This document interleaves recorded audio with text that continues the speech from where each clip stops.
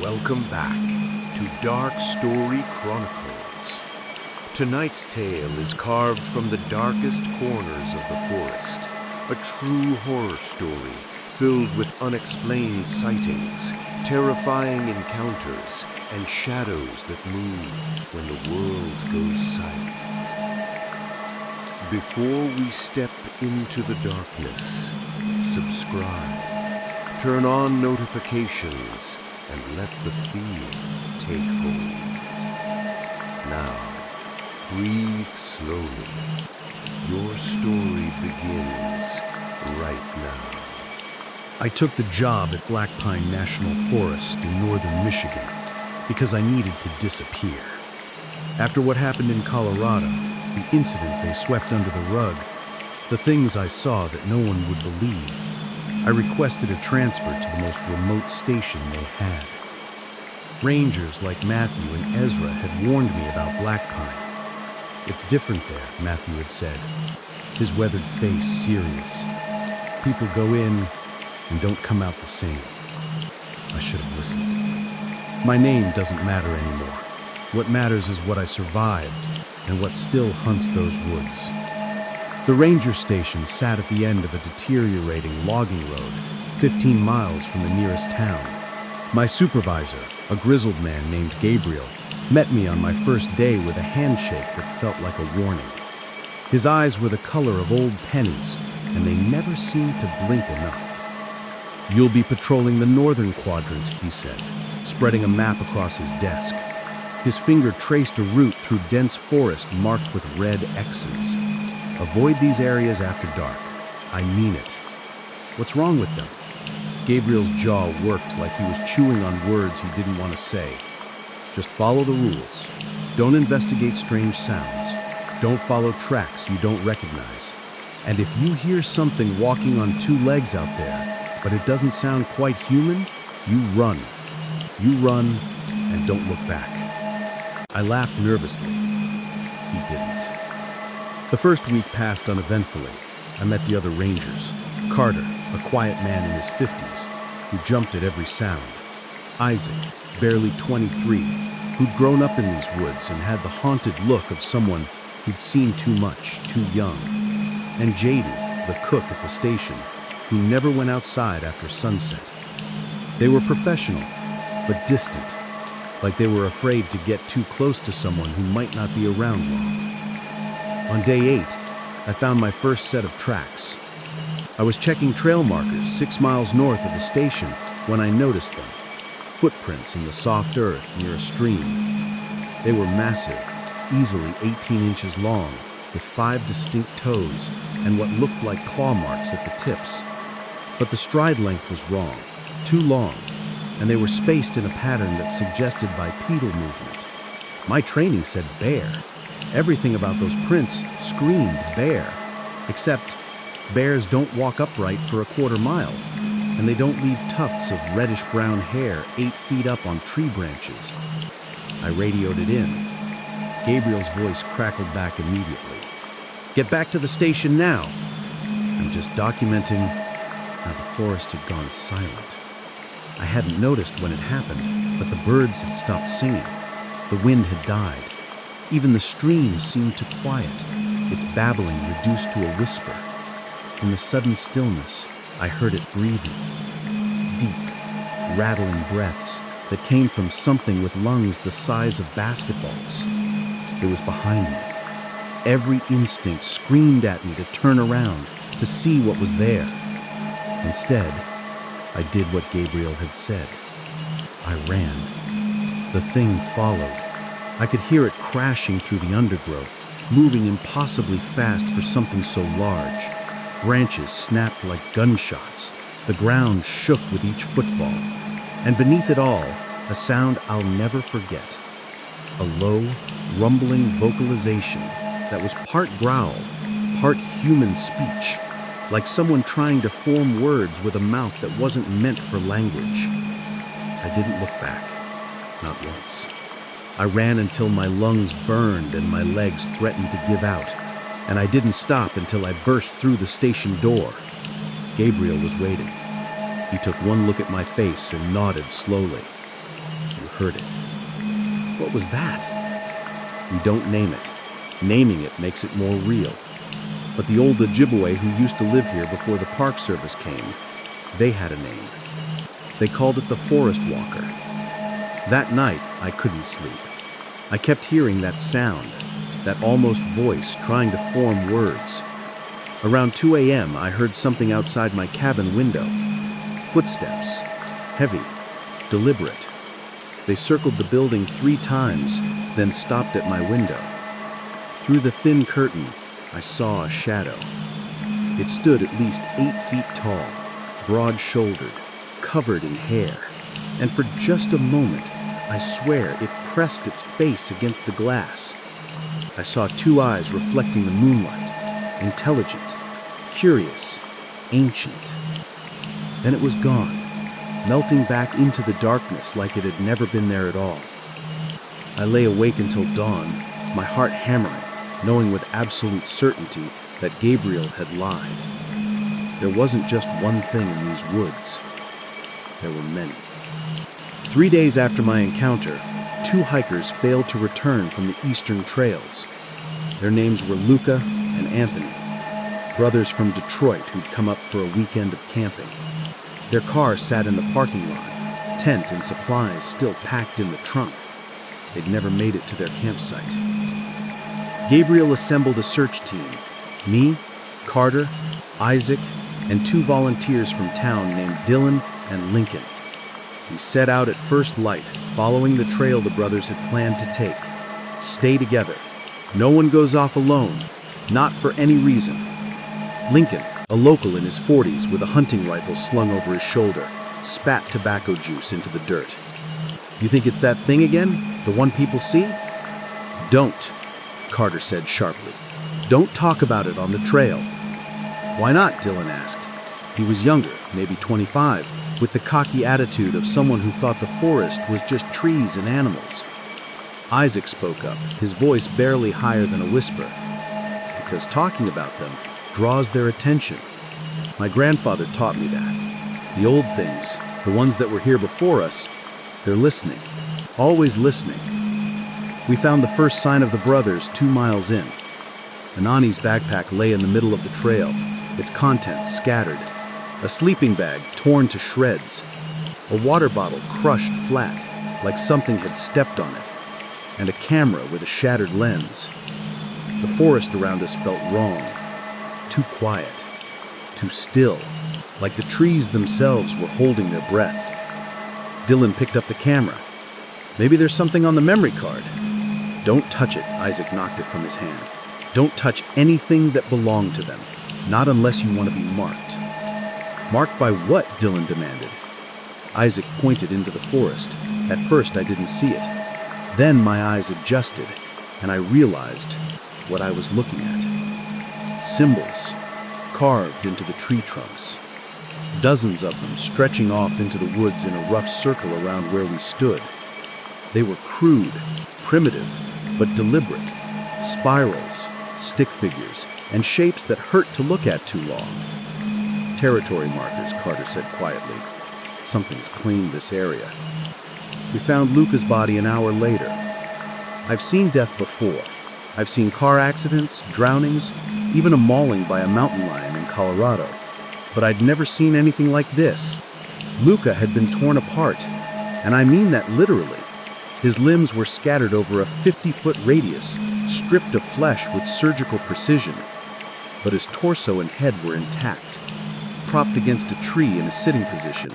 And his face was frozen in an expression of such absolute terror that Dylan vomited when he saw it. The eyes were wide open, red shot, mouth stretched in a silent scream. But what made it worse was his hands.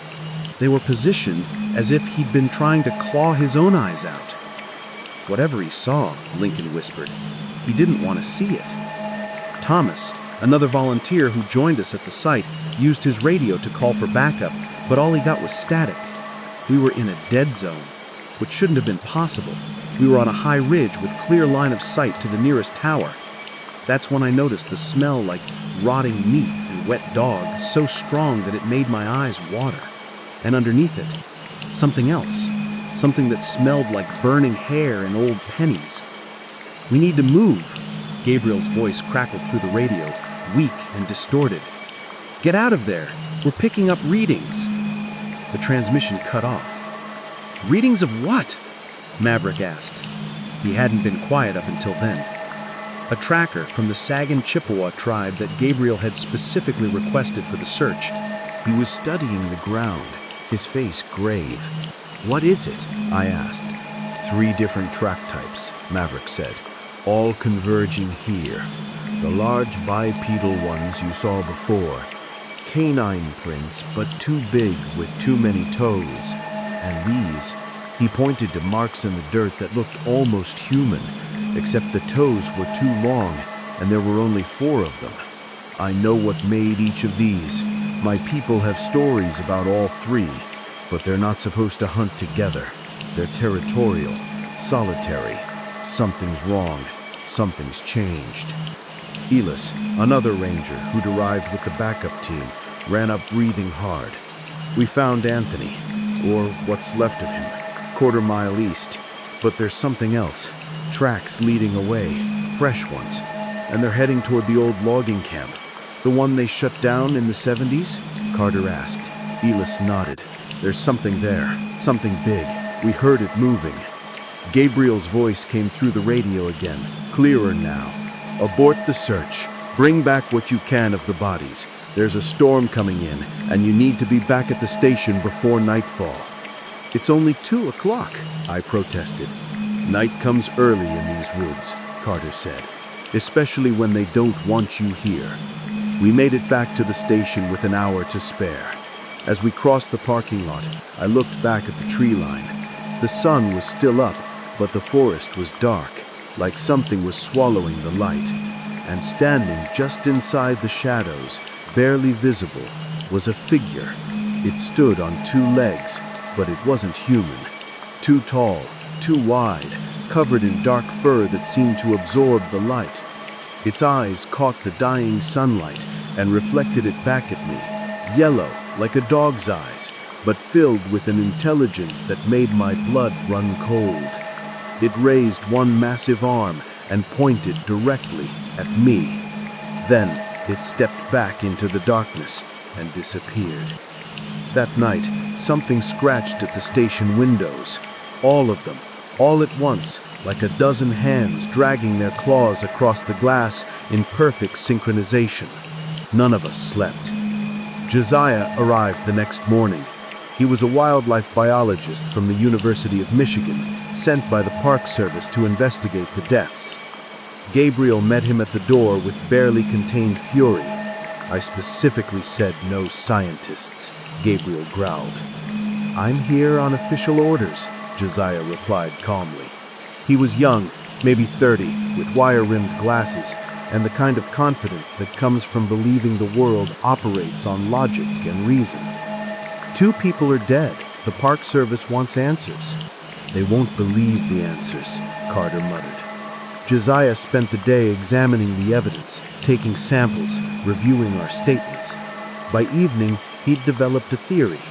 A pack of hybrid wolf dogs, possibly bred illegally and released into the forest. The large bipedal tracks were a bear. The symbols were carved by Anthony and Luca themselves, disoriented by hyperthermia or contaminated water. "It's unusual predation behavior," he admitted, "but not impossible. We'll need to organize a hunt, track down the pack." "It's not dogs," Charles spoke up. Charles rarely spoke. He was a maintenance worker who kept the station running, a man in his 60s who'd lived in these woods his whole life. "It's the dog man, and you can't hunt it. People have tried.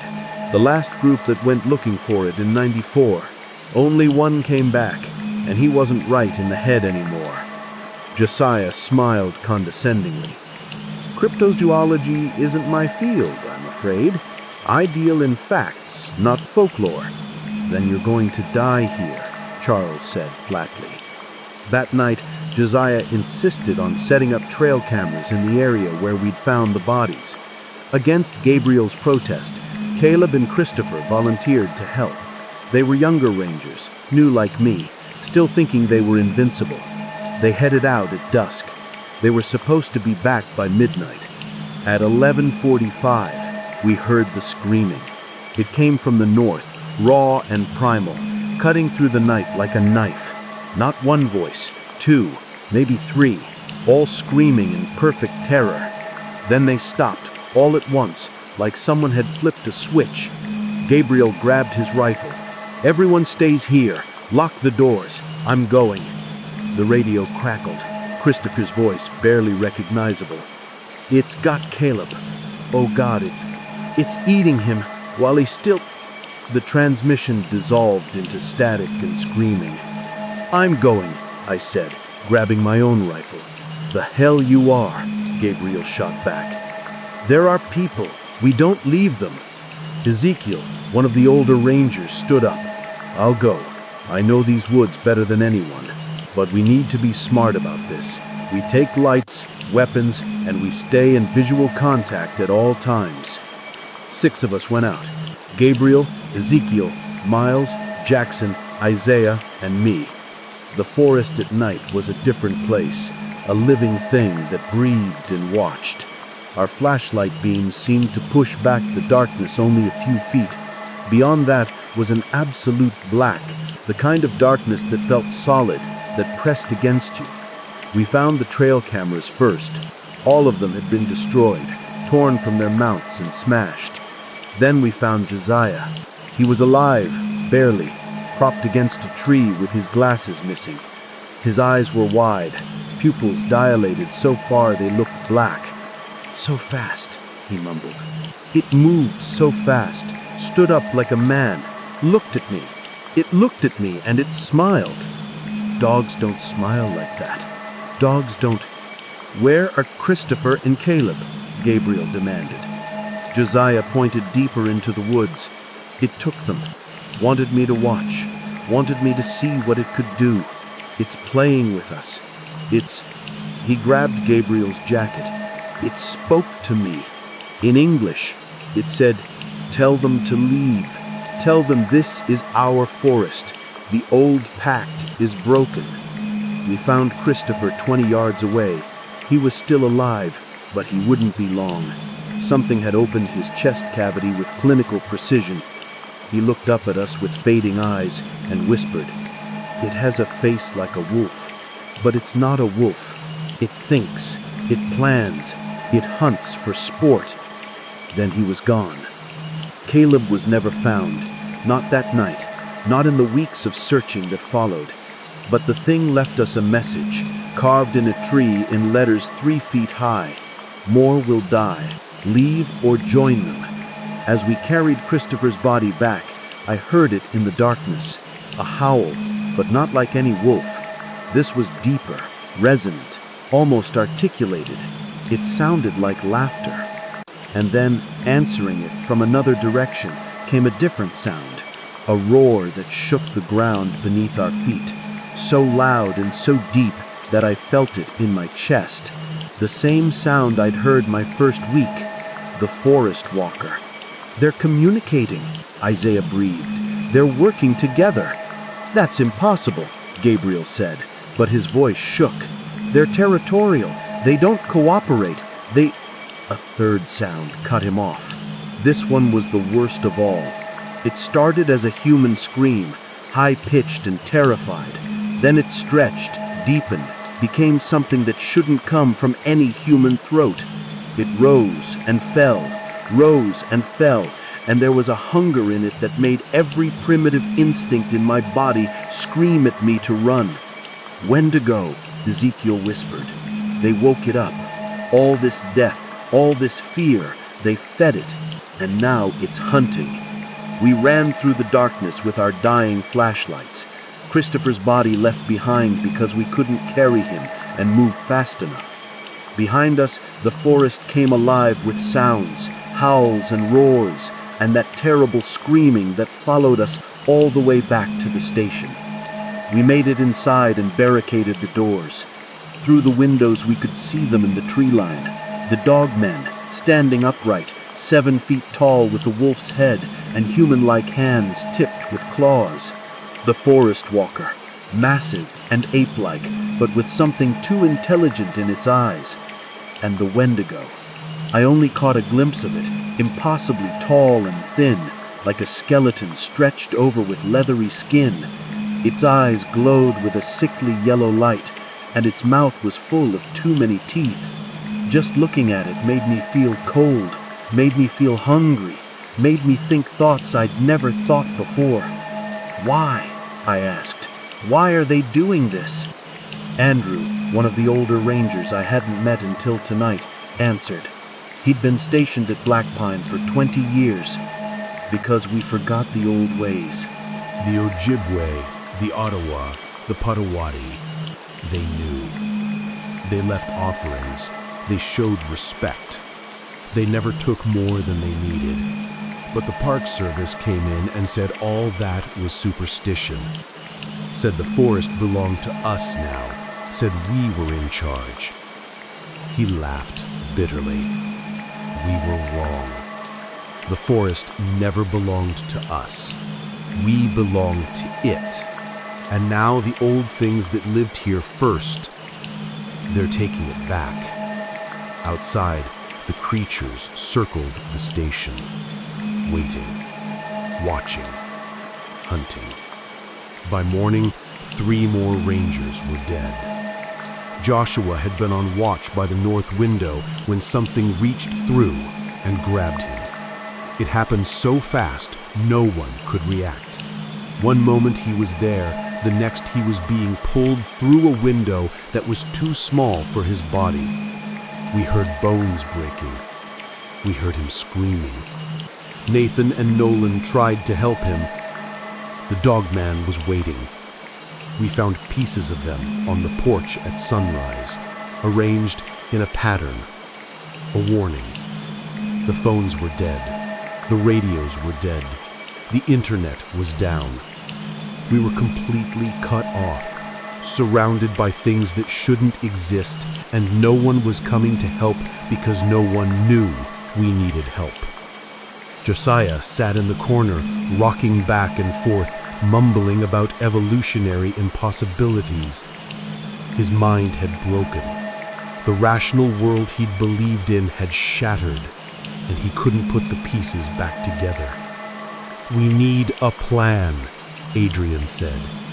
He was former military, calm even now.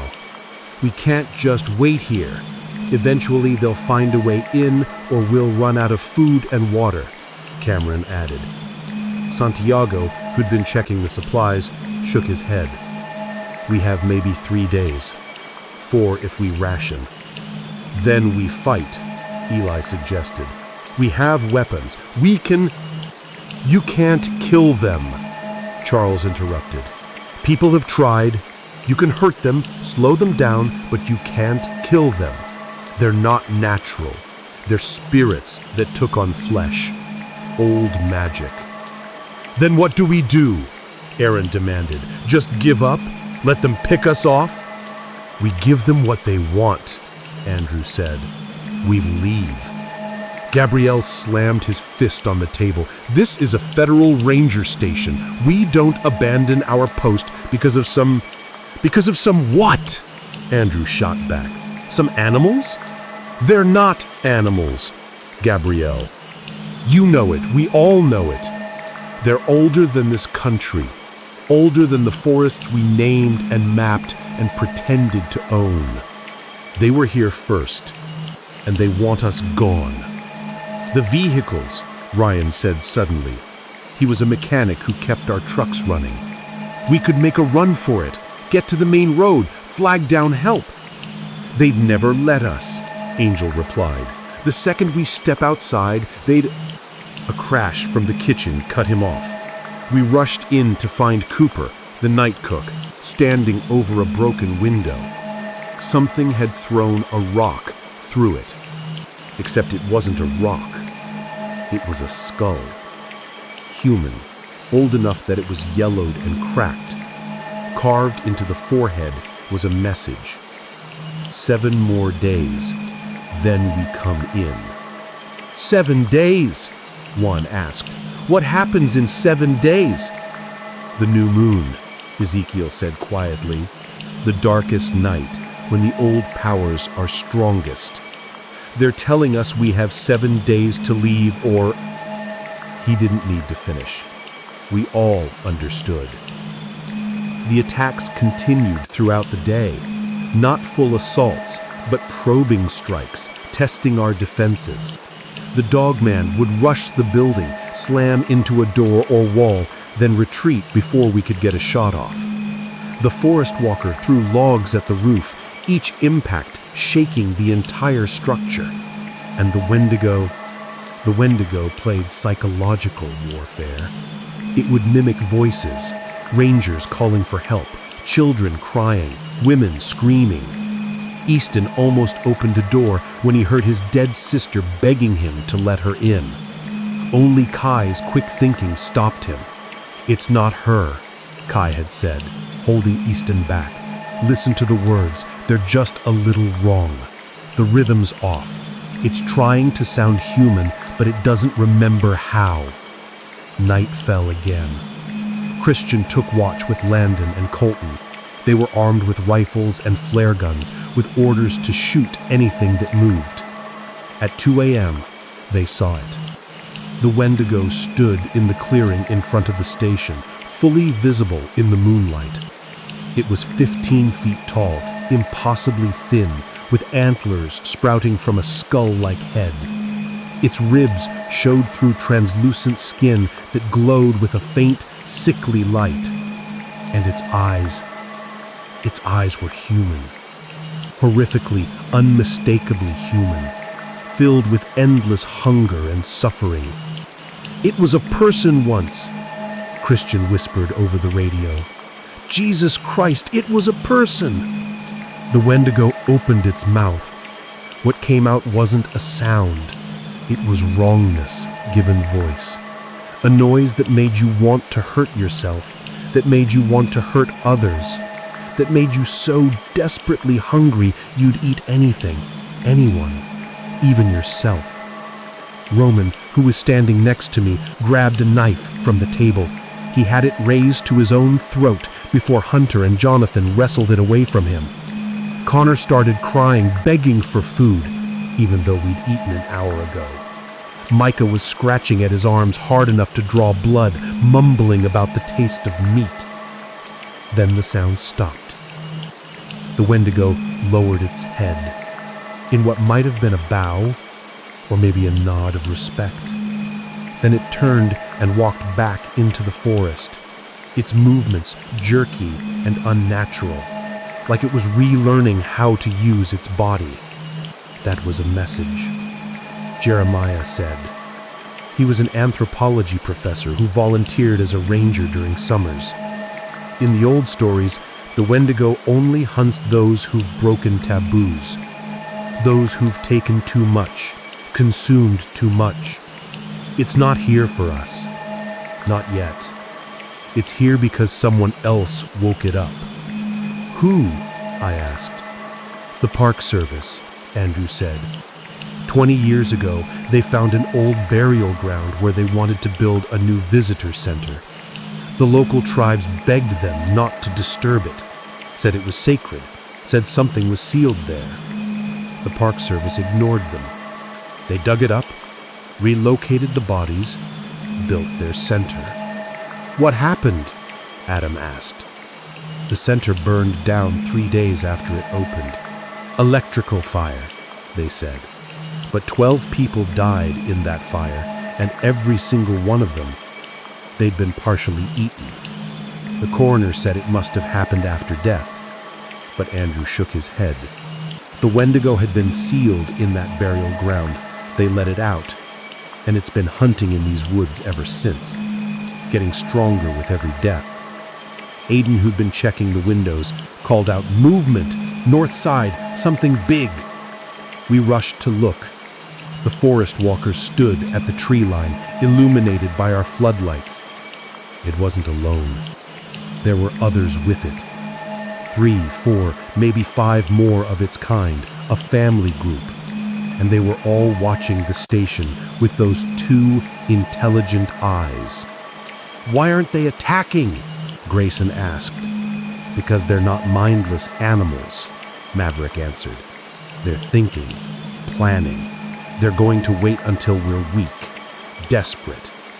Then they'll strike." Jordan started laughing. It was a broken sound, edged with hysteria. "We're going to die here.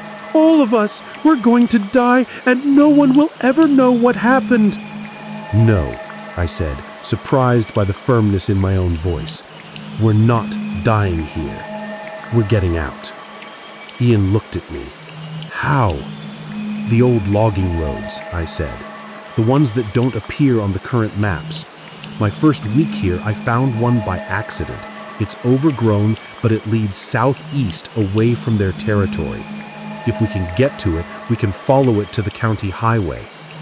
"That's a 5-mile hike," Carson said. "Through their hunting grounds at night?" "Then we leave during the day," I replied. "Tomorrow we take the trucks as far as they'll go. Then we go on foot. We move fast, we move quiet, and we don't stop for anything." "Some of us won't make it," Axel said quietly. "Some of us won't make it if we stay here," I countered. Gabriel was silent for a long moment. Then he nodded. "All right. We leave at first light. Everyone packs light. Water, food, weapons, nothing else. We travel in 2 groups. Stay within sight of each other. And if something happens, if someone falls behind, we keep moving." Jace finished. "We don't stop. We don't look back." That night, none of us slept. We could hear them out there, circling, waiting. The dogman's howls, the forest walker's roars, and underneath it all, the Wendigo's whispers promising us relief from hunger if we just open the door, if we just let it in, if we just take one bite. Dawn couldn't come fast enough. We left the station at 6:15 a.m. 23 of us had survived the siege. We wouldn't all survive the escape. The trucks made it 3 miles before the road became impassable. Trees had been pulled down across it, not fallen, pulled down, their roots torn from the earth. The forest walkers' work. "From here we walk," Gabrielle said. We split into 2 groups. Gabrielle led the first, with Dominic, Leonardo, Bryson, Everett, Parker, Caden, Weston, Jason, EMTT, and Sawyer. I led the second with Brooks, Bennett, Silas, Damon, Vincent, Chase, Harrison, Nathaniel, Kingston, Cole, and Zachary. The old logging road was where I remembered it, barely visible under decades of growth. We moved in silence, weapons ready, eyes scanning the forest around us.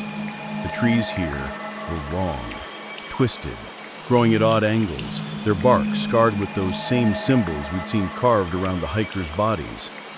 We'd made it maybe half a mile when Dominic stopped.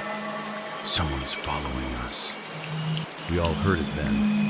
Footsteps keeping pace with us but staying just out of sight. Sometimes on 2 legs, sometimes on 4, circling. "Keep moving," Gabrielle ordered. "Don't give them a reason to attack." The footsteps multiplied. 2 became 4. 4 became 8. They were all around us now, moving through the trees like shadows. I caught glimpses, a flash of fur, the shine of eyes, the curve of claws. They were herding us. I realized it too late. We walked straight into their trap. The trail opened into a clearing, and that's where they were waiting. The forest walkers stood in a line, 5 of them blocking our path. Behind us, the dogman emerged from the trees, cutting off our retreat. And above, perched in the branches like some nightmarish bird, was the Wendigo. "Back to back," Gabrielle shouted. "Circle formation!" We formed up, guns pointing outward. For a moment, nothing moved. Predator and prey, sizing each other up. Then the dogman threw back its head and howled, and all hell broke loose. They came at us from every direction. Leonardo went down first, the dogman's jaws closing on his throat before anyone could react. Bryson got off 3 shots before a forest walker backhanded him into a tree with enough force to shatter his spine. The sound of gunfire echoed through the clearing, mixing with screams and roars, and that terrible, hungry whisper from the Wendigo. "Run!" Gabrielle yelled. "Break through! Go!"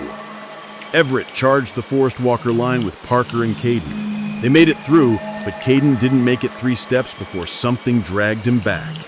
His screaming stopped suddenly. The rest of us broke and ran, abandoning formation, abandoning plan, abandoning everything but the desperate need to survive. The forest became a nightmare blur of trees and shadows and reaching claws. Weston fell. Jason tried to help him up. They both died. EMTT made it to the next ridge before the Wendigo dropped from above. I didn't see what it did to him. I just heard his screaming and then the wet tearing sounds. We ran. God help us, we ran. Sawyer was next, then Brooks, then Bennett. The forest took them one by one, and we couldn't stop, couldn't help, couldn't do anything but keep running and pray we weren't next.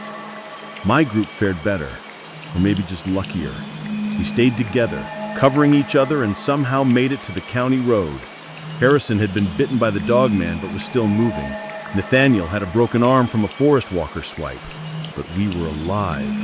Gabrielle's group emerged from the trees minutes later. Only 6 of them remained. Gabrielle, Dominic, Everett, Parker, Silas, and Damien. Their eyes were haunted, clothes torn and bloody. "The others?" I asked. Gabrielle just shook his head. We flagged down a logging truck. The driver took one look at us and didn't ask questions, just loaded us in and drove. As we pulled away, I looked back at the forest. They stood at the tree line watching us go. The forest walkers, the dogmen, and towering above them all, the Wendigo. They didn't chase us. They didn't need to. They'd made their point. The forest was theirs. The official report said it was a bear attack. Multiple bears, actually, probably defending territory. The investigation was brief. The station was shut down. Black Pine National Forest was closed to the public indefinitely. 13 of us survived. 13 out of 36 rangers and volunteers who were at that station. The others were listed as killed by wildlife or missing, presumed dead. Their families got flag-draped coffins filled with sandbags because there weren't enough remains to bury. The nightmares haven't stopped. I still hear them sometimes in the quiet hours before dawn. The dogman's howls, the forest walker's roars, and the Wendigo's whisper. Josiah recovered, sort of. He checked himself into a psychiatric facility and hasn't spoken about what happened. Gabrielle resigned and moved to Arizona, as far from forest as he could get. Maverick went back to his tribe and performed a cleansing ceremony. He said the old things marked us, that we'll carry their scent until we die. I requested a transfer to Death Valley. No trees, no shadows, nothing but sand and sun and emptiness. But sometimes, when the wind blows just right, I smell it, that scent of wet dog and rotting meat and old pennies, and I know they remember me. The Park Service tried to reopen Black Pine last year. They sent in a crew of 12 to assess the station and clear the trails. 8 of them came back. They won't talk about what happened to the others, but I heard one of them is in a facility now, same as Josiah. And the Park Service quietly made Black Pine off-limits permanently. Some places aren't meant for us. Some places belong to older things, things that were here before we drew maps and built roads and pretended we were in control. The native peoples knew this. They respected it. They left offerings and kept their distance and remembered the old stories. We forgot, and the old things made sure we'd remember. I'm writing this down as a warning. If you're reading this, if you're thinking about going into Black Pine or any of the other wild places where people disappear and strange things happen, don't. Stay on the marked trails, respect the warnings, believe the stories. Because out there in the deep woods where the maps end and the old world begins, things are watching. Things that walk on two legs but aren't human. Things that remember when this land was theirs. And they're waiting for us to forget again. The Black Pine Station remains abandoned. Hikers still disappear in that forest every year.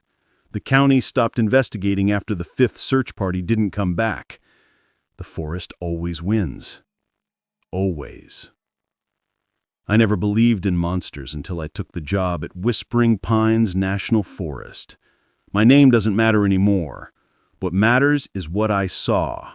What hunted me through those ancient woods in northern Michigan.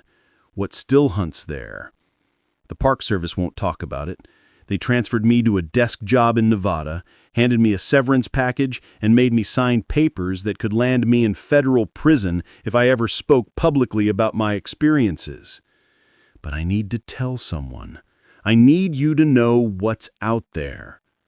It started in late September when I replaced Matthew Hindress as the ranger for District 7, the most remote section of Whispering Pines.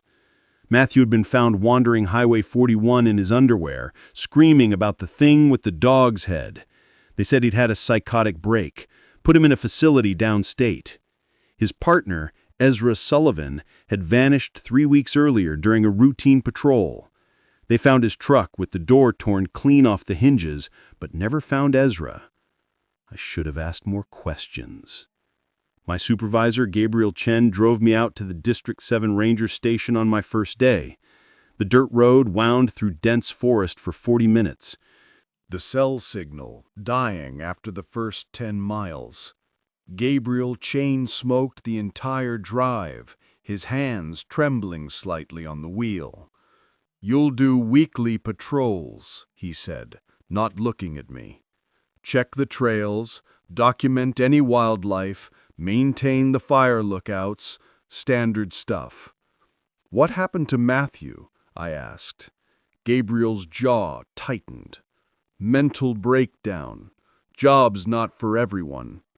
"And Ezra?" "Lost in the woods. Probably fell in a ravine.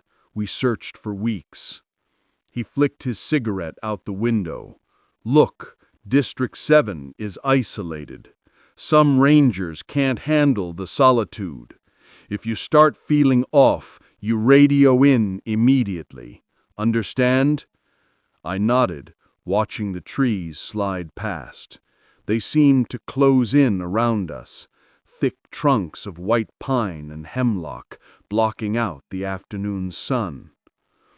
The ranger station was a small log cabin with a communications tower, a garage for the Park Service truck, and a shed for equipment. Solar panels limed the roof. Inside the cabin was Spartan, a cot, a wood stove, a desk with a radio, shelves of emergency supplies, and a gun safe containing a Remington 870 shotgun and a .45 pistol. "You won't need those," Gabriel said when he saw me looking at the weapons. "Maybe for aggressive black bear, but that's rare.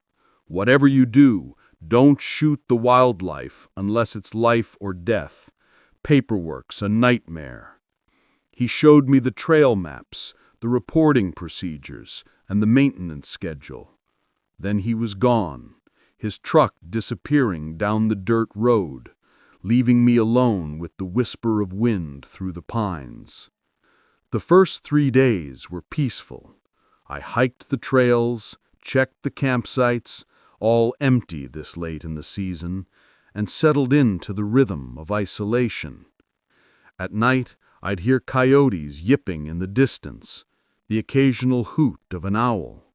Normal sounds, safe sounds. On the 4th night, I heard something else. I was lying on the cot reading by flashlight when a sound pierced the darkness. A howl, but wrong. Too deep, too long, with an almost human quality to it. The hair on my arm stood up. I clicked off the flashlight and listened. The howl came again, closer.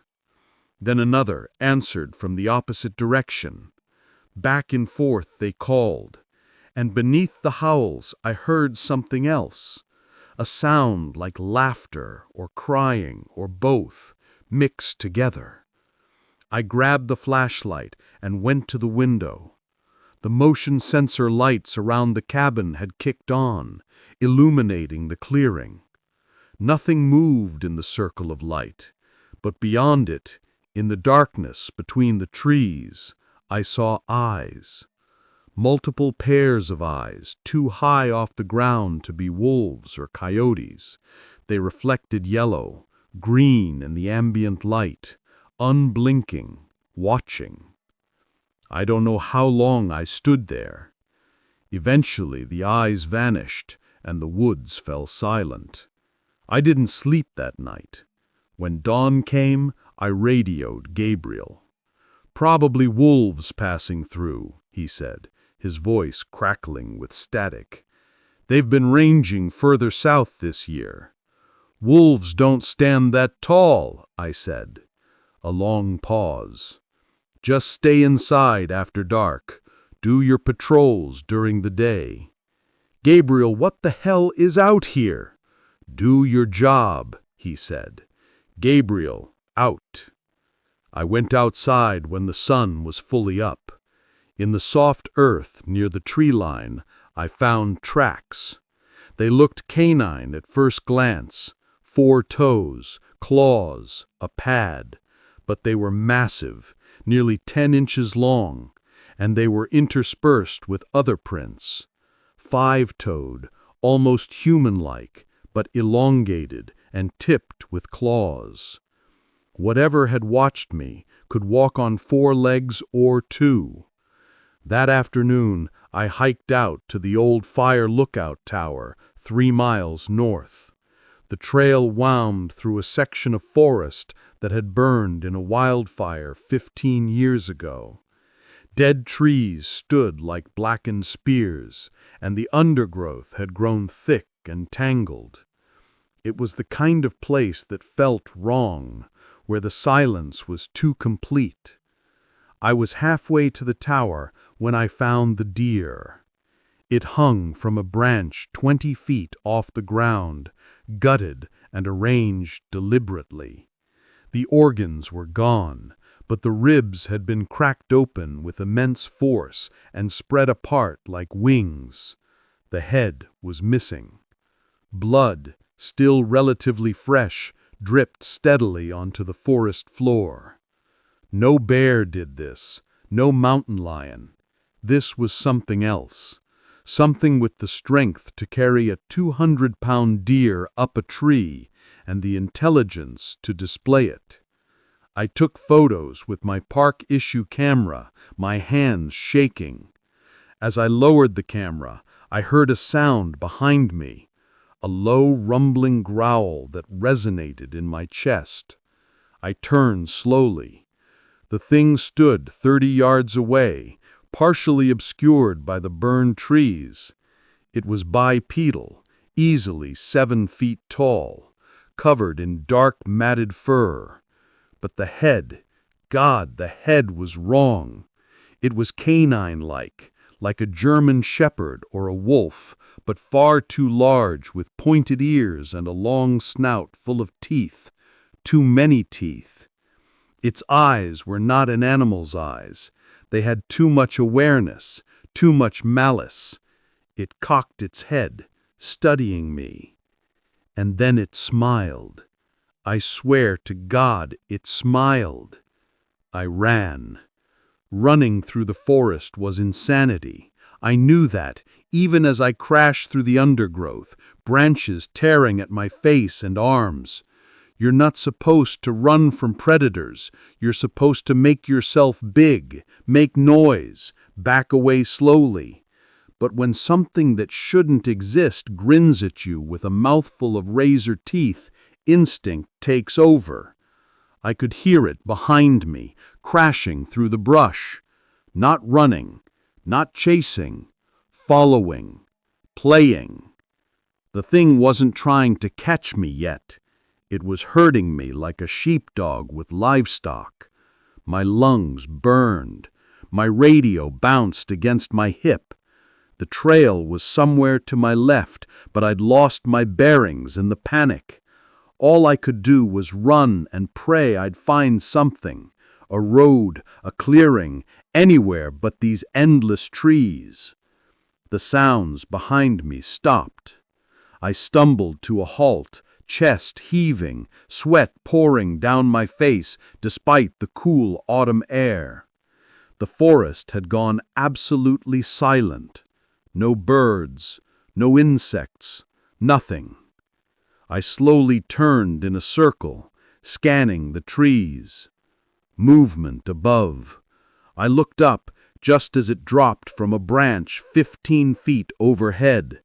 I threw myself sideways, hitting the ground hard as it landed where I'd been standing. Up close, it was even more terrifying. The fur was coarse and dark, almost black, matted with what looked like dried blood. The body was humanoid, but wrong, too muscular, too long-limbed, with hands that ended in black claws. But that head, that impossible head, turned toward me with predatory focus. "Please," I heard myself whisper. It lunged. I rolled, and its claws raked the ground where my head had been, gouging deep furrows in the earth. I scrambled backward, and my hand closed on a fallen branch. Without thinking, I swung it at the creature's face. The branch shattered against its snout, and it recoiled, letting out a sound between a yelp and a roar. That second of distraction was enough. I ran again, this time catching a glimpse of the trail marker through the trees. I sprinted for it, my legs pumping, my vision narrowing to just that small brown sign that meant civilization, safety, humanity. I burst onto the trail and kept running. Behind me, I heard that laugh howl again, but more distant now. It wasn't following anymore. I ran for another mile before I had to stop, collapsing against a tree and vomiting.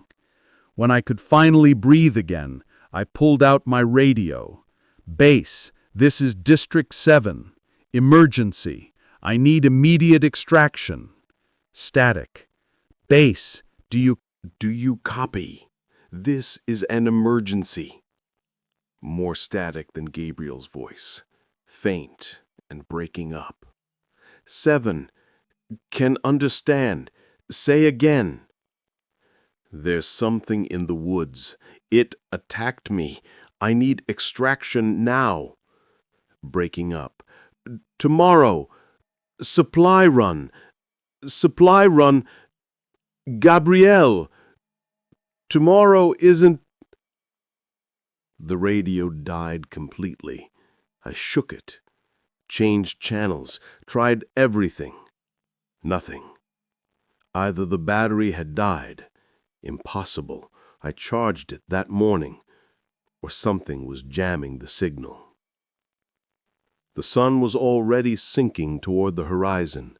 I had maybe 2 hours of daylight left and 3 miles back to the ranger station.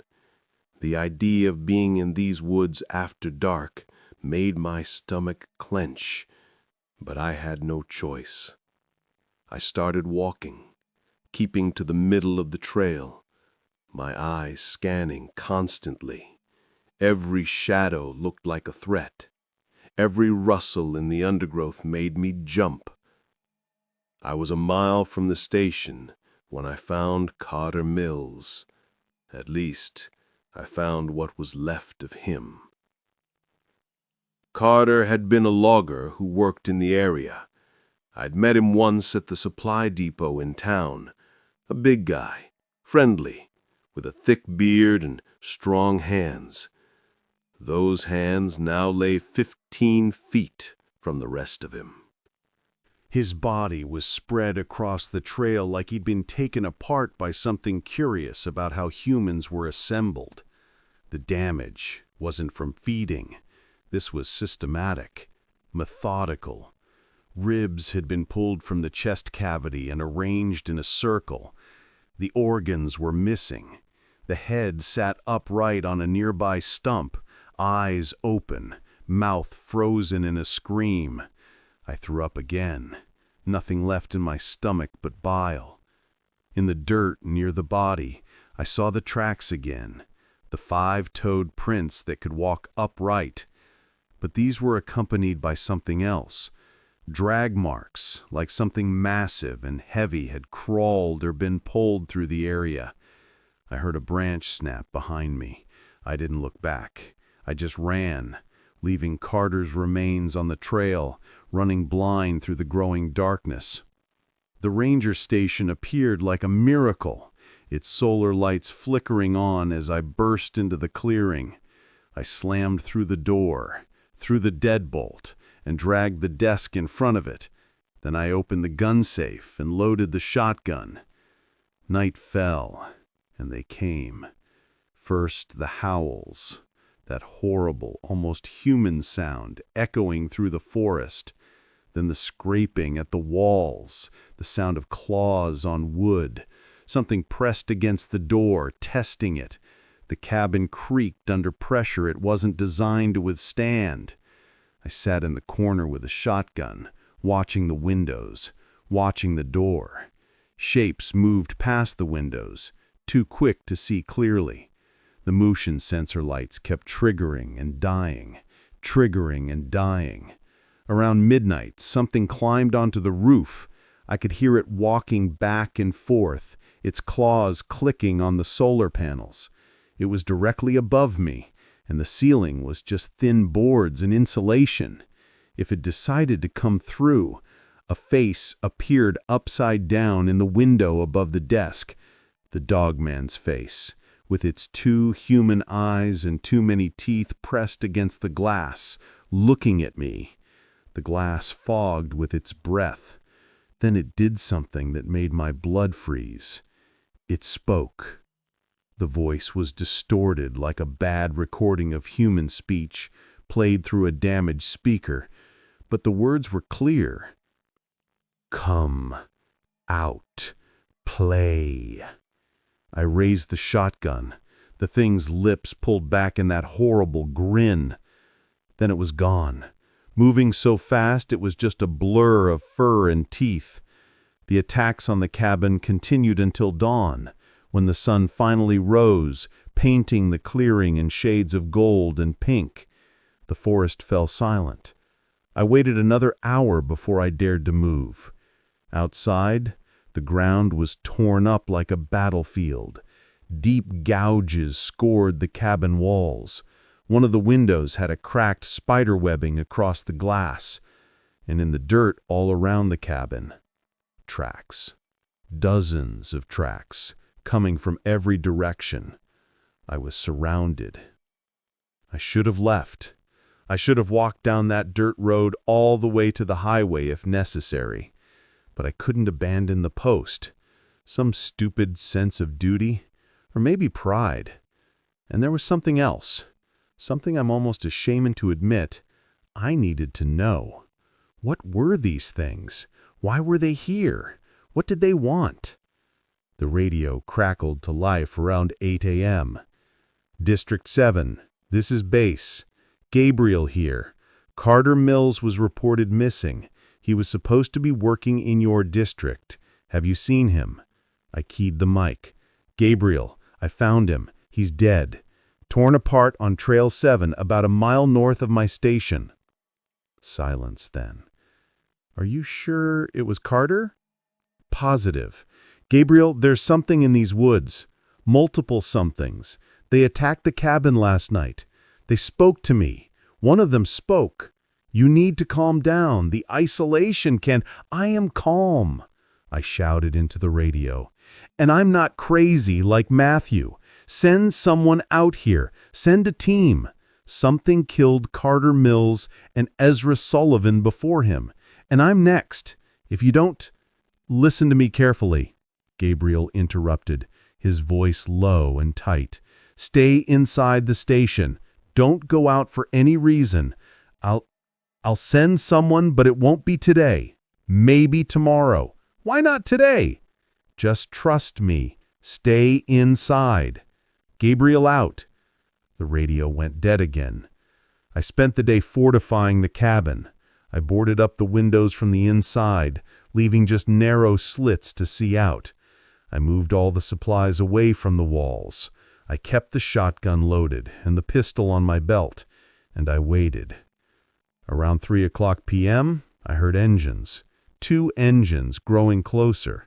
I looked through the window slits and saw 2 ATVs emerge from the trail, not from the direction of town, but from deeper in the forest, from the restricted areas where the public wasn't allowed. 2 men climbed off the ATVs. I recognized one, Isaac Brennan, a ranger from District 4. The other was a stranger, a big guy with a tactical vest and a rifle slung across his back. Neither wore official Park Service gear. Isaac knocked on the door. "Hey, it's Isaac Brennan. Gabriel sent us to check on you." I opened the door. A crack, the chain still attached. "Who's your friend?" "This is Jaden Cross. He's the consultant. Can we come in?" I let them inside. Jaden immediately went to the windows, peering through the slits I'd left, his hand resting on his rifle. Isaac looked at the boarded windows. The furniture moved around. The guns on the desk. "Gabriel said you were having trouble," Isaac said carefully. "Something attacked me yesterday, something that looked like a wolf standing on 2 legs. Last night, a pack of them surrounded the cabin. One of them talked."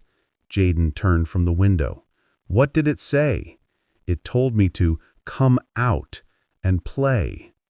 Jaden and Isaac exchanged a look. Isaac sat down heavily. "Okay, I'm going to tell you some things that Gabriel should have told you before you took this post. But first you need to understand that what I'm about to say doesn't leave this room. You can't tell anyone, not your family, not your friends, nobody." "Why?" "Because if the public knew what was in these woods, there would be mass panic, militia groups, cryptid hunters, media circus, and that would make things worse. These creatures, they mostly avoid people. But when people come looking for them, people die." "What are they?" Isaac rubbed his face. "We don't know exactly. The Native Americans who lived here had stories about them. The dogmen, they called them, shapeshifters, guardians of the deep forest, punishers of those who violated the land. But they're real, not legends. They've been here longer than we have. Usually they keep to the deep woods, away from people. But every few years, something changes. They get territorial or aggressive. That's when rangers like Matthew break, or rangers like Ezra disappear. And you just let them kill people?" Jaden spoke up, his voice hard.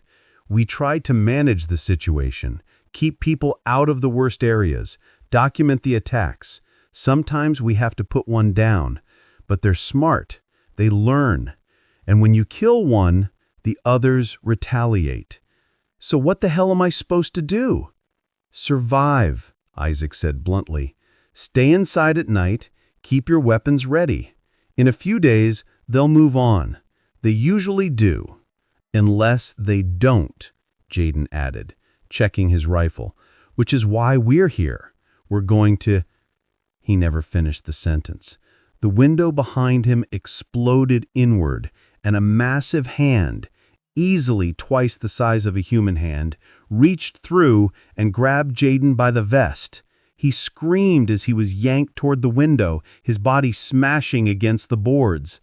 Isaac and I both grabbed him, pulling back, but whatever had him was impossibly strong. Jaden fired his rifle blindly. The report was deafening in the small cabin. Wood splintered, the hand released him, and we all fell backward in a heap.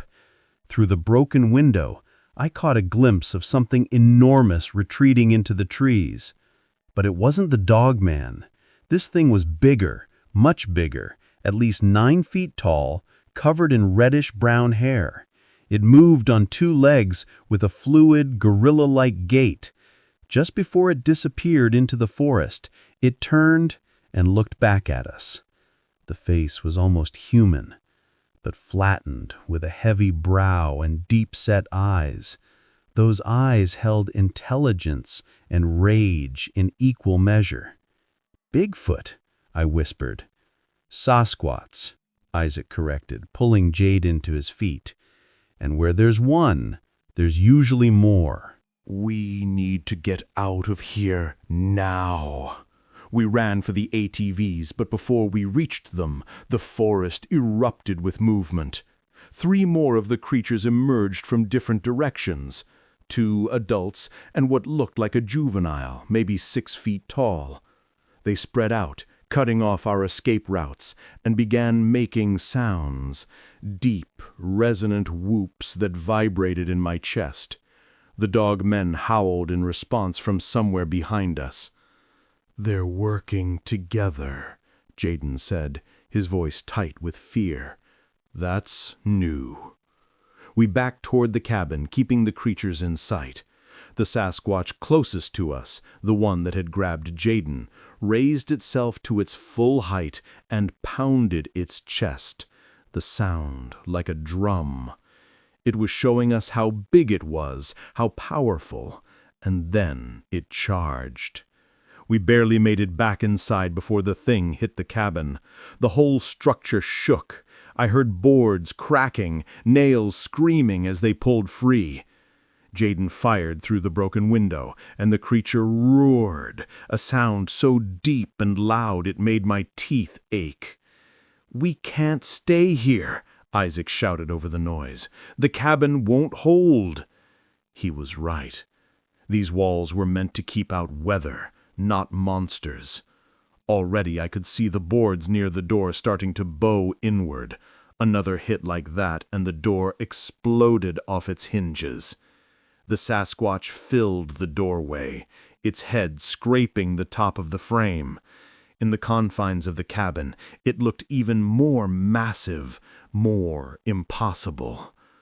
Its smell hit us like a physical force, musk and wet fur and something else, something rotten. Jaden fired. The bullet caught the creature in the shoulder, and it stumbled back with a bellow of pain and rage. Isaac grabbed me and pulled me toward the back window.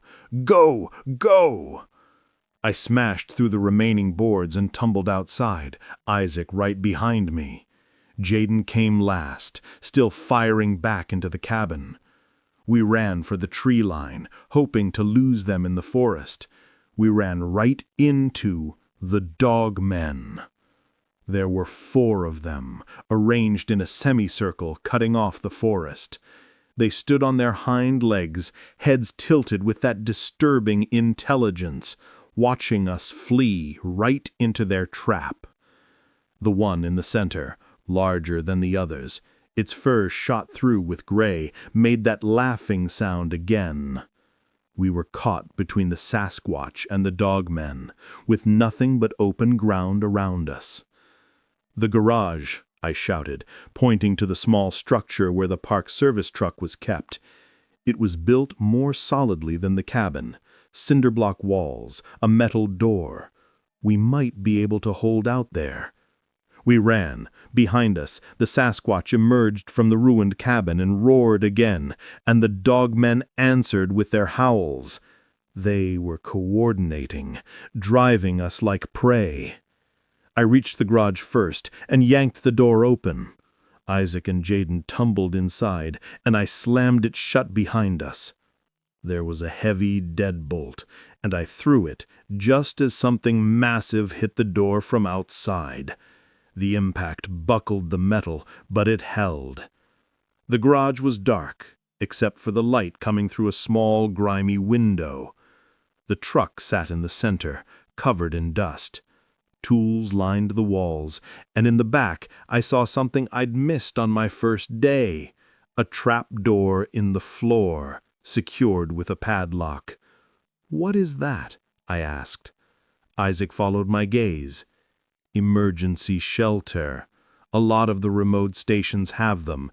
Basically, a reinforced cellar for tornadoes, or... He trailed off, looking at the door as another impact shook it. Or this. Jaden shot the padlock off, and we hauled open the trap door. A ladder led down into darkness. Without discussion, we climbed down, pulling the trap door closed above us. The shelter was small, maybe 8 by 8 feet, with concrete walls and a dirt floor. Emergency supplies lined shelves on one wall: water, canned food, batteries, blankets. There was even a crank-powered radio and a first aid kit. We could hear them above us, moving around the garage, scraping at the door, pounding on the walls. But the sounds were muffled, distant. For the first time since the attack began, we could breathe. "We stay here until morning," Isaac said, checking his phone. "No signal, but it's only 5 p.m. We can last the night." Jaden was examining his shoulder where the Sasquatch had grabbed him. The vest had saved him from the claws, but his shoulder was already bruising purple.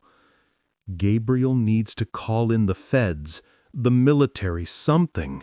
We can't keep covering this up when they're hunting in packs." "They don't hunt in packs," Isaac said quietly. "Not usually.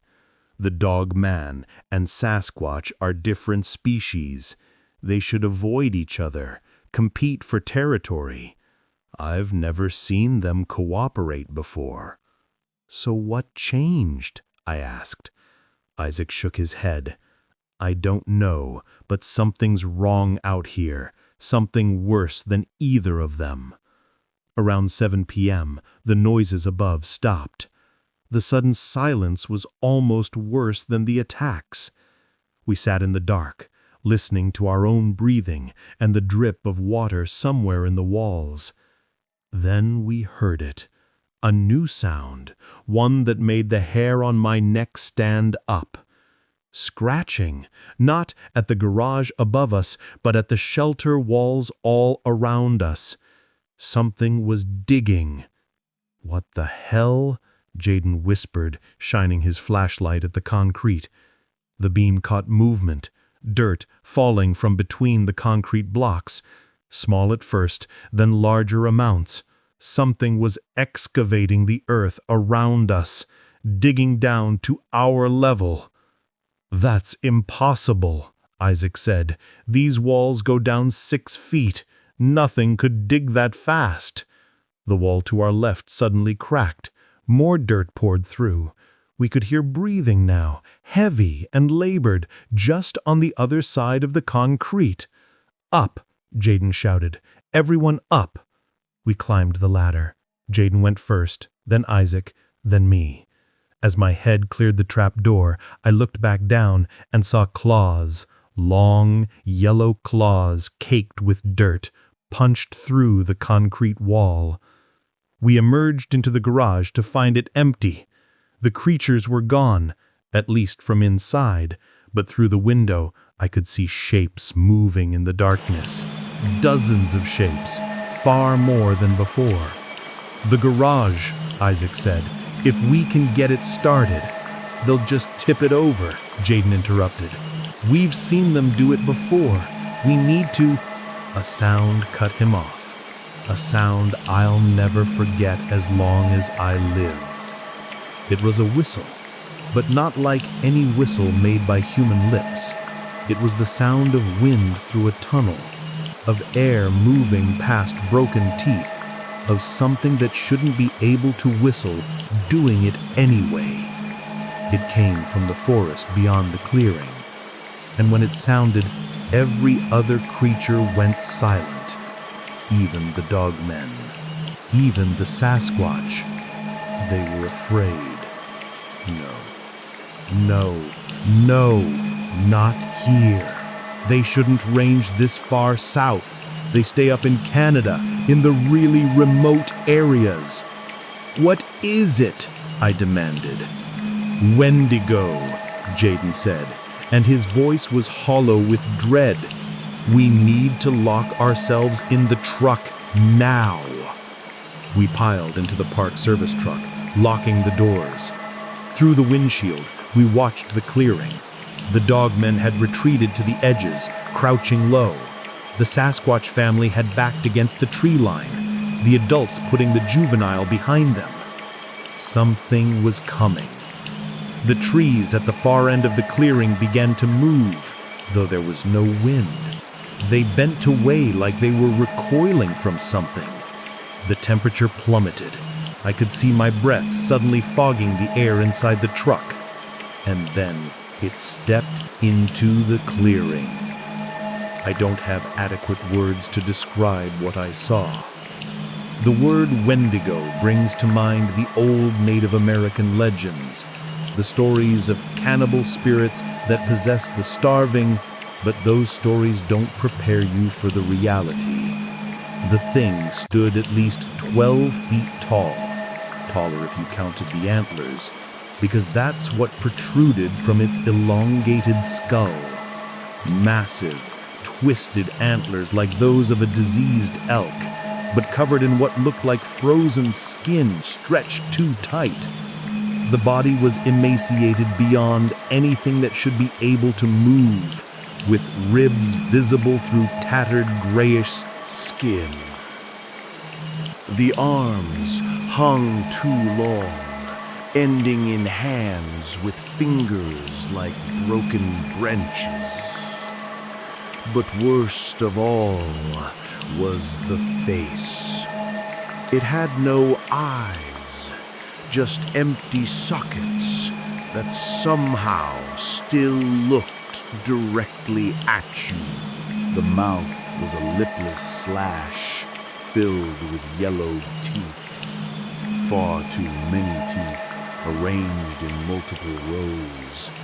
And from that mouth came a sound like wind through a graveyard, a keening wail that felt like hooks pulling at something deep inside your chest.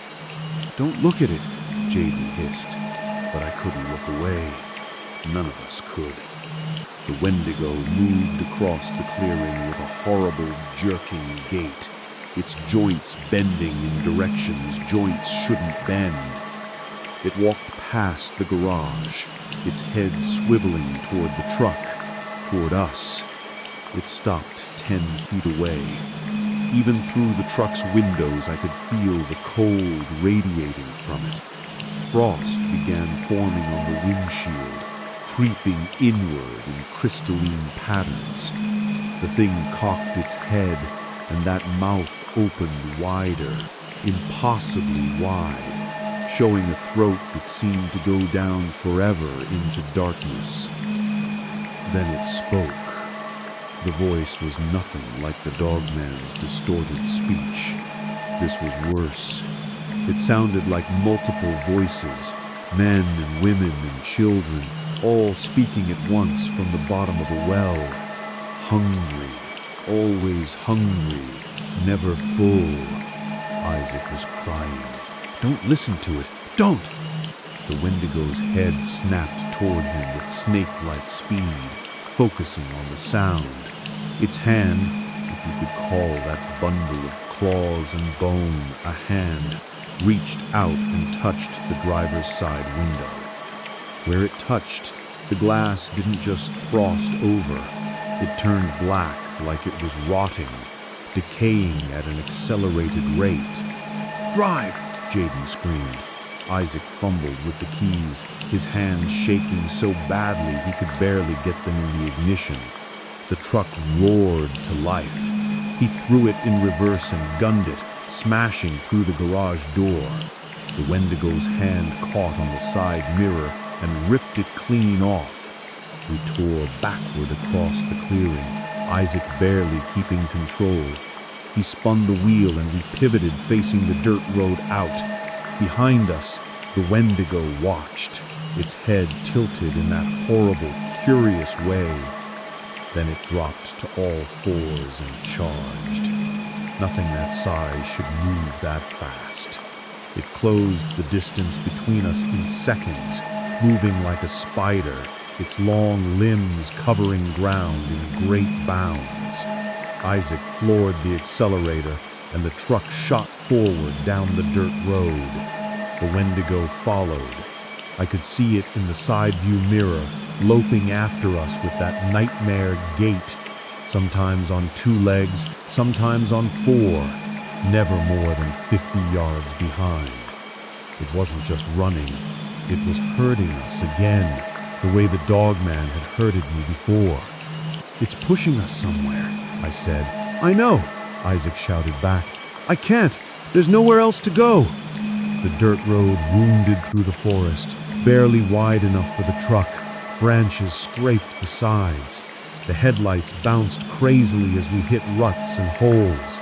And behind us, always behind us, the Wendigo kept pace. We emerged into a small clearing I didn't recognize, and Isaac slammed on the brakes. Ahead of us, a massive pine tree had fallen across the road, blocking our path. To either side, the forest was too thick to drive through. "Back up!" Jaden yelled. But Isaac was staring in the rearview mirror, his face white. I turned to look. The Wendigo stood in the road behind us, silhouetted against the darkness. It wasn't alone anymore. The dogman flanked it on either side. Behind them, the Sasquatch family. And in the trees all around the clearing, I could see more eyes, more shapes, more things that shouldn't exist. We were surrounded by every nightmare that lived in these woods. "They're all afraid of it," Isaac whispered. "That's why they're cooperating. The Wendigo's at the top of the food chain. It controls them." As if in response to its name, the Wendigo opened its mouth and made that keening sound again. The other creatures responded, the dogman howling, the Sasquatch whooping.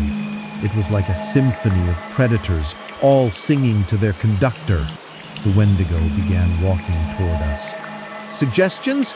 Jaden asked, his rifle up, but his hands shaking. We all knew bullets hadn't stopped the Sasquatch. They weren't going to stop something like this. I looked at the fallen tree, then at the forest around us. My mind raced through options, each more desperate than the last. We couldn't outrun it. We couldn't hide from it. We couldn't fight it. But maybe we could distract it. "The flares," I said, "in the emergency kit, and the gas can." Isaac understood immediately. "That's insane! You have a better idea?" We moved fast. Jaden grabbed the gas can from the truck bed, while Isaac got the flare gun from the emergency kit. I opened the driver's door and put the truck in neutral, jamming the gas can cap between the seat and the gas pedal. The engine roared. The Wendigo was 30 feet away now. 20, 10, go, I shouted. We dove out of the truck, rolling across the dirt road. Isaac fired the flare gun at the gas can. His aim was perfect.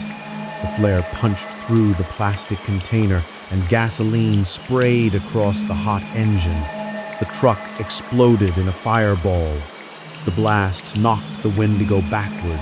It shrieked, a sound that made the explosion seem quieter by comparison, and the other creatures scattered, fleeing from the flames.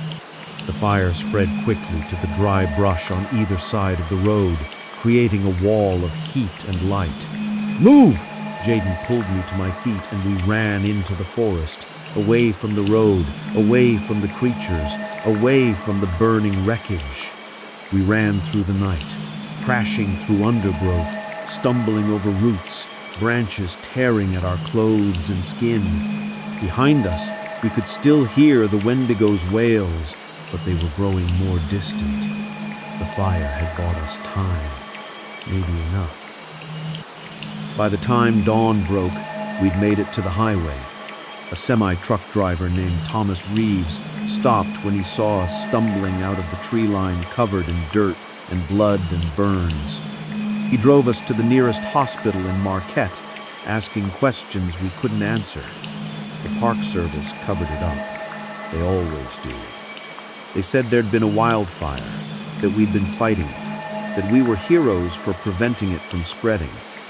Gabriel drove up personally to make sure we signed the right papers, accepted the right settlement.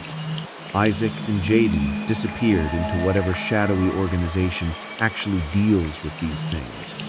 They wouldn't tell me where they went or who they worked for. Carter Mill's death was ruled an accident. Ezra Sullivan was declared dead in absentia. Matthew Hendress remains in the psychiatric facility, still screaming about dog-headed monsters. And me? They transferred me to Nevada to a nice safe desk job at a national monument where the only wildlife is lizards and scorpions. I signed papers promising I'd never talk about what I saw, never write about it, never tell anyone. But I need you to know the Wendigo is still out there in the Whispering Pines. So are the Dogmen and the Sasquatch and God knows what else. They stay away from people mostly. They keep to the deep woods, the places where humans rarely go. But sometimes rangers take jobs in the remote districts. Sometimes hikers wander off the marked trails. Sometimes hunters go looking for that perfect buck and find something else instead. And every year, people vanish in our national forests. Hundreds of them. The Park Service keeps records, though they're not widely publicized. Missing persons who walked into the trees and never came out. Bodies found in impossible locations, killed by animal attacks that don't match any known animal. We tell ourselves it's accidents, bears or mountain lions, people getting lost, succumbing to exposure. We tell ourselves these stories because the alternative is too terrifying to accept. But I was there. I saw them. And now I'm telling you, if you ever find yourself in the deep woods, in the places that feel too quiet, where the shadows are too dark and the trail seems to lead nowhere, turn around. Go back. Don't investigate strange sounds or unusual tracks. Don't try to prove anything, because there are things in the American wilderness that don't want to be found. And when you find them anyway, they don't let you leave. I survived District 7, but I didn't escape it. Every night, I still hear that whistle in my dreams. That hollow wind through bone sound. That means the Wendigo is near. I wake up covered in sweat, checking the windows, making sure the doors are locked. Sometimes I wonder if the transfer was mercy or just a delay. The Wendigo feeds on more than flesh. It feeds on fear, on the memory of terror, and it's patient.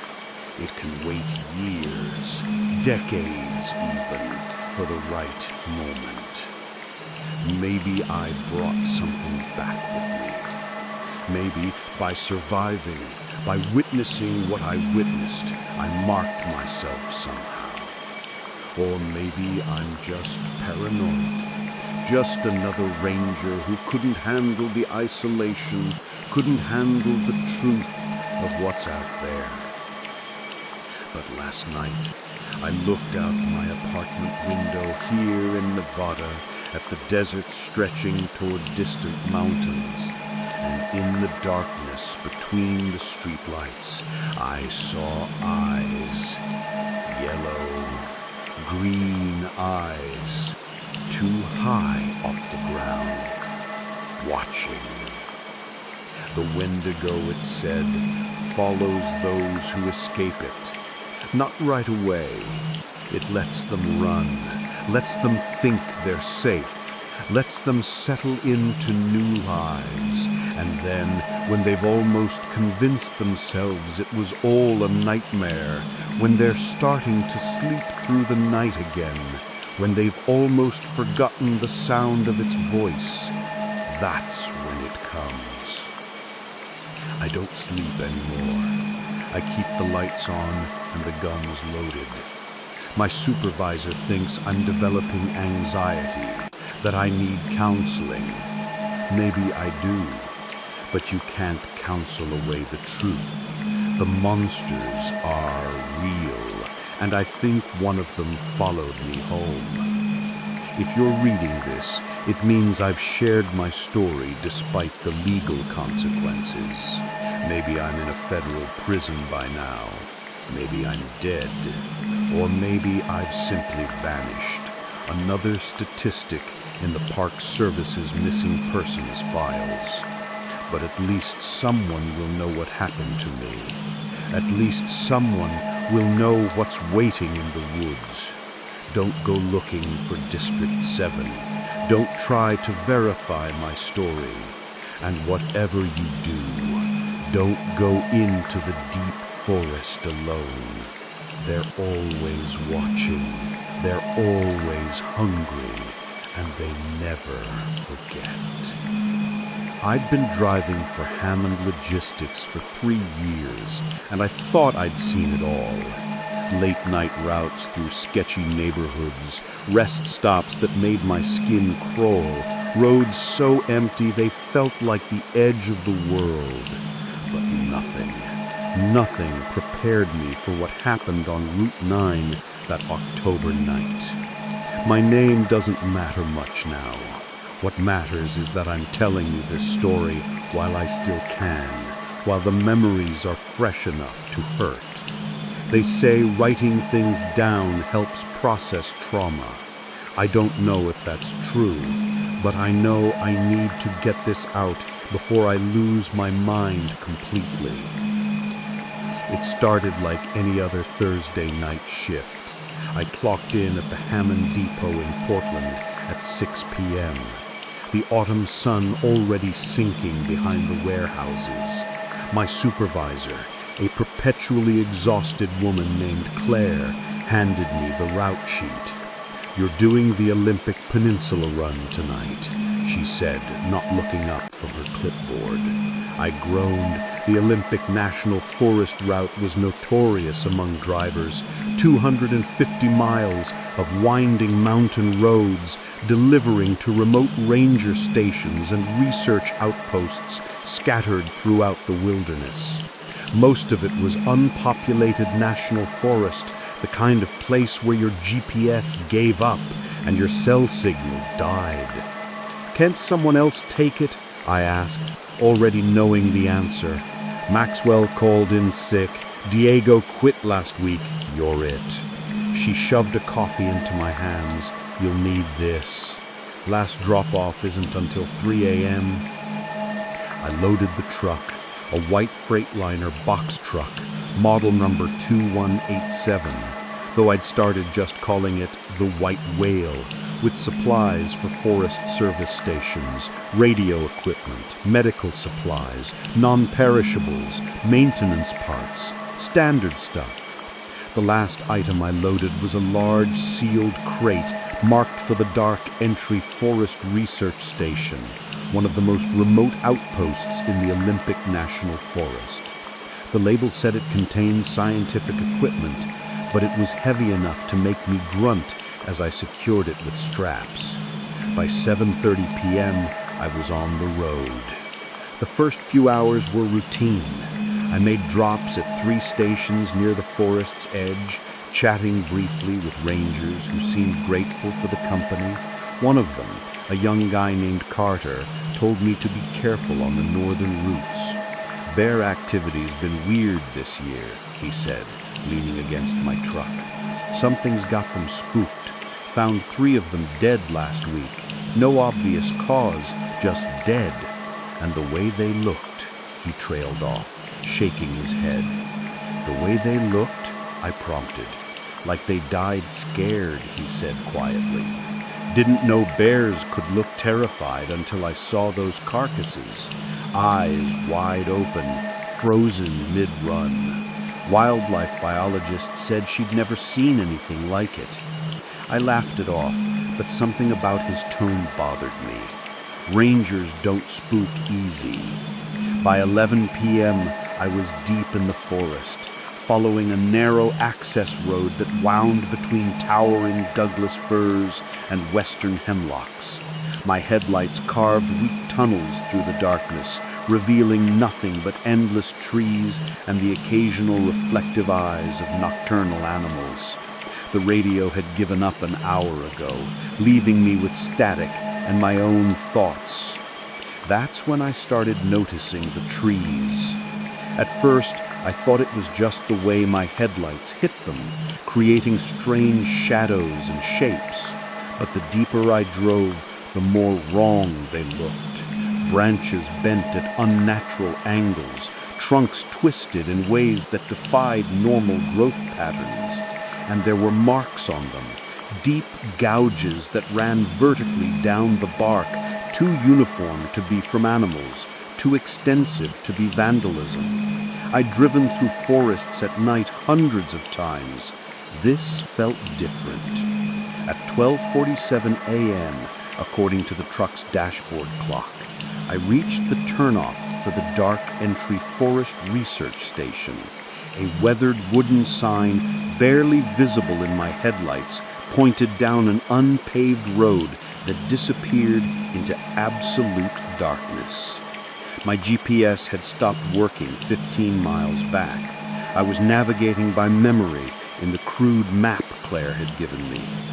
I turned onto the dirt road, and immediately the temperature in the cab dropped. Not gradually, instantly. My breath fogged in front of me, and I cranked the heater up, confused. It had been a mild 52 degrees at my last stop. The road narrowed, branches scraping against the truck's sides with sounds like nails on metal. I couldn't shake the feeling that I was driving into something's throat, being swallowed by the forest itself. Then my headlights caught something in the road ahead. A figure standing motionless in the middle of the path. I slammed on the brakes, the truck skidding slightly on the dirt. My heart hammered as I stared at the shape illuminated in my high beams. It was a woman, or at least it looked like a woman from a distance. She wore what appeared to be a white dress, and her long dark hair hung in front of her face. She stood perfectly still, arms at her sides, facing the truck. Jesus Christ, I muttered, rolling down my window. Hey, you okay? She didn't respond, didn't move. I honked the horn. The sound echoed through the forest, unnatural and jarring. Still nothing. Every instinct I had screamed at me not to get out of the truck. I'd read enough stories online, those Reddit threads about truck drivers and hikers encountering strange things in remote places. Stories that always started with someone seeing someone who shouldn't be there, who didn't act quite right. Stories that ended badly. But I couldn't just drive around her. The road was too narrow, trees pressing in on both sides. I grabbed my flashlight and my phone, no signal of course, and stepped out of the cab. The cold hit me like a physical force. It had to be below freezing now, which made no sense. My breath came out in thick plumes. "Miss, are you hurt?" I called out, keeping the truck between us. She tilted her head. The movement was too smooth, too precise, like a mannequin being adjusted. Then she took a step forward. In that moment, my flashlight beam caught her face, and what I saw made my blood freeze colder than the air around me. It wasn't a face, not exactly. It had the right shape, the right features, but they were all wrong. Too symmetrical, too smooth, like a mask carved from porcelain. And her eyes were completely black, No whites, no iris, just empty darkness that seemed to pull at my vision. "Stay back!" I shouted, my voice cracking. She took another step, and this time I noticed her movement. She didn't walk, she glided, her feet not quite touching the ground, her dress not moving in any breeze because there was no breeze. The air was dead and still and long. I scrambled back into the truck and slammed the door, locking it with shaking hands. Through the windshield, I watched her stop about 10 feet from the bumper. She stood there, that featureless face tilted up toward me, and I swear I could feel her looking into the cab, seeing me despite the distance and the glare of headlights. Then she smiled. It was the worst thing I'd ever seen. Her mouth opened too wide, revealing darkness inside. No teeth, no tongue, just an empty void that seemed to go on forever. And from that darkness came a sound. Not quite a laugh, not quite a scream, but something in between. Something that made my bones ache and my teeth hurt. I jammed the truck into gear and hit the gas. The truck lurched forward straight at her. I couldn't help it. I had to get past her. Had to get to the research station. Had to get somewhere with lights and people and sanity. The truck passed through the space where she stood. I felt it. A horrible cold that penetrated the metal and glass and plastic. A sensation like driving through ice water. The cabin lights flickered. The engine coughed. And for one terrible second, I could have sworn I heard breathing in the cab with me, right behind my left ear. Then I was through the truck, accelerating down the dark road. And when I checked the rearview mirror, there was nothing behind me, but empty road and darkness. My hands wouldn't stop shaking on the steering wheel.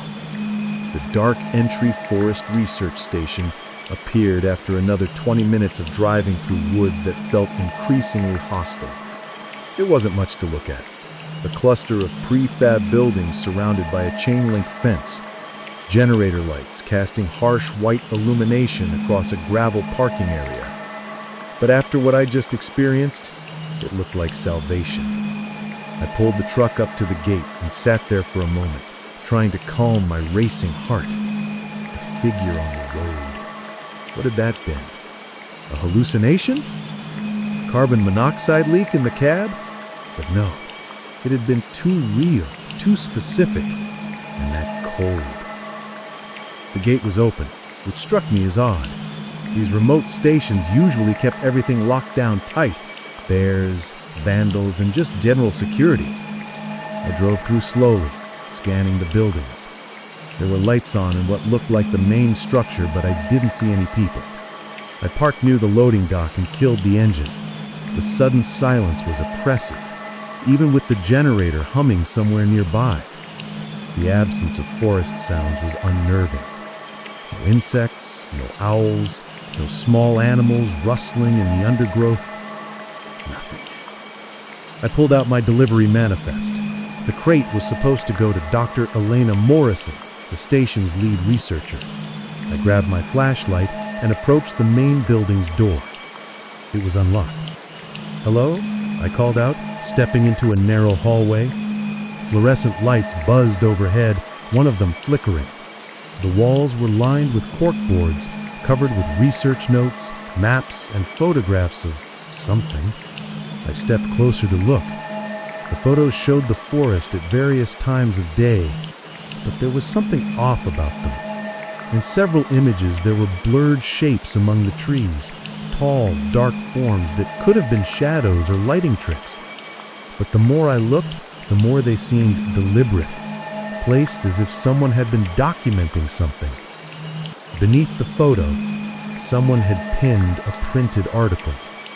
The headline read, "Disappearances in Olympic National Forest Continue. Search efforts suspended." It was dated 3 months ago. "You're the delivery driver." I spun around. A woman stood in the hallway behind me, mid-40s, dark hair pulled back, wearing a stained lab coat and carrying a tablet. She looked exhausted, her eyes shadowed with deep circles. "Dr. Morrison?" I asked, my heart still racing from the scare. "Yes. You have the crate?" "Yeah, it's in the truck. I'll bring it in." "Are you the only one here?"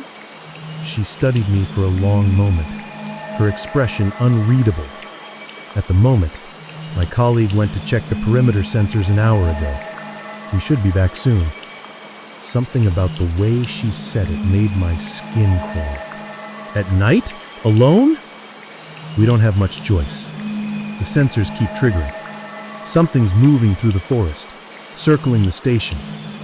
She tapped her tablet, showing me a map covered in red dots. "These are proximity alerts from the last week. See the pattern?" I looked. The red dots formed a tightening spiral around the research station, coming closer with each pass. "What do you think it is?" I asked, though I wasn't sure I wanted to know. "That's what we're trying to determine. Come on, let's get that crate inside. I've been waiting for it." I retrieved the crate from the truck using a hand dolly, very aware of the darkness pressing against the fence line. The generator lights only pushed the shadows back so far. Beyond them, the forest was a solid wall of black, and I couldn't shake the feeling that something was watching from those trees. Dr. Morrison led me to a laboratory in the back of the building. The room was cluttered with equipment I didn't recognize. Computers, displays showing environmental data, and in the center, a large examination table with straps and sensors. "Set it there," she directed, pointing to a cleared space on a workbench. I hefted the crate onto the bench. "What's in this thing, anyway?" Felt heavy for scientific equipment. She didn't answer immediately, producing a crowbar and prying at the crate's lid. When it came open, I saw what looked like industrial-grade camera equipment, night vision scopes, and something that resembled a modified spotlight. "For documentation," she said simply, "of the phenomenon." "What phenomenon?" Dr. Morrison looked at me, and I saw something in her eyes I didn't like. A mixture of fear and resignation. "Have you driven through the forest at night before?" "Plenty of times." "Did you see anything unusual tonight?" I hesitated. The woman on the road flashed through my mind. That horrible smile, that impossible face. "Maybe. I don't know. What am I supposed to have seen?" "Figures," she said quietly. "Shapes that look almost human, but not quite. They've been documented for decades in various forests around the world, but rarely with any scientific rigor. This station was established 6 months ago, specifically to study the phenomenon." "Documented by who?" She pulled up a chair and opened her tablet, showing me a database of reports. Hikers, campers, forest rangers. There are thousands of accounts dating back over 100 years. Most are dismissed as hoaxes or misidentifications, but the sheer volume and the consistency of the descriptions. She scrolled through pages of text, and I caught fragments. Tall figure, watching from tree line. Woman in white dress, face wrong, feeling of being followed, temperature drop. My mouth dried. The one I saw, if I saw anything, was wearing a white dress. Dr. Morrison's expression hardened. That's the most commonly reported variant. We call her the Pale Woman, though she's had many names over the years. There's a thread on No Sleep that documented over 40 sightings in Washington state alone last year, all matching the same description. No Sleep? The Reddit board? Don't dismiss it. Some of the most detailed accounts come from those forums. People who experienced something they couldn't explain, looking for answers. She set down the tablet. The phenomenon is real. We have acoustic recordings, thermal imaging, even footage. Whatever these things are, they're not hallucinations. Then what are they? We don't know. They don't register on thermal cameras. No heat signature. They don't leave tracks, but they're there, And they're aware, intelligent, and in the past month, they've been getting more aggressive. A door slammed somewhere in the building, making us both jump. "Reed!" Dr. Morrison called out. "Is that you?" No answer. She grabbed a radio from her belt. "Reed, come in!" Did you finish the perimeter check? Static hissed from the radio. Then after a long moment, a voice. Doctor, you need to see this. Southwest quadrant, near sensor array 3. I found... The transmission cut off. Reed. Dr. Morrison pressed the transmit button repeatedly. Reed, respond. Nothing. She looked at me, and I saw the fear naked on her face now. I need to go check on him. I'll come with you, I heard myself say, though every fiber of my being screamed to run back to my truck and drive until I hit civilization. She grabbed 2 flashlights from a charging station and handed me one. Stay close, don't wander off, and if you see anything at all, we run back here immediately. Understand? I nodded, my throat too tight to speak. We stepped out into the night, and the cold hit me again. Not as intense as on the road, but present, an unnatural chill that had nothing to do with weather. Dr. Morrison led the way toward the southwest section of the compound, following a dirt path toward the fence line. The fence was 8 feet of chain link topped with barbed wire, meant to keep animals out or in, depending on your perspective. Beyond it, the trees loomed like silent sentinels. The sensors are motion-activated cameras, Dr. Morrison explained as we walked. They should have caught whatever triggered the alerts, but she trailed off as we approached a tall pole with a camera and sensor array mounted on top. The equipment was destroyed. Not damaged. Destroyed. The camera housing was crushed as if something had squeezed it in a massive fist. Wires hung loose, sparking occasionally, and the pole itself was bent at a 45-degree angle. The metal warped in a way that should have required industrial equipment or a vehicle impact.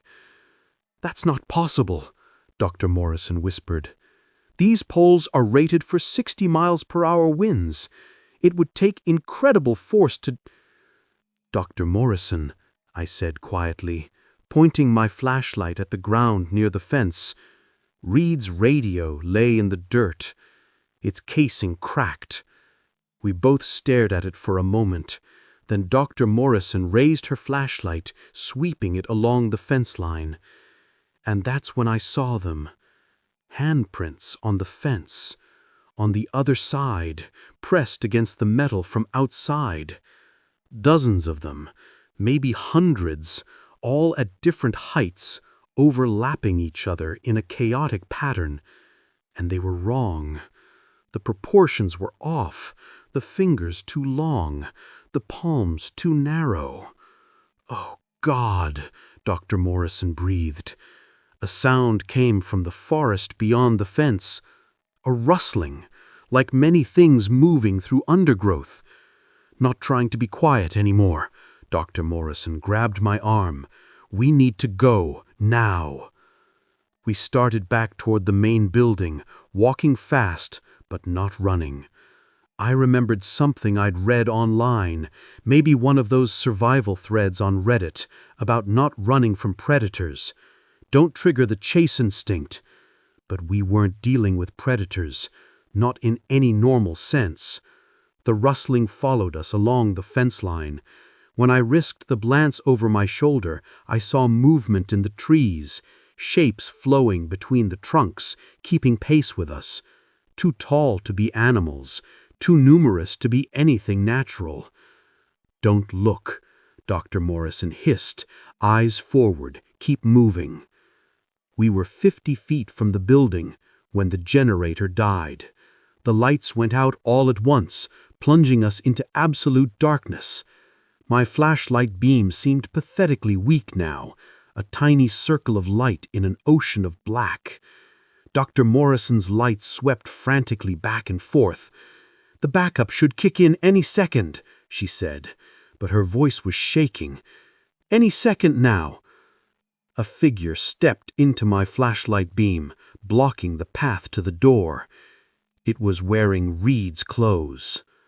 The thing wearing Reed's park ranger uniform stood 15 feet away, illuminated by my flashlight. From a distance, it could have passed for him. Same height, same build, same sandy hair. But something was fundamentally wrong with the proportions. The arms hung too low, the head tilted at an angle that would have broken a human neck. And when my light caught its face, it was Reed's face. Exactly. Reed's face. Like a photograph, like a mask. But it wasn't moving like a face should move. The expression was frozen in a neutral state. The eyes unblinking, the mouth slightly open. And underneath that stolen skin, I could see movement, something shifting and writhing beneath the surface. "That's not Reed," Dr. Morrison whispered beside me, her voice barely audible. "Don't acknowledge it. Back away slowly." The not Reed's head rotated toward her voice, the movement too smooth, too fluid, like an owl tracking prey.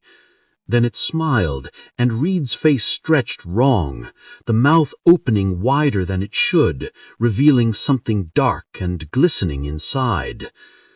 "Dr. Morrison," it said, in Reed's voice, but the words were wrong. Too many syllables, the rhythm off, like someone playing a recording at the wrong speed. "I found something wonderful. You should come see." We backed away. My hand found Dr. Morrison's arm, and I could feel her shaking. The not red took a step forward, and I noticed its feet. They weren't touching the ground properly. There was a gap, maybe half an inch, as if it floated just above the dirt. Its boots, Reed's boots, dangled uselessly beneath it. "The forest wants to show you something," it continued in that terrible approximation of Reed's voice. "We've been calling you. Can't you hear us? We've been calling for so long." Behind it, more figures emerged from the darkness beyond my flashlight's reach. I caught glimpses, shapes that might have been human once, or wanted to be human, or were wearing human-like costumes. Some were clearer than others. One wore a hiking outfit from the 1970s, based on the style. The colors faded like an old photograph. Another appeared to be dressed in what looked like a ranger uniform from decades ago. "How many?" I whispered. "We've documented 14 disappearances in this forest over the past 60 years, Dr. Morrison said quietly. But the accounts go back further, much, much further." The backup generator kicked in with a harsh mechanical growl, and light flooded the compound. In that moment of illumination, I saw them clearly.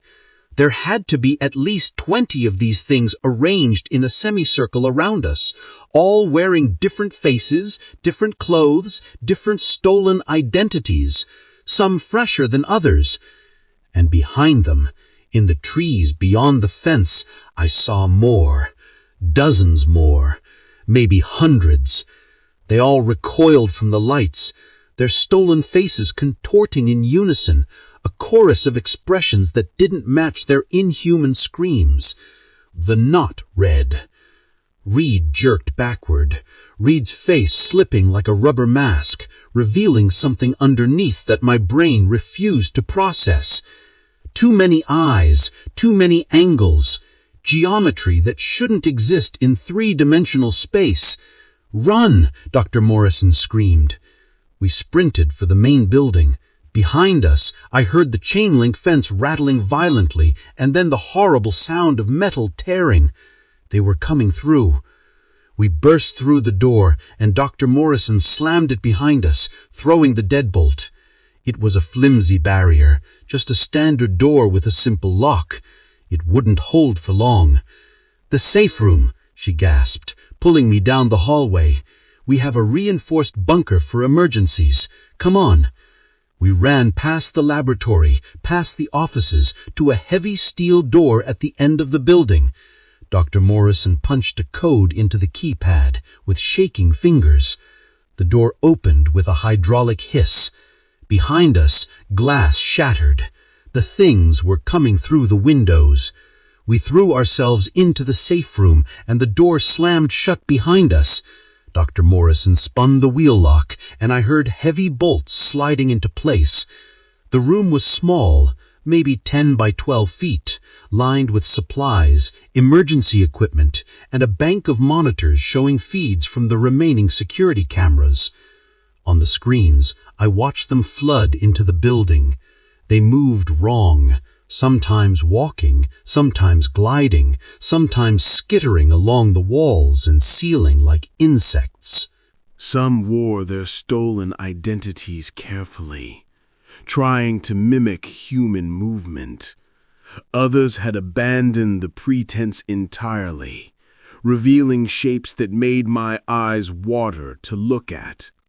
"What are they?" I asked, my voice hoarse with dread. Dr. Morrison slumped against the wall, running her hands through her hair. "We don't know. Our best theory. They're mimics, predators that hunt by imitation.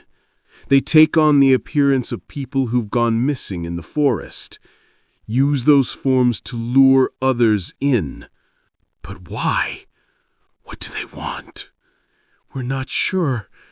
They don't eat their victims in any conventional sense. There are never bodies, never remains. It's like people just stop existing, replaced by these things wearing our skin." She pulled up a file on one of the monitors, showing autopsy photos of something that looked like human tissue under a microscope. "We recovered this from one of them we managed to neutralize last month. It's organic, but the cellular structure is unlike anything on Earth. Foreign proteins we can't identify. DNA that doesn't match any terrestrial life." "You're saying they're aliens. I'm saying they're not from here. Whether that means outer space or some other place entirely." She gestured helplessly at the monitors. "Look at them. Really look. Do they seem bound by the same physical laws we are? On the screens, one of the things was passing through a solid wall, its stolen body becoming translucent before reforming on the other side. Another was stretching its stolen limbs to impossible lengths, reaching up toward the camera. We've managed to find patterns in the historical accounts," Dr. Morrison continued, bringing up more files on another monitor. "These things have been reported in forests around the world for centuries, but they're getting more active, more bold.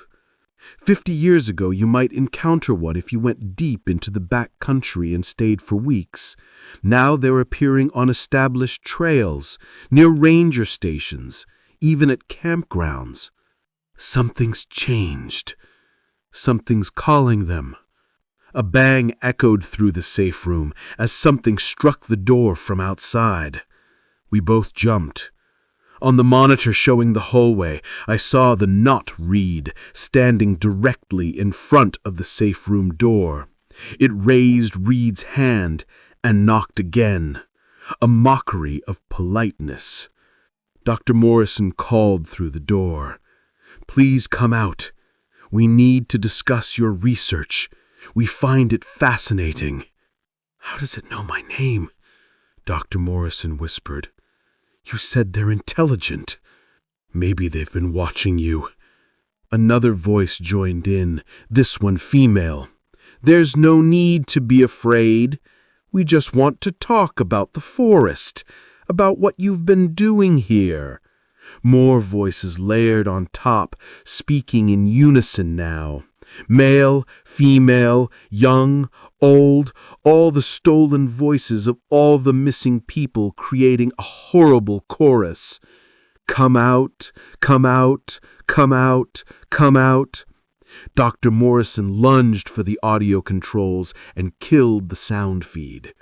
The voices continued on the screen, their mouths moving in sync, but at least we couldn't hear them anymore. "How long can we stay in here?" I asked. "The room's designed for up to 72 hours. Air recycling, emergency supplies, independent power." She checked her watch. "It's 1:47 a.m. We need to hold out until dawn." "Why dawn?" "They avoid daylight. All the accounts agree on that. They're only active at night, especially new moon nights when it's darkest." She pulled up another file, this one showing lunar phases. "Tonight's a waning crescent, only 15% illuminated. Practically the worst possible conditions. You knew this might happen. That's why you had the safe room built." She nodded slowly. "The phenomenon has been escalating. 3 months ago we lost our first researcher, Daniel. He went outside to check a sensor just like Reed did tonight and never came back. We found his clothes neatly folded near the fence, but no body, no blood, nothing. A week later, something wearing Daniel's face appeared at the fence line. It stayed there for 6 hours just watching us before disappearing back into the trees. And you stayed. You kept working here. Someone has to study this. Someone has to document it, understand it, find a way to stop it." She looked at me with haunted eyes. "Do you know how many people disappear in national forests every year? Over 1,600. Most are eventually found, but hundreds aren't. We always assume they got lost, fell, were attacked by animals. But what if that's not what happened to all of them? What if some of them encountered these things?" A new sound came from outside the door. Scratching. Long, slow scrapes against the steel like nails on a chalkboard, amplified 1,000 times. On the monitor, I saw them gathered around the safe room entrance. Dozens of stolen faces, all watching the door with unblinking eyes. Then one of them looked directly at the camera, straight at us through the lens, and smiled. Time became strange in that bunker. Dr. Morrison said it was 1:47 a.m. when we sealed ourselves in, but my watch claimed it was only 11:23 p.m. Her watch showed 2:15 a.m. The clock on the monitor system displayed 4:47 a.m. All of them were wrong, or all of them were right, or time itself had become negotiable in this place where things that shouldn't exist wore human faces. We sat in silence for a while, watching the monitors. The things outside had stopped scratching at the door and were now simply waiting. Some stood perfectly still, their stolen bodies frozen in place like mannequins. Others wandered the building, investigating our equipment with an unsettling curiosity. "I need to tell you something," Dr. Morrison said, finally breaking the silence. "About what we discovered." I looked at her in the harsh LED lighting of the bunker. She looked even more exhausted. Dark circles under her eyes, making her appear 10 years older. "Reed and I, we weren't just studying the phenomenon.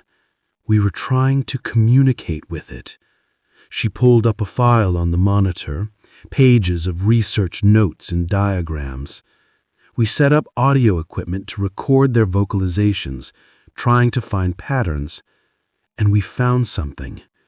They're not just mimicking human voices, they're speaking to each other in those stolen voices, using language. What are they saying? That's the disturbing part. We managed to isolate and translate some of their communications. They're not hunting us, not exactly.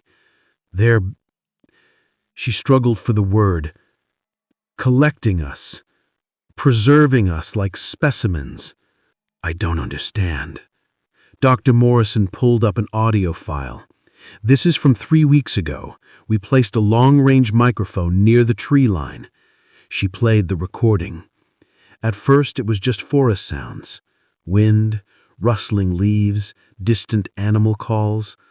Then voices emerged, overlapping each other in a weird harmony.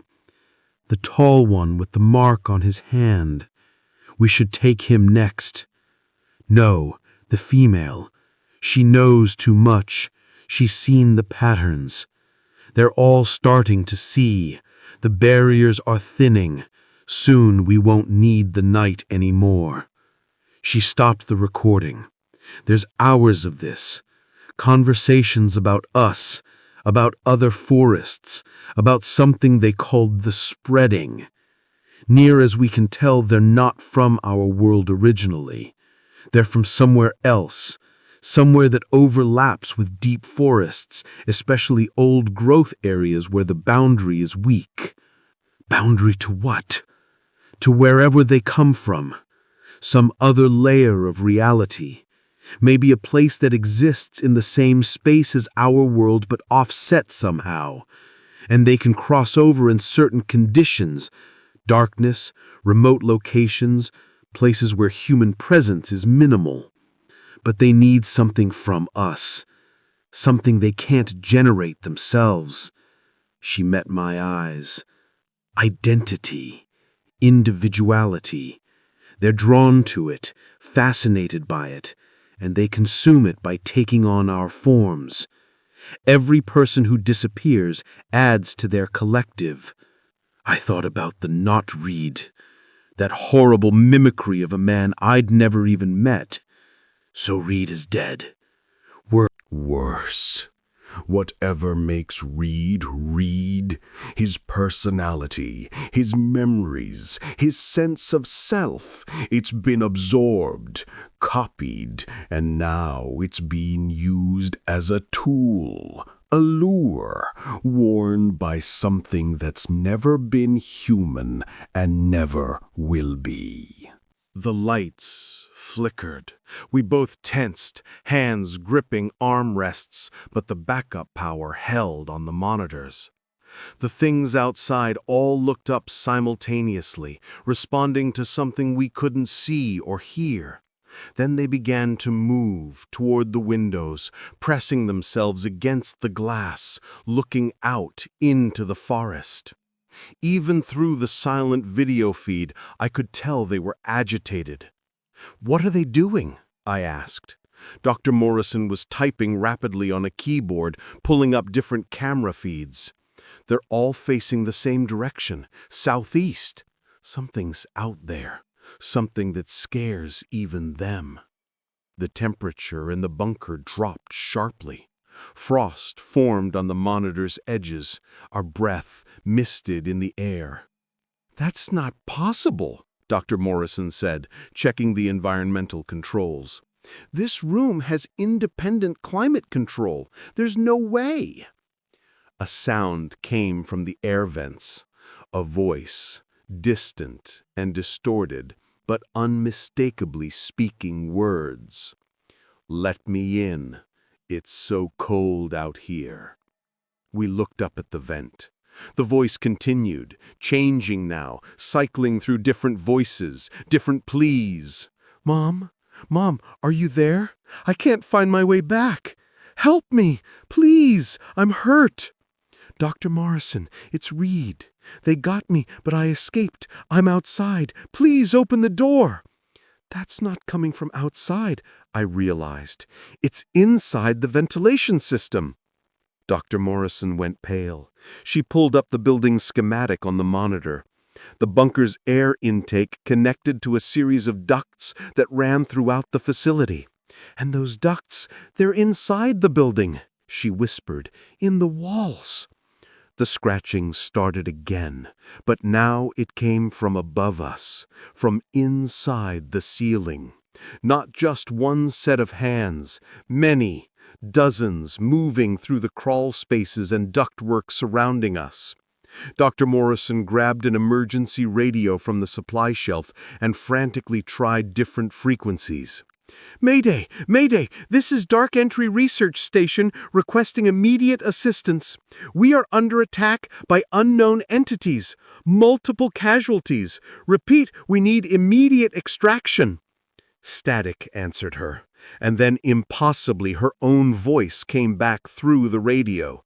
There's no one coming, Elena. We're too far out, too far from help. You knew that when you came here. She dropped the radio like it was burning her. The voices from the vent grew louder, more insistent. Now a chorus of every person who'd ever gone missing in these woods, all calling to us, pleading, threatening, promising. Just open the door. We can make it quick. Don't you want to join us? It's beautiful here. No more fear, no more pain, no more self. Shut up! Dr. Morrison screamed at the vent. You're not them. You're not any of them. You're just wearing their voices like you wear their faces. The voices stopped abruptly. The silence was somehow worse. Then came a new sound. Laughter. Children's laughter, innocent and playful, coming from every vent simultaneously.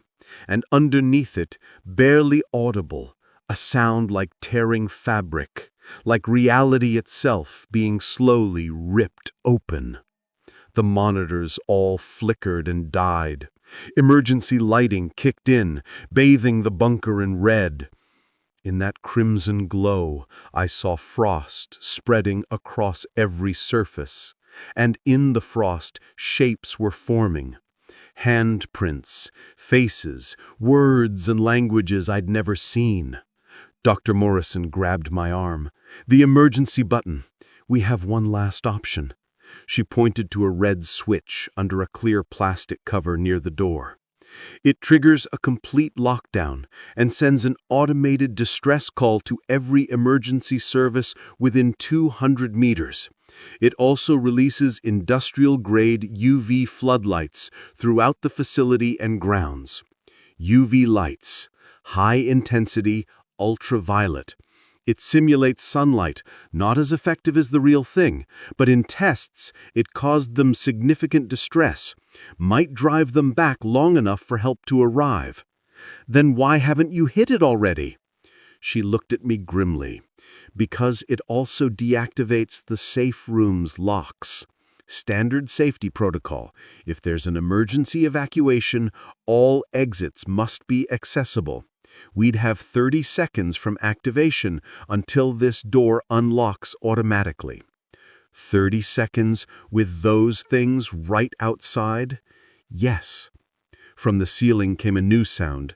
Metal bending, rivets popping. They were tearing through the ductwork, getting closer. Whatever material the bunker was made of, it wouldn't hold forever against things that could pass through walls and warp steel. I looked at the monitors now, showing nothing but static and occasional flashes of inhuman shapes. I thought about my truck outside, probably surrounded, certainly unreachable. I thought about the long drive through the forest, the woman in white I'd seen on the road, how close I'd come to disaster even before reaching this cursed place. Do it, I said. We'll have to run, Dr. Morrison said, moving toward the switch. The second this door unlocks, we run for your truck. Keys? I pulled them from my pocket. Where do we go? Back the way I came. The road's blocked by now. There's a service road on the east side, rarely used. It's overgrown, but your truck should handle it. It eventually connects to Highway 101 near the coast. She gripped the switch cover, preparing to flip it open. Ready? I wasn't.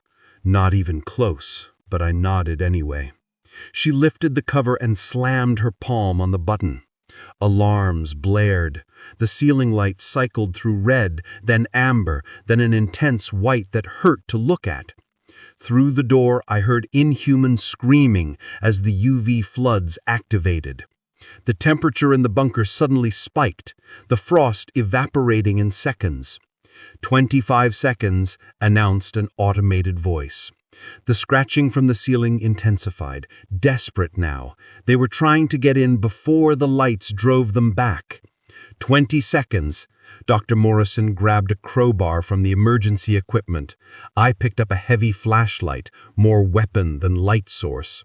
15 seconds. The screaming outside grew louder, more frantic. On the monitors that had flickered back to life, I'd caught glimpses of the things fleeing from the UV floods, their stolen forms smoking and bubbling where the light touched them. 10 seconds. I positioned myself at the door. Keys clutched in my left hand, flashlight in my right. Dr. Morrison stood beside me, crowbar raised. 5 seconds. Through the door, I heard running footsteps. Something was coming toward us. Multiple somethings. 3, 2, 1. The door's locks disengaged with a heavy clunk. We burst through together, and the hallway was chaos. The UV floods had done their job, mostly. The things that had been swarming the building were gone, driven back into the forest by the artificial sunlight. But in the 30 seconds it had taken to activate the system, some of them had managed to get deeper inside, into spaces the lights couldn't reach. We ran down the hallway, our footsteps echoing off the walls. Behind us, I heard something moving in the darkness at the building's far end, a wet sliding sound like something without bones flowing across the floor. "Don't look back," Dr. Morrison shouted.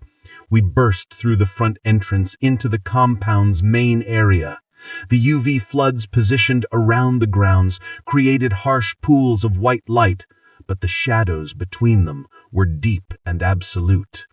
My truck sat where I had left it, 60 feet away across open ground. 60 feet might as well have been 60 miles.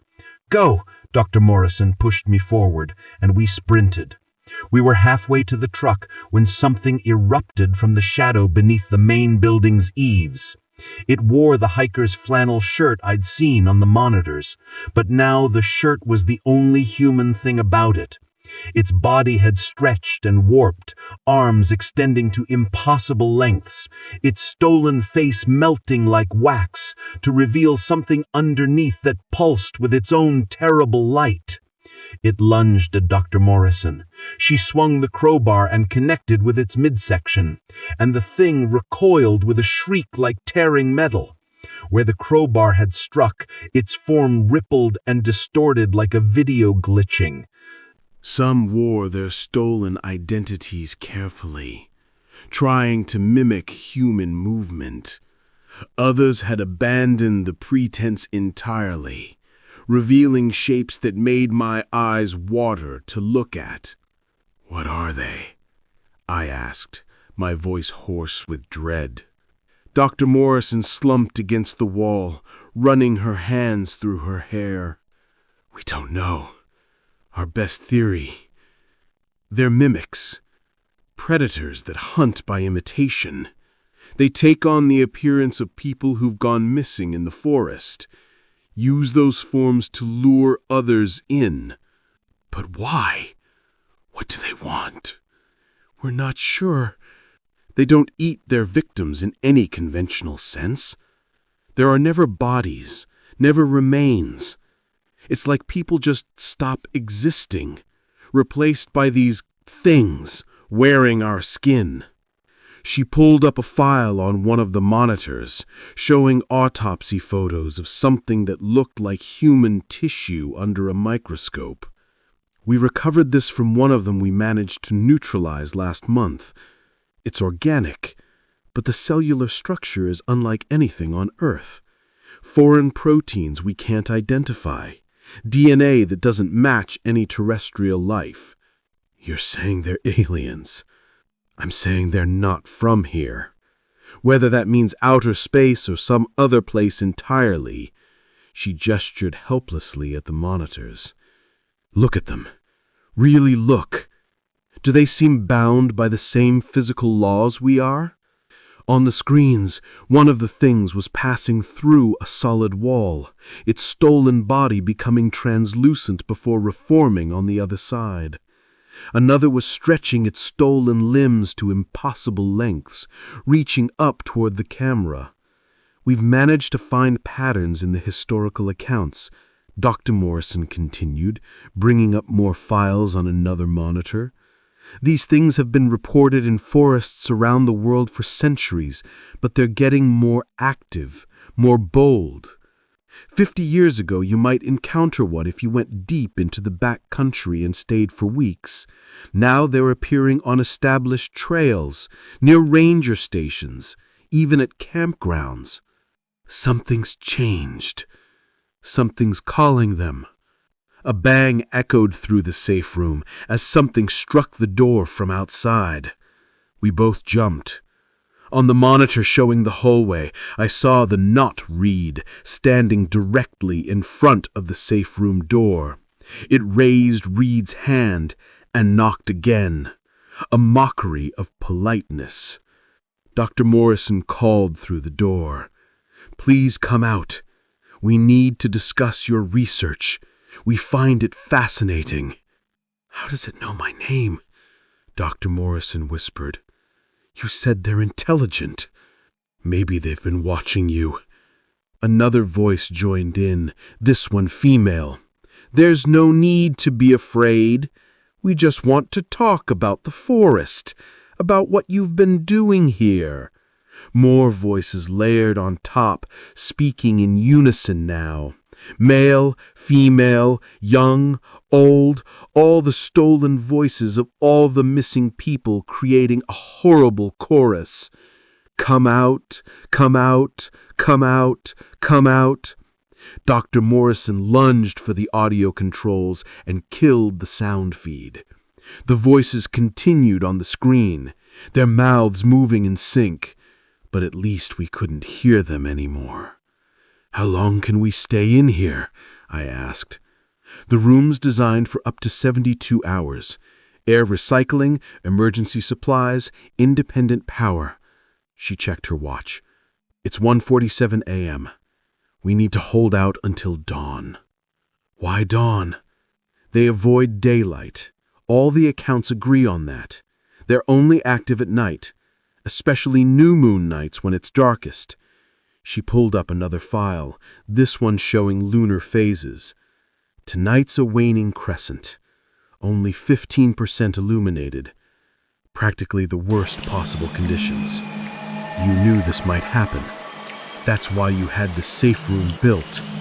She nodded slowly. "The phenomenon has been escalating. 3 months ago, we lost our first researcher, Daniel. He went outside to check a sensor just like Reed did tonight and never came back. We found his clothes neatly folded near the fence, but no body, no blood, nothing. A week later, something wearing Daniel's face appeared at the fence line. It stayed there for 6 hours just watching us before disappearing back into the trees. And you stayed. You kept working here. Someone has to study this. Someone has to document it, understand it, find a way to stop it." She looked at me with haunted eyes. "Do you know how many people disappear in national forests every year? Over 1,600. Most are eventually found, but hundreds aren't. We always assume they got lost, fell, were attacked by animals. But what if that's not what happened to all of them? What if some of them encountered these things?" A new sound came from outside the door. Scratching. Long, slow scrapes against the steel like nails on a chalkboard, amplified 1,000 times. On the monitor, I saw them gathered around the safe room entrance. Dozens of stolen faces, all watching the door with unblinking eyes. Then one of them looked directly at the camera, straight at us through the lens, and smiled. Time became strange in that bunker. Dr. Morrison said it was 1:47 a.m. when we sealed ourselves in, but my watch claimed it was only 11:23 p.m. Her watch showed 2:15 a.m. The clock on the monitor system displayed 4:47 a.m. All of them were wrong, or all of them were right, or time itself had become negotiable in this place where things that shouldn't exist wore human faces. We sat in silence for a while, watching the monitors. The things outside had stopped scratching at the door and were now simply waiting. Some stood perfectly still, their stolen bodies frozen in place like mannequins. Others wandered the building, investigating our equipment with an unsettling curiosity. "I need to tell you something," Dr. Morrison said, finally breaking the silence. "About what we discovered." I looked at her in the harsh LED lighting of the bunker. She looked even more exhausted. Dark circles under her eyes, making her appear 10 years older. Reed and I, we weren't just studying the phenomenon. We were trying to communicate with it. She pulled up a file on the monitor, pages of research notes and diagrams. We set up audio equipment to record their vocalizations, trying to find patterns, and we found something. They're not just mimicking human voices.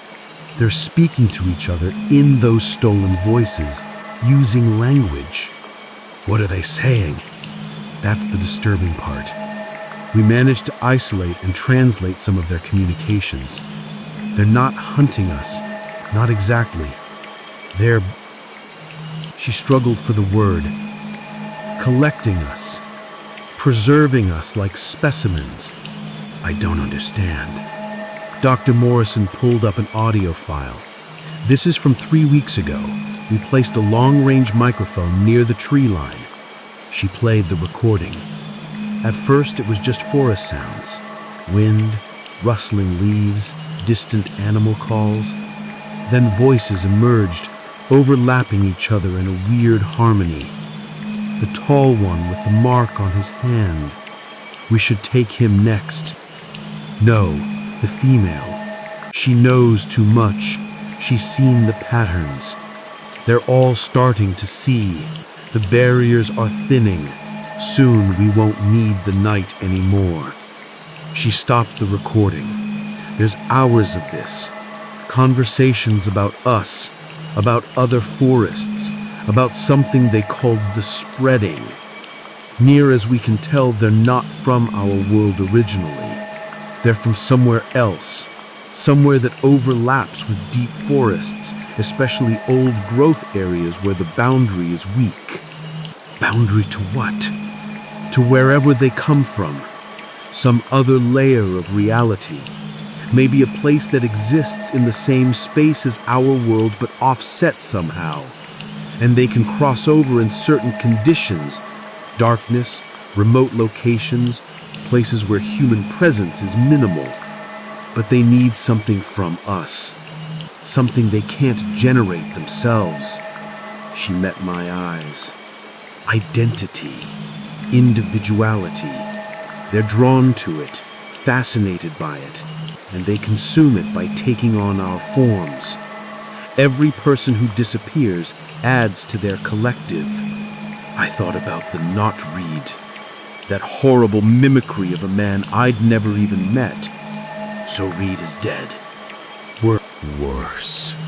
Whatever makes Reed Reed, his personality, his memories, his sense of self, it's been absorbed, copied, and now it's being used as a tool, a lure, worn by something that's never been human and never will be. The UV, she yelled at me. Iron conducts the UV radiation from the environment. It disrupts their form. I didn't have iron, but my heavy flashlight was magnesium alloy with steel components. As another shape emerged from the shadows, this one wearing the Notreed's stolen face, I swung with everything I had. The flashlight passed through its head with surprising ease, like hitting smoke. But where it connected, the Notreed's form sparked and fragmented. Pieces of Reed's face fell away, revealing that impossible geometry underneath, those too many angles that made my eyes hurt. It stumbled backward, its scream pitched at a frequency that made my teeth ache. We reached the truck. I fumbled with the keys, my hands shaking so badly I nearly dropped them. Behind us, more shapes were emerging from every shadow, converging on our position. The UV floods were keeping them at bay, but barely.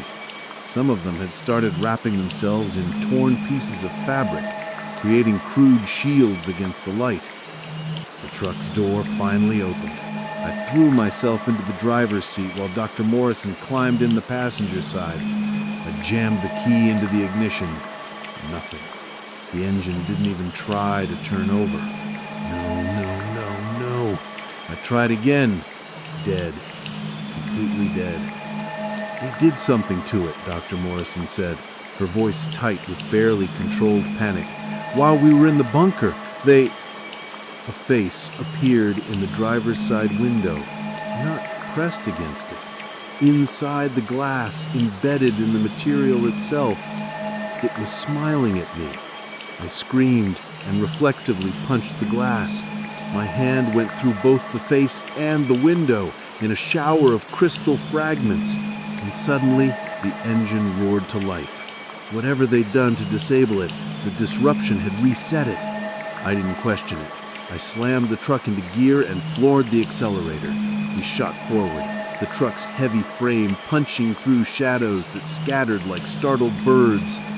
I aimed for where Dr. Morrison had said the service road would be, on the eastern edge of the compound, following her pointed directions. Behind us, the research station was being swallowed. The things had given up on chasing us and were instead converging on the buildings en masse, flowing over them like a tide. The UV floods exploded one by one, unable to withstand whatever they were doing. In my rearview mirror, I watched the entire facility disappear into roiling darkness. The truck hit the tree line, branches scraping along both sides, and suddenly we were on the service road, a barely visible track through the undergrowth, exactly as Dr. Morrison had described. I kept my foot down, pushing the truck as fast as I dared over the rough terrain. "They're following us," Dr. Morrison said quietly, looking at the passenger mirror. I glanced at mine. Behind us, visible in the red glow of my taillights, shapes flowed between the trees, keeping pace with the truck, not running, gliding, moving in ways that ignored terrain and obstacles. And they were gaining. "How far to the highway?" I asked. 8 miles, maybe 9. She checked her watch, then laughed, a slightly hysterical sound. "My watch says it's 7:15 a.m. What does yours say?" I glanced at the dashboard clock. 2:47 a.m. Does it matter? Dawn comes at 6:30. If it's really 7:15, we just need to hold on a little longer. Sunrise will drive them back. But the sky above us was still black. No hint of gray, no promise of dawn. Whatever time it actually was, the night didn't seem to interested in ending. Something hit the truck's rear doors. Once, twice, a third time. Heavy impacts that made the whole vehicle shake. I pressed the accelerator harder, the engine whining in protest. "The crate," Dr. Morrison said suddenly. "The equipment you delivered. There's more than just cameras in there." "What?" I didn't want to explain in front of anyone else, but we've been developing something. A device that generates high-intensity electromagnetic pulses tuned to disrupt their structure. It's untested, but the theory is solid. She twisted in her seat, looking back at the cargo area. "I had it shipped in pieces to avoid questions. It's probably still in that crate. Can you get to it?" "If I go back there, I won't be able to brace myself. This road..." The truck lurched violently as we hit a series of deep ruts. Dr. Morrison was thrown against the door, and I fought to keep control as the steering wheel tried to tear itself from my hands.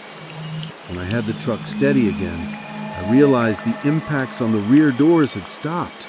The things following us had fallen back slightly, maintaining distance, but still visible in the mirrors.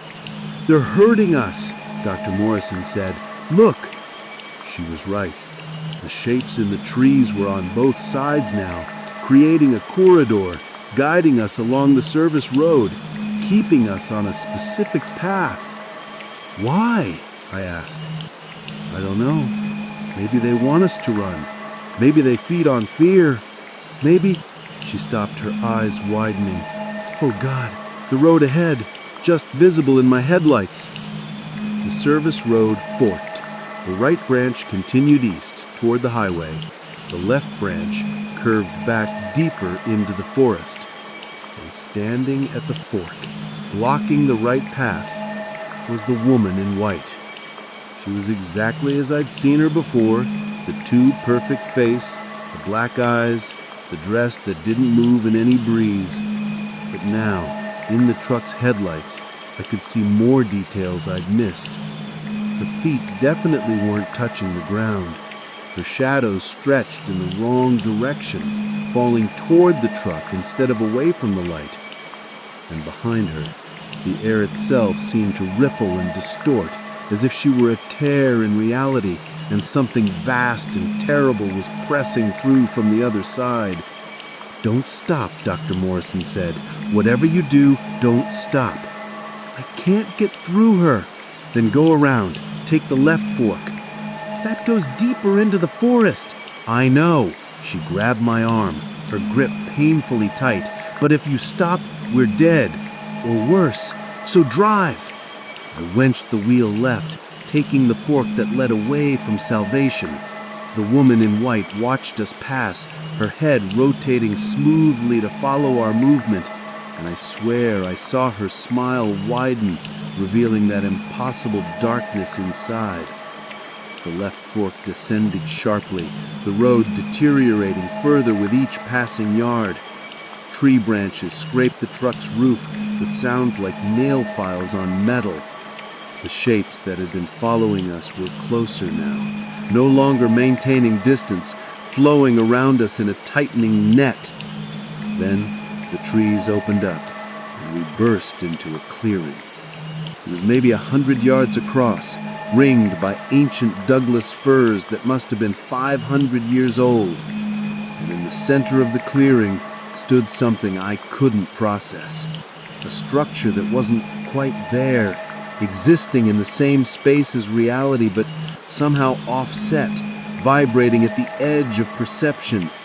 It looked like nothing natural, nothing human-made, angles that shouldn't be possible, surfaces that were simultaneously transparent and solid, dimensions that hurt to look at.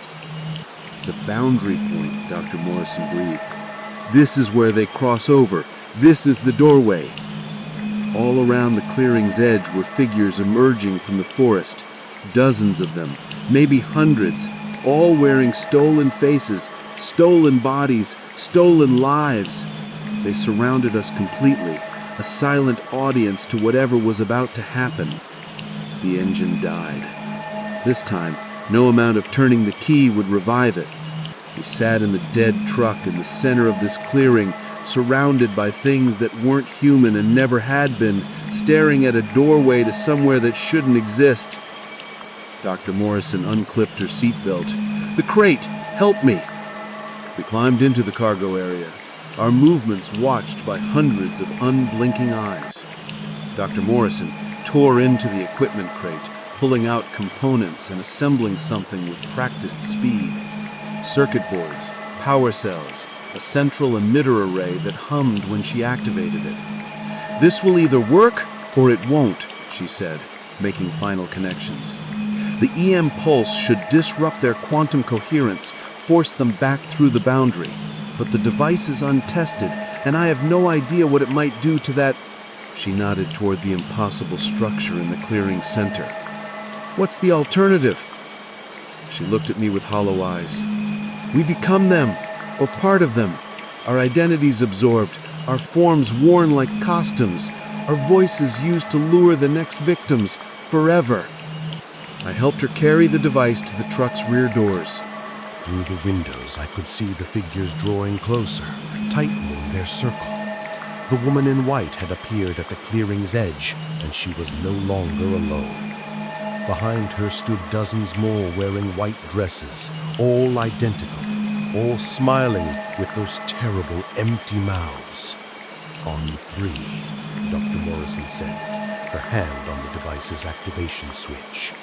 "We open the doors, I activate the pulse, and we pray it works. And if it doesn't, then at least we tried." She positioned herself at the doors. 1.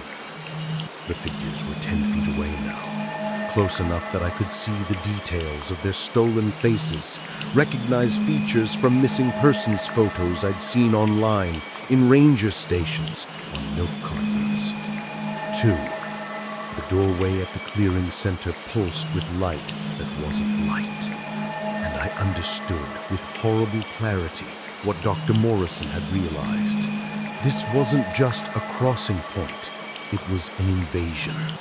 These things weren't native to our reality, but they were trying to make it theirs, wearing humanity like a disguise, spreading through the forests, consuming identity after identity until there was nothing left but them. 3. Dr. Morrison threw open the doors and activated the device.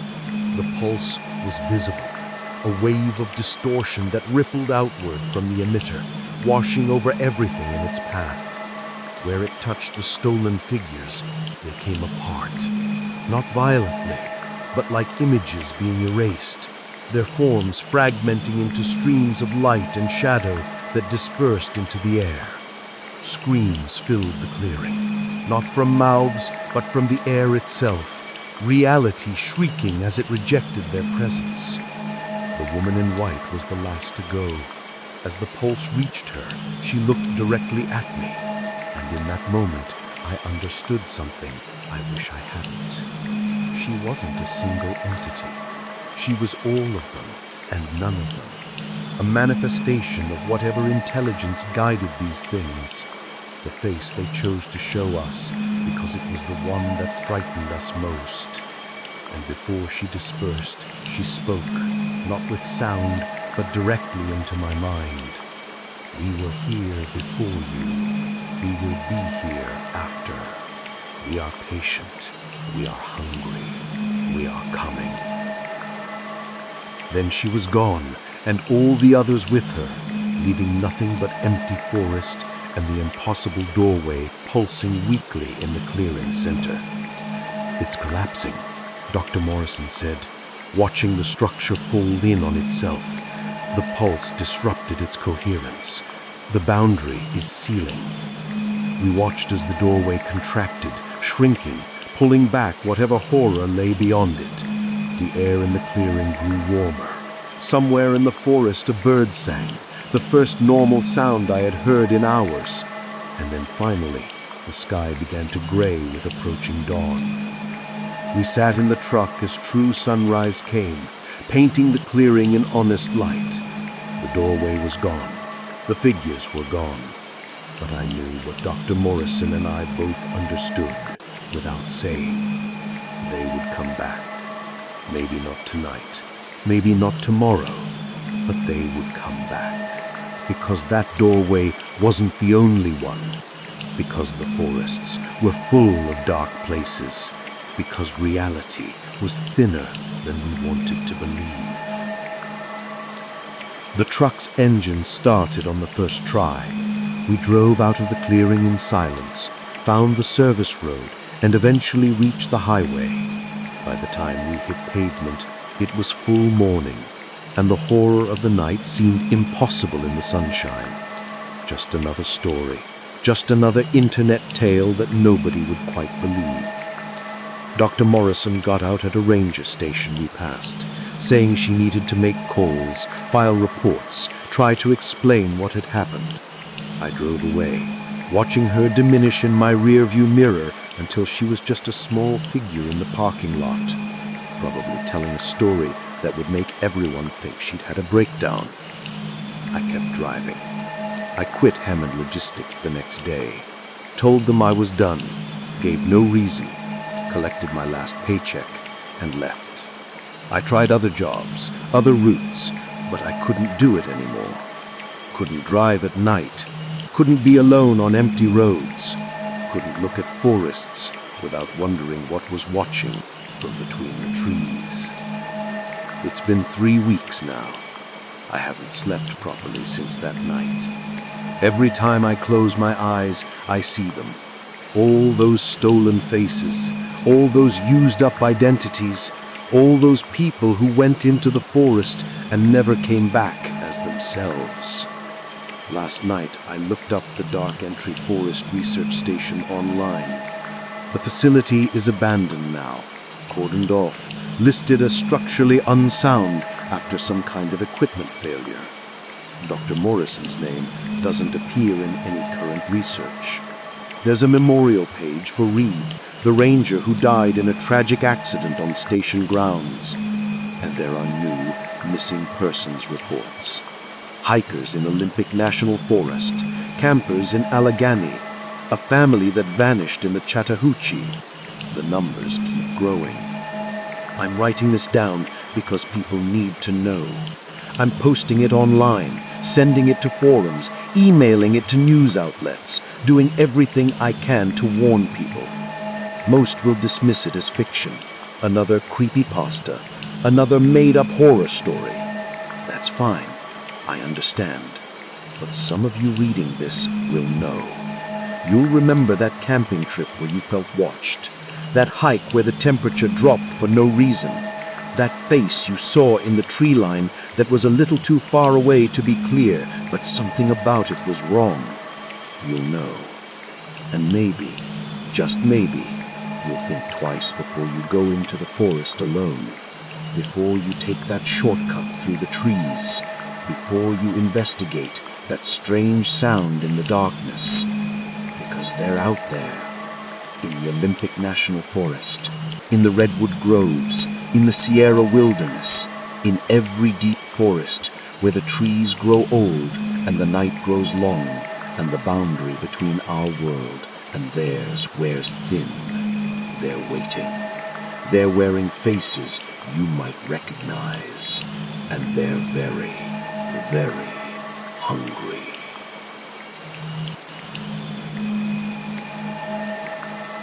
Through the windows, I could see the figures drawing closer, tightening their circle. The woman in white had appeared at the clearing's edge, and she was no longer alone. Behind her stood dozens more wearing white dresses, all identical, all smiling with those terrible empty mouths. On 3, Dr. Morrison said, her hand on the device's activation switch. We open the doors, I activate the pulse, and we pray it works. And if it doesn't, then at least we cried. She positioned herself at the doors. 1, the figures were 10 feet away now, close enough that I could see the details of their stolen faces, recognized features from missing persons photos I'd seen online, in ranger stations, on milk cartons. 2, the doorway at the clearing's center pulsed with light that wasn't light, and I understood with horrible clarity what Dr. Morrison had realized. This wasn't just a crossing point, it was an invasion. These things weren't native to our reality, but they were trying to make it theirs. Wearing humanity like a disguise, spreading through the forests, consuming identity after identity until there was nothing left but them. 3. Dr. Morrison threw open the doors and activated the device. The pulse was visible, a wave of distortion that rippled outward from the emitter, washing over everything in its path. Where it touched the stolen figures, they came apart, not violently, but like images being erased, their forms fragmenting into streams of light and shadow that dispersed into the air. Screams filled the clearing, not from mouths, but from the air itself. Reality shrieking as it rejected their presence. The woman in white was the last to go. As the pulse reached her, she looked directly at me. And in that moment, I understood something I wish I hadn't. She wasn't a single entity. She was all of them, and none of them.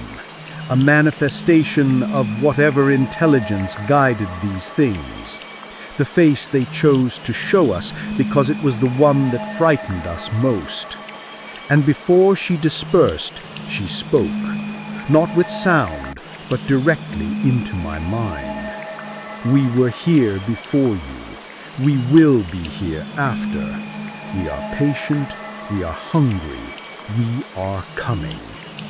Then she was gone, and all the others with her, leaving nothing but empty forest and the impossible doorway pulsing weakly in the clearing's center. "It's collapsing," Dr. Morrison said, watching the structure fold in on itself. The pulse disrupted its coherence. The boundary is sealing.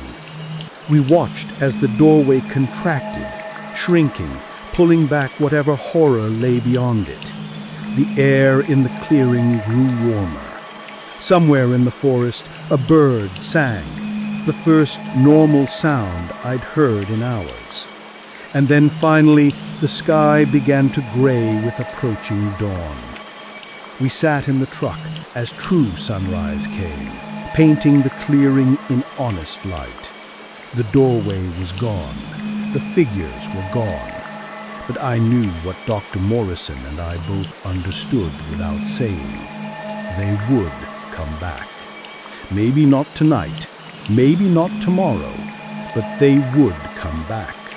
Because that doorway wasn't the only one. Because the forests were full of dark places. Because reality was thinner than we wanted to believe. The truck's engine started on the first try. We drove out of the clearing in silence, found the service road, and eventually reached the highway. By the time we hit pavement, it was full morning, and the horror of the night seemed impossible in the sunshine. Just another story, just another internet tale that nobody would quite believe. Dr. Morrison got out at a ranger station we passed, saying she needed to make calls, file reports, try to explain what had happened. I drove away, watching her diminish in my rearview mirror until she was just a small figure in the parking lot, probably telling a story that would make everyone think she'd had a breakdown. I kept driving. I quit Hammond Logistics the next day, told them I was done, gave no reason, collected my last paycheck, and left. I tried other jobs, other routes, but I couldn't do it anymore.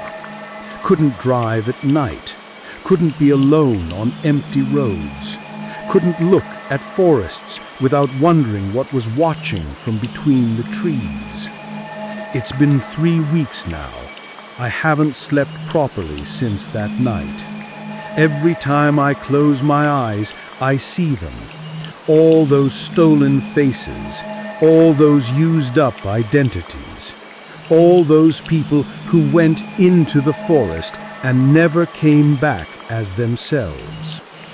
Last night, I looked up the Dark Entry Forest Research Station online. The facility is abandoned now, cordoned off, listed as structurally unsound after some kind of equipment failure.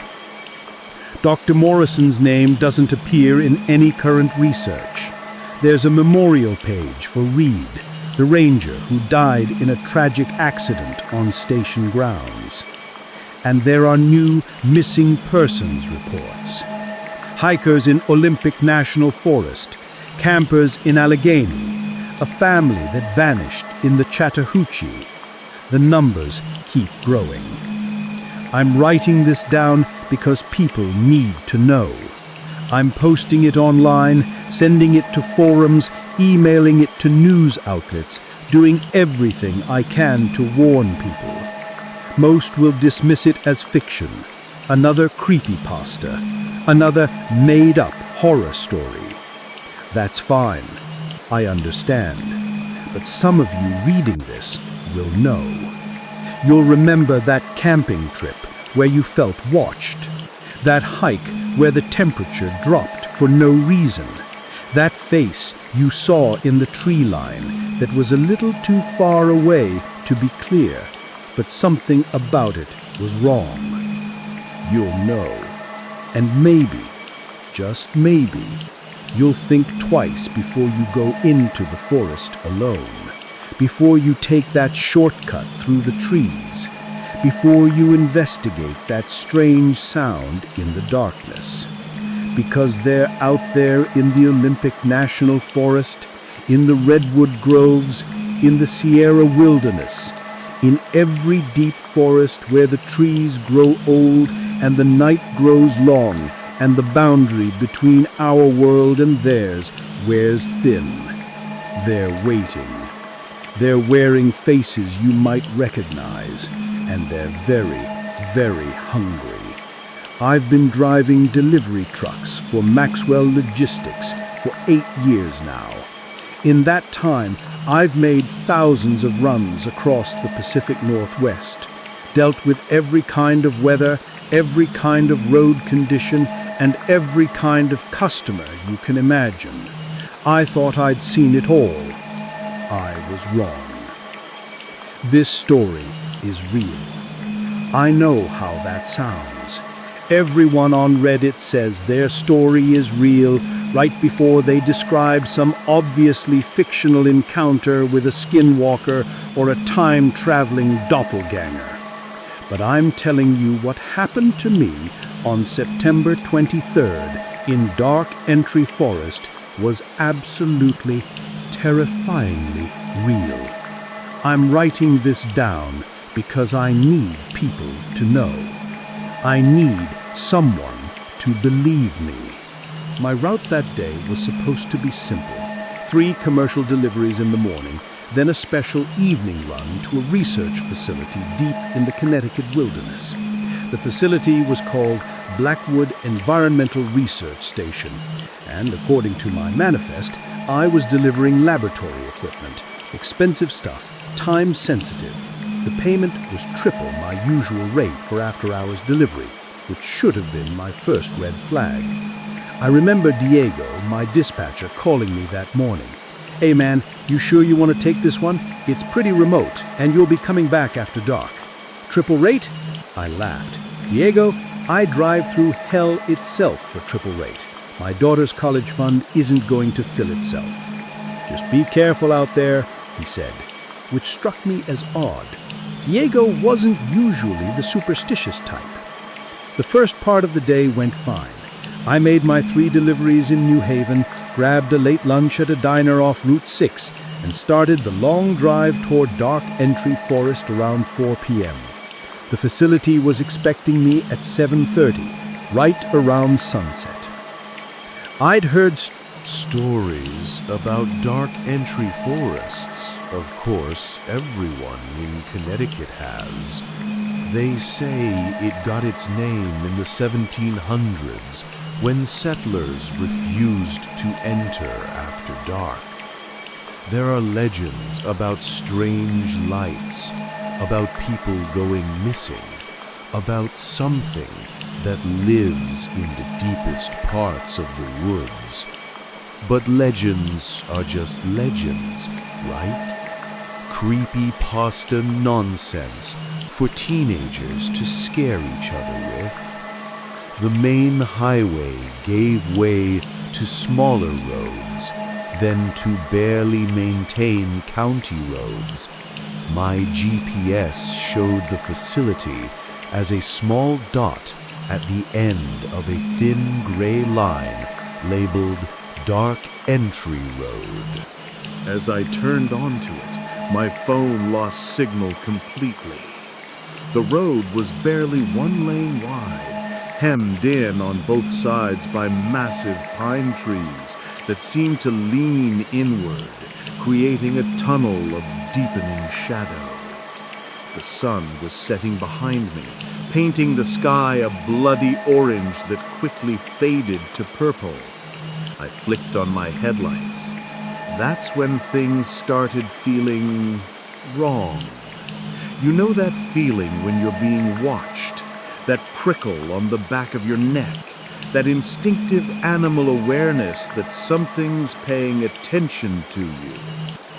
I'd felt it a few times in my life, walking alone at night, that sort of thing, but never this intensely. It was like the entire forest was observing me, waiting for something. I tried to shake it off. Just nerves, I told myself. Just the isolation and the creepy name getting to me. The road stretched on and on. According to my GPS, I should have been close, but I saw no sign of any facility. Just trees, endless trees, their trunks white and skeletal in my headlights. The road surface deteriorated until I was basically driving on dirt and rocks, the truck bouncing and groaning with every pothole. At 7:42 p.m., I rounded a curve and saw it. A chain-link fence topped with barbed wire, and beyond it, a cluster of low concrete buildings with a single sodium lamp casting everything in sickly yellow light. No signs, no name, just a number pad at the gate and the small placard that read, "Authorized personnel only." I pulled up to the intercom and pressed the call button. Static crackled. Then a male voice. Identification. "Maxwell Logistics," I said. "Delivery for Blackwood Station. Reference number 4478 Delta." Silence. Then, "Leave it at the inner gate. Do not exit your vehicle. Do not attempt to enter the facility. Payment has been processed. Depart immediately." The gate buzzed and rolled open. I drove through into a small courtyard lit by that single yellow lamp. Ahead I could see another gate, the inner gate presumably, and beyond it the buildings. All the windows were dark, except one on the second floor of the main building, where I could see a silhouette standing motionless, watching my truck. I backed up to the inner gate as instructed and hopped out to unload the cargo. The air was wrong, too cold for September and too still. No insects, no wind, nothing. Just silence so complete it made my ears ring. The boxes were heavy, 6 of them, each labeled with biohazard symbols and warnings in small print. I didn't read them carefully. I didn't want to know. As I sat down the last box, I heard it, a sound from the forest beyond the fence. It cracked, like a massive branch breaking, then another, then something that might have been footsteps, but too heavy, too deliberate. The silhouette in the window was gone. I climbed back into my truck, suddenly desperate to leave. I radioed in my completion code and started the engine. The outer gate opened and I accelerated through it, maybe faster than I should have. The road back seemed different somehow, darker, the trees closer together. I kept my eyes on the road, both hands on the wheel, and tried not to think about the sounds I'd heard or the figure in the window. I was about 15 minutes from the facility when my headlights caught something in the road ahead. A person standing perfectly still, right in the middle of the road. I slammed on the brakes, the truck fishtailing slightly before coming to a stop, maybe 30 feet away. My heart was hammering. The figure didn't move. It was a woman in a white dress, her dark hair hanging down to obscure her face. She just stood there, arms at her sides. "Hello?" I called out through my open window. "Are you okay? Do you need help?" No response, no movement. I laid on the horn. The sound was shockingly loud in the silent forest, but the woman didn't react at all. Every instinct I had was screaming at me that something was deeply wrong. I thought about the stories I'd read online, those accounts from truck drivers who'd picked up hitchhikers that turned out to be something else. But this was different. She wasn't hitchhiking. She was just standing there. I edged the truck forward slowly, thinking maybe I could go around her. The road was narrow, but I thought I could manage it. That's when she raised her head. Her face was wrong. Even from 30 feet away, even in the darkness, broken only by my headlights, I could see that her face was wrong. Too pale, too smooth. And her eyes? Her eyes were completely black. Not dark brown, black, like looking into empty sockets. And she smiled. It wasn't a normal smile. Her mouth opened too wide, stretching impossibly across her face, and I could see too many teeth, far too many teeth. I slammed the truck into reverse and hit the gas. The engine roared, and I shot backward, unable to take my eyes off the figure in the road. She didn't move, but her head turned, tracking my vehicle with that horrible smile still fixed on her face. I reversed around the curb I'd just come from, then threw the truck into drive and looked for any way to turn around. There, a small clearing to the right. I cranked the wheel and managed a shaky 3-point turn, my hands slick with sweat on the steering wheel. When my headlights swept back across the road, she was gone.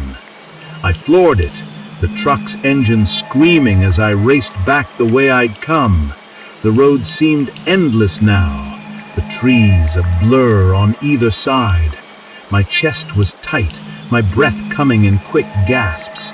I kept checking my mirrors, terrified I'd see her standing there, or worse, running after me.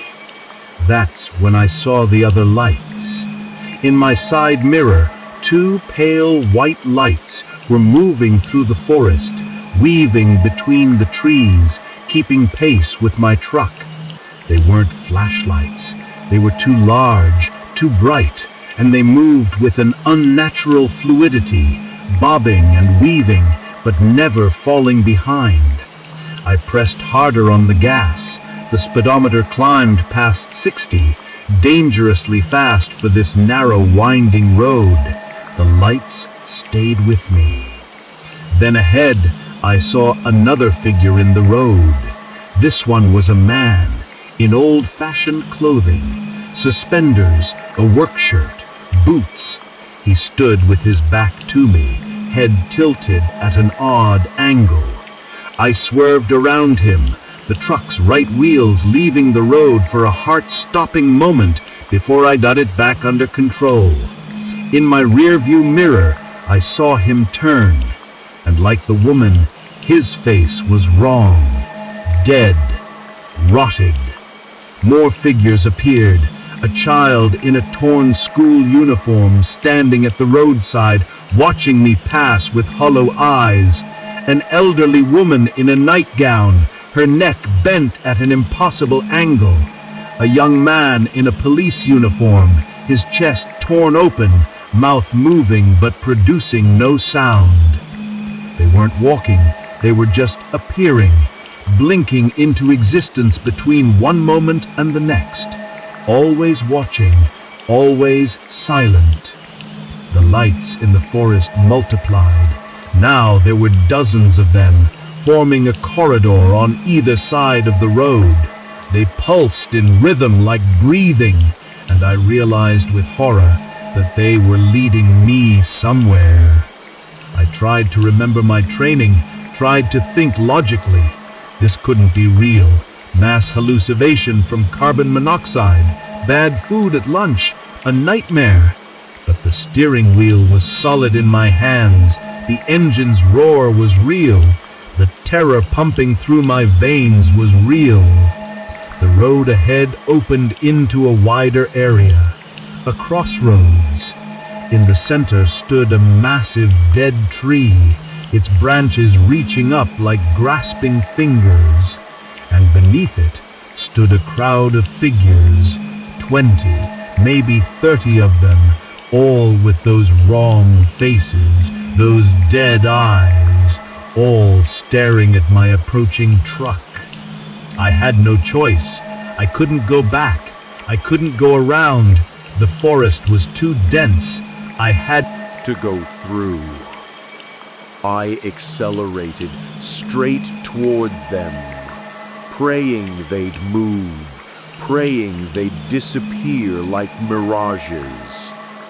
At the last second, I closed my eyes and braced for impact. The truck passed through something cold. Not a physical impact, but a sensation like diving into ice water. A cold so intense it burned. My radio erupted with static, then voices screaming, crying, begging in languages I couldn't understand. The temperature inside the cab plummeted. My breath came out in white clouds. Then suddenly I was through. The road ahead was empty. The lights were gone. The figures had vanished. I didn't stop. I kept driving, my eyes locked on the road ahead, refusing to look in my mirrors. Minutes passed. 5, 10, 15. Finally, I saw it. The intersection with the county route. Civilization. I turned onto the paved road and only then allowed myself to look back. Dark Entry Road was there, a gap between the trees, but it looked different now. Smaller, more overgrown, less like a real road and more like a mouth ready to swallow anyone foolish enough to enter. I drove straight home. 2 hours of highway driving where I barely blinked. When I finally pulled into my driveway at midnight, I sat in the truck for a long time, shaking before I could make myself go inside. The next morning, I called Diego and told him I was sick. Then I called him back and told him I quit. He asked why, and I couldn't explain. What would I say? That I'd seen ghosts? That something in Dark Entry Forest had hunted me? I looked up Blackwood Environmental Research Station online. Nothing. No website, no records, no news articles. I called the number from my delivery manifest. Disconnected. I checked my bank account. The triple rate payment had been deposited, but when I called my bank to ask about the source, they had no information. The money was just there. I've tried to tell myself it was stress, exhaustion, some kind of breakdown. But I know what I saw. I know what chased me through that forest. A week later, I was scrolling through Reddit's No Sleep forum, something I'd never done before, and found a story from a state trooper named Carter, who'd worked in Connecticut in the 1990s. He described responding to calls about abandoned vehicles on Dark Entry Road. The vehicles were always empty, the drivers never found. He wrote about seeing lights in the forest and hearing voices, and about how the locals refused to search there after dark. The post was 7 years old, and Carter hadn't posted anything since. There were others. A hiker named Elena who'd gotten lost near Dark Entry Forest and described seeing people who weren't people standing in circles in the woods. A historian named Maurice who researched the area and found records of disappearances dating back to to the 1700s. Settlers, travelers, hunters, dozens of them, all vanished without a trace. I don't drive delivery trucks anymore. I got a job at a warehouse loading dock work where I never have to leave town, where I'm always surrounded by people and lights and the comforting sounds of civilization. But sometimes, late at night, I wake up and look out my window at the dark trees beyond my backyard, and I wonder if those lights are out there, weaving between the trunks, searching, waiting. If you're a driver and someone offers you triple rate for a special delivery to anywhere near Dark Entry Forest, don't take it. No amount of money is worth what's waiting there in the dark. Some roads aren't meant to be traveled. Some deliveries aren't meant to be made. And some things that look human, standing in the road with their too wide smiles and empty eyes, are anything but. I survived Dark Entry Forest, but I don't think it's done with me. Sometimes my radio picks up static that sounds like voices. Sometimes I see movement in my mirrors that isn't there when I turn around.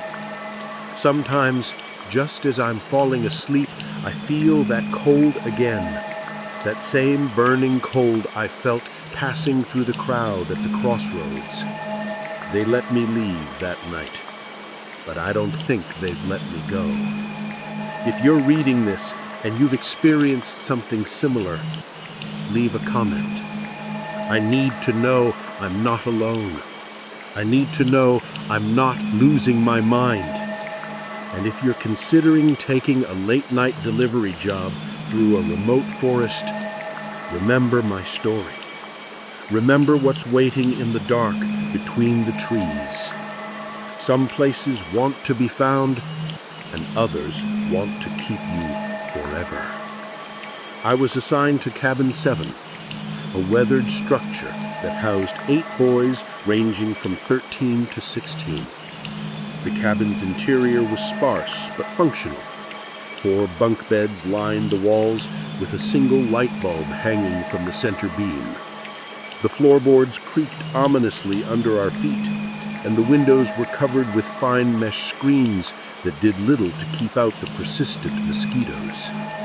Each bed had a small wooden cubby underneath for personal belongings, and the walls were decorated with decades-old carvings from previous campers, names, dates, and crude drawings that spoke to the timeless boredom of summer camp life. The bus ride took 6 hours through winding mountain roads that made my stomach churn with each hairpin turn. When we finally arrived, the camp looked exactly like the photos. Rustic wooden cabins scattered among towering pine trees, a pristine lake reflecting the afternoon sun, and a main lodge that could have been lifted from a Norman Rockwell painting. The air smelled of pine sap and wood smoke, and somewhere in the distance I could hear the rhythmic thunk of an axe splitting logs. 2 summers ago, when I was 15, my parents shipped me off to Pine Ridge Summer Camp in northern Vermont. They thought it would be good for me to get some fresh air and make friends, as my mother put it, while packing my duffel bag with enough bug spray to fumigate a small town. I wasn't thrilled about leaving my Xbox and air conditioning behind, but the brochure showed kids swimming in a crystal-clear lake and roasting marshmallows around campfires, so I figured it couldn't be that bad.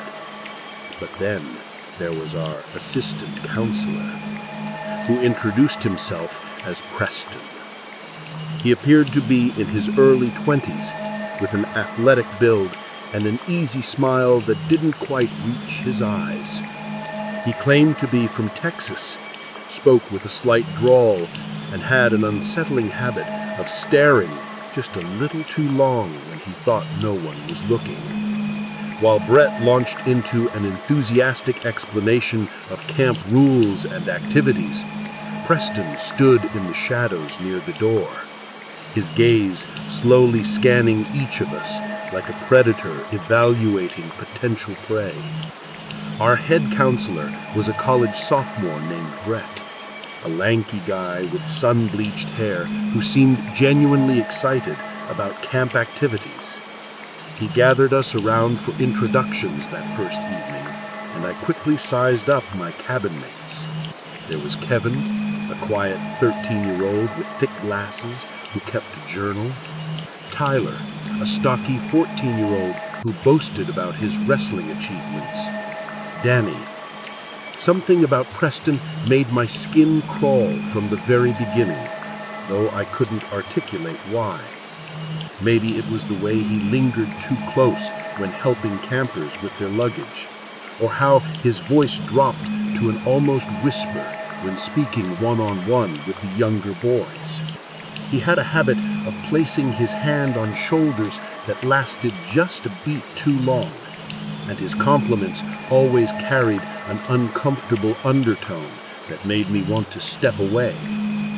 The next morning brought the usual camp routine: a wake-up bell at 7, followed by calisthenics on the dewy grass outside our cabin. Preston led our exercises with military precision, barking out commands while circling our group like a drill sergeant. But his attention kept drifting to the younger boys, and I noticed how he positioned himself to get the best view of campers as they struggled through jumping jacks and push-ups. When one of the 13-year-olds complained about the difficulty of the workout, Preston was quick to offer personal training sessions after dinner. I had chosen the bunk farthest from Preston's corner of the cabin, claiming I needed to be near the window for fresh air. In reality, some primitive instinct had warned me to maintain maximum distance from our assistant counselor. As I lay in my sleeping bag that first night, listening to the symphony of crickets and the occasional hoot of an owl, I found myself grateful for that decision. Through the darkness, I could hear Preston moving around the cabin long after lights out, his footsteps pausing at various bunks for reasons that seemed unnecessary. That first night, as we settled into our bunks, Preston volunteered to help anyone who needed assistance organizing their belongings. I watched from my top bunk as he approached Kevin's bed, kneeling down beside the younger boy's luggage with what seemed like excessive interest in helping fold clothes. The way Preston's fingers lingered on Kevin's belongings, the soft murmur of his voice as he offered advice about camp life, and the uncomfortable shift in Kevin's posture all combined to create a scene that felt wrong in ways I couldn't define. At the Arts and Crafts station, Preston volunteered to help with any project that required close proximity to campers. When Kevin struggled with a leatherworking project, Preston pulled up a chair directly behind him, reaching around to guide the boys' hands as they worked the tools. The positioning forced Kevin to lean back against Preston's chest, and I could see the discomfort written across the younger boy's face as he tried to squirm away without being overtly rude.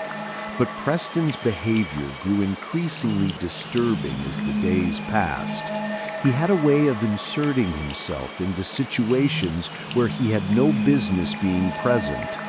During swimming lessons, while other counselors supervised from the dock, Preston would wade into the shallow water, claiming he needed to provide hands-on instruction for the non-swimmers.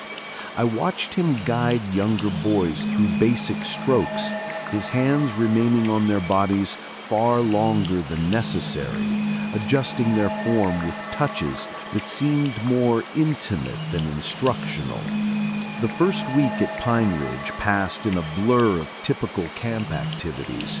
We learned to tie knots, build fires, and paddle canoes around the lake. The food was terrible but edible, and most of the counselors seemed genuinely committed to making sure we had a good time.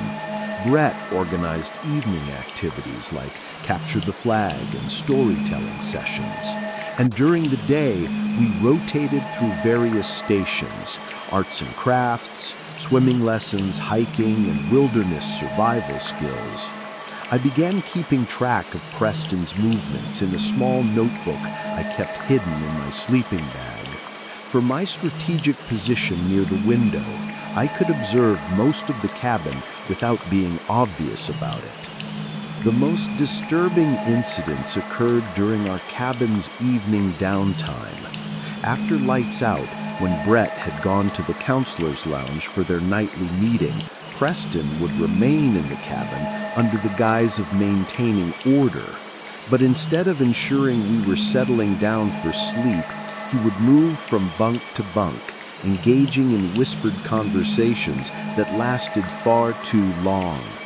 He claimed he was checking to make sure everyone was comfortable and not homesick, but his attention focused almost exclusively on the younger campers. Preston would typically start his rounds about 30 minutes after lights out, beginning with the bunks closest to his bed and working his way around the room. He spent an average of 5 to 10 minutes at each of the younger boys' beds, but barely acknowledged the older campers. Kevin's behavior also started to change around this time. The quiet boy, who had initially seemed excited about keeping a camp journal, now appeared withdrawn and anxious. During activities, he would position himself as far from Preston as possible, and I noticed him flinching whenever our assistant counselor approached. When Preston offered to help Kevin with his swimming technique, the boy quickly declined, claiming he preferred to practice on his own. The next morning, Tyler was unusually quiet during breakfast, picking at his scrambled eggs without his usual appetite. When I tried to engage him in conversation about the upcoming canoe race, he gave short, distracted answers and kept glancing toward the counselor's table where Preston sat laughing with the other staff members.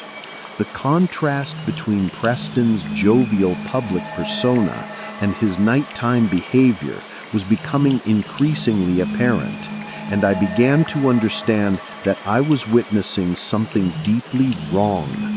One night, I watched him sit on the edge of Tyler's bunk for nearly 20 minutes, his voice barely audible as he spoke to the 14-year-old wrestler.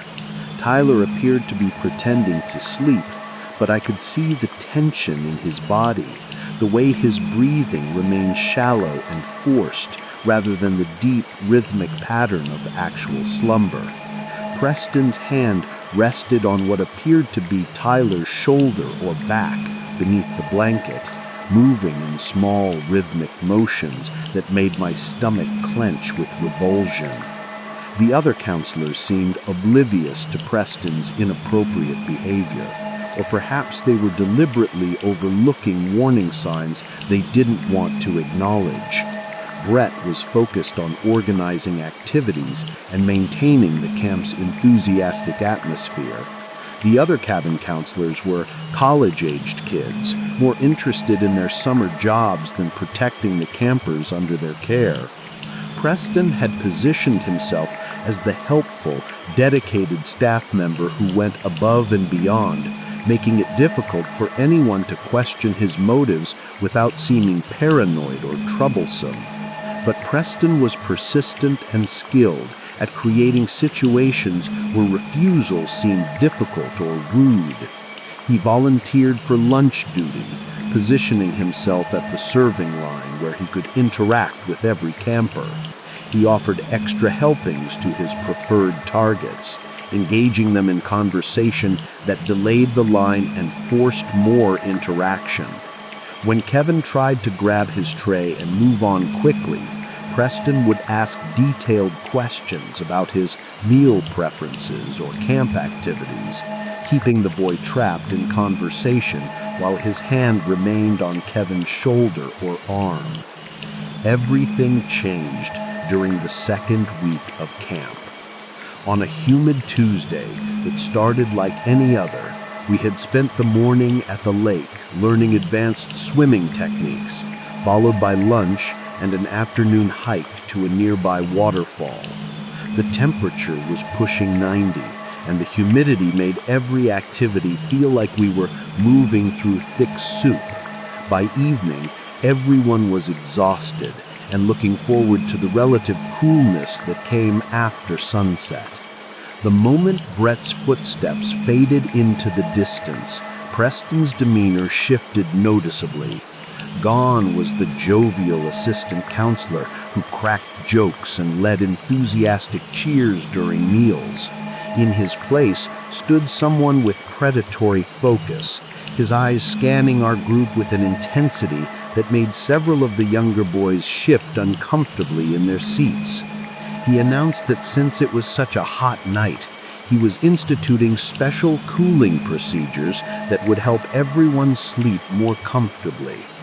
After dinner, Brett announced that he needed to attend an emergency staff meeting regarding some administrative issues with the camp's insurance. This was highly unusual, as the evening hours were typically reserved for cabin activities and ensuring the campers settled down properly for the night. But Brett assured us he would return within an hour, leaving Preston in charge of Cabin 7 with strict instructions to maintain the normal bedtime routine. Preston began by adjusting the cabin's windows, opening them wider than usual, and positioning the single electric fan to create better airflow. This required moving several bunks slightly to optimize the air circulation, he claimed, and he personally oversaw each adjustment. But his movements were calculated and deliberate, creating opportunities for unnecessary physical contact as he helped boys move their bedding and personal items. His hands lingered on backs and shoulders as he guided their movements, and his voice dropped to that uncomfortable whisper I had noticed during previous evenings. When it came time for the younger boys to change into their sleeping clothes, Preston positioned himself strategically in the cabin, claiming he needed to ensure the windows remained properly secured for safety. This gave him an unobstructed view of the changing area, and I watched his eyes track the movements of Kevin and Tyler with an intensity that made my skin crawl. He offered commentary about the heat and the importance of wearing minimal clothing to stay cool, suggestions that felt inappropriate and unnecessary. As the evening progressed, Preston became increasingly bold in his behavior. When Kevin struggled to reach something in his upper cubby, Preston was quick to assist, pressing against the boy's back as he retrieved the item. The contact lasted far longer than necessary, and I could see Kevin's face flush with embarrassment and discomfort. Tyler, the usually confident wrestler, seemed to shrink into himself whenever Preston approached, his earlier bravado replaced by nervous energy and averted eyes. The breaking point came around 10 o'clock, well past our usual lights-out time. Preston had been moving around the cabin for over an hour, ostensibly checking on various campers and ensuring their comfort in the oppressive heat. But his attention kept returning to a small group of the youngest boys, and his conversations with them had taken on an increasingly personal and inappropriate tone. He asked detailed questions about their bodies, their experiences with puberty, and their relationships with friends back home, all under the guise of being a concerned counselor who wanted to help them navigate the challenges of adolescence. When Preston approached Kevin's bunk for the third time that evening, something inside me snapped. The 13-year-old was clearly distressed, his earlier journal-writing enthusiasm replaced by fearful glances toward the door and obvious attempts to avoid conversation. Preston sat on the edge of Kevin's mattress, his hand resting on what appeared to be the boy's leg beneath the thin camp blanket, and began speaking in that low, intimate voice that had become his signature during these evening sessions. From my position across the cabin, I couldn't hear the specific words, but Kevin's body language spoke volumes.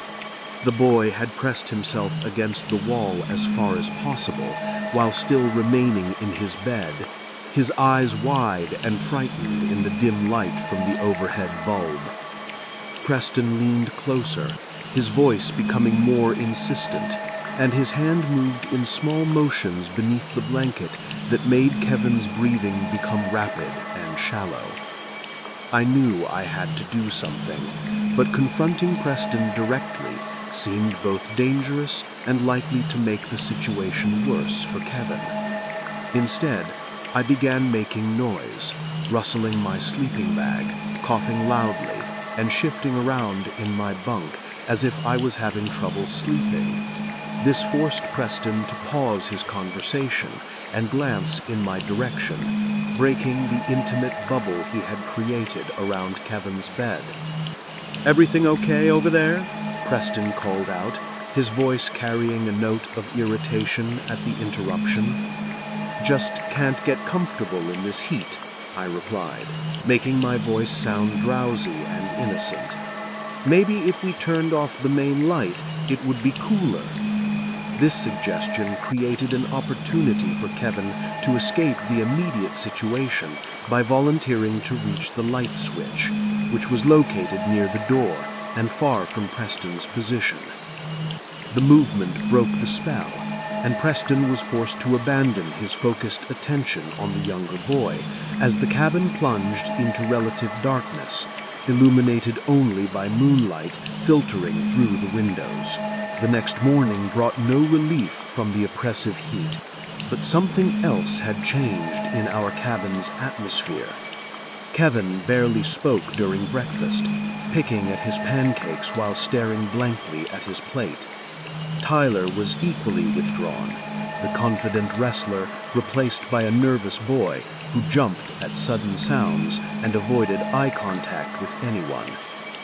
The other younger campers seemed subdued as well, lacking their usual morning energy and enthusiasm for the day's planned activities. But even in the darkened cabin, Preston's activities continued.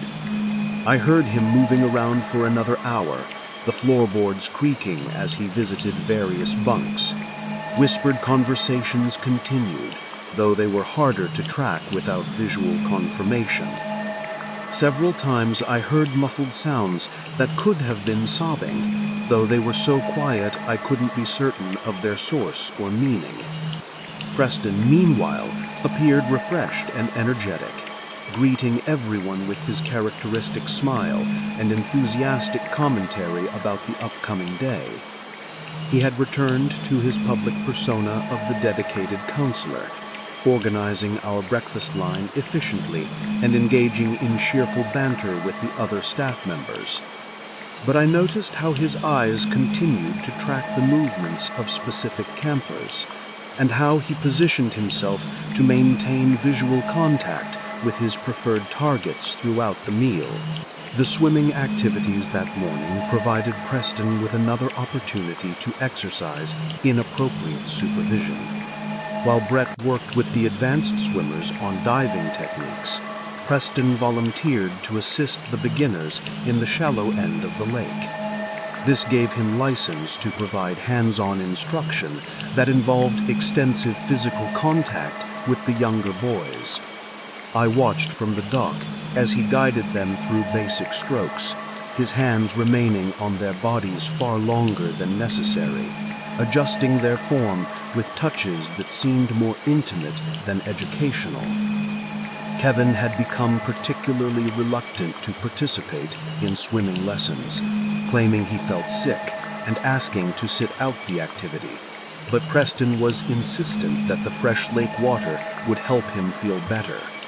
personally escorting the reluctant boy into the water despite his obvious discomfort. Once in the shallow area, Preston positioned himself directly behind Kevin, reaching around to demonstrate proper arm movements in a way that forced the younger boy's back against his chest.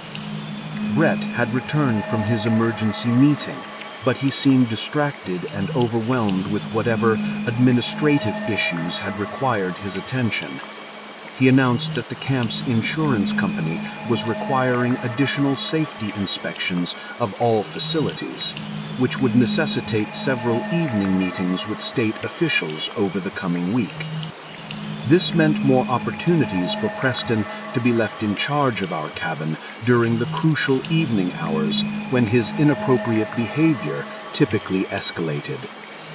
Other counselors were present during these activities, but they seemed either oblivious to the inappropriate nature of Preston's assistance or unwilling to intervene. The arts and crafts instructor, a college student named Jenny, was focused on helping multiple campers simultaneously and appeared to view Preston's hands-on approach as helpful rather than concerning.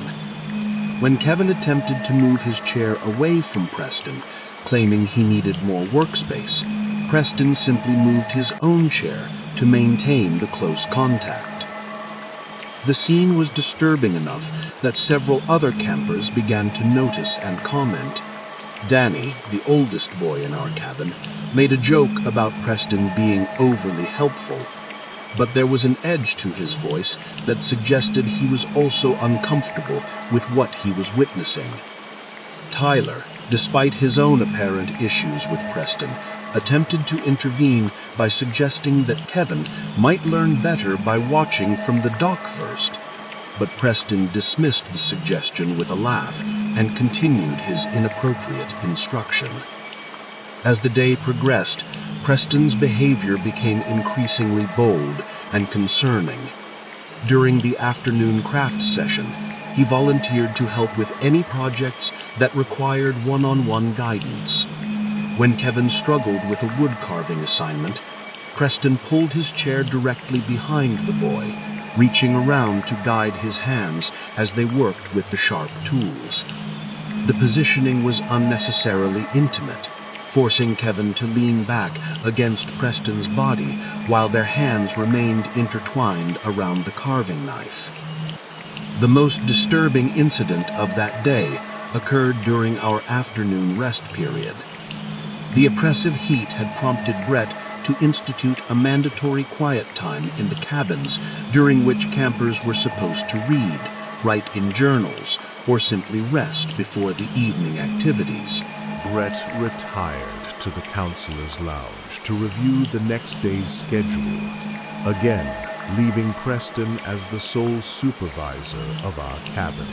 Instead of encouraging quiet activities, Preston announced that the heat made it necessary for him to conduct individual wellness checks to ensure no one was suffering from heat exhaustion. This involved him moving from bunk to bunk, claiming he needed to assess each camper's physical condition by checking for signs of overheating. For the older boys, these checks were perfunctor, a quick question about how they were feeling, followed by a brief touch to the forehead to check for fever. But for the younger campers, Preston's wellness checks became extended examinations that involved far more physical contact than any medical assessment could justify. When he reached Kevin's bunk, Preston sat on the edge of the mattress and began a detailed evaluation that included checking the boy's pulse at multiple points, examining his skin for signs of heat rash, and monitoring his breathing patterns in ways that required placing his hands on Kevin's chest and back. From my position across the cabin, I could see that this was no medical examination, but rather a calculated assault disguised as legitimate camp supervision. Preston's movements were deliberate and unnecessary. his touches lingering in areas that had no connection to assessing heat exhaustion. The other boys in the cabin had grown silent, instinctively recognizing that something wrong was happening, but lacking the knowledge or authority to intervene. The examination lasted nearly 15 minutes and involved Preston removing Kevin's shirt to better assess his condition. Throughout the process, Preston maintained a running commentary about the importance of recognizing heat-related illness and the proper techniques for cooling down an overheated body. But his hands moved over Kevin's skin with a thoroughness that went far beyond any legitimate medical concern, and his voice carried that same intimate whisper that had become his signature during inappropriate interactions. Kevin endured the examination in obvious distress, his eyes wide and frightened as Preston's hands explored his body under the guise of medical necessity. Several times the boy attempted to move away or cover himself, but Preston was persistent, explaining that a proper assessment required thorough examination, and that Kevin shouldn't be embarrassed about receiving medical attention from a trained counselor. When Preston finally concluded his examination of Kevin, the boy quickly replaced his shirt and retreated to the far corner of his bunk, curling into a protective position that spoke to his emotional distress. Preston made similar approaches to Tyler and 2 other younger boys, though their examinations were mercifully shorter and less invasive. But each interaction followed the same pattern: unnecessary physical contact, inappropriate intimacy, and medical justifications that couldn't disguise the predatory nature of his behavior.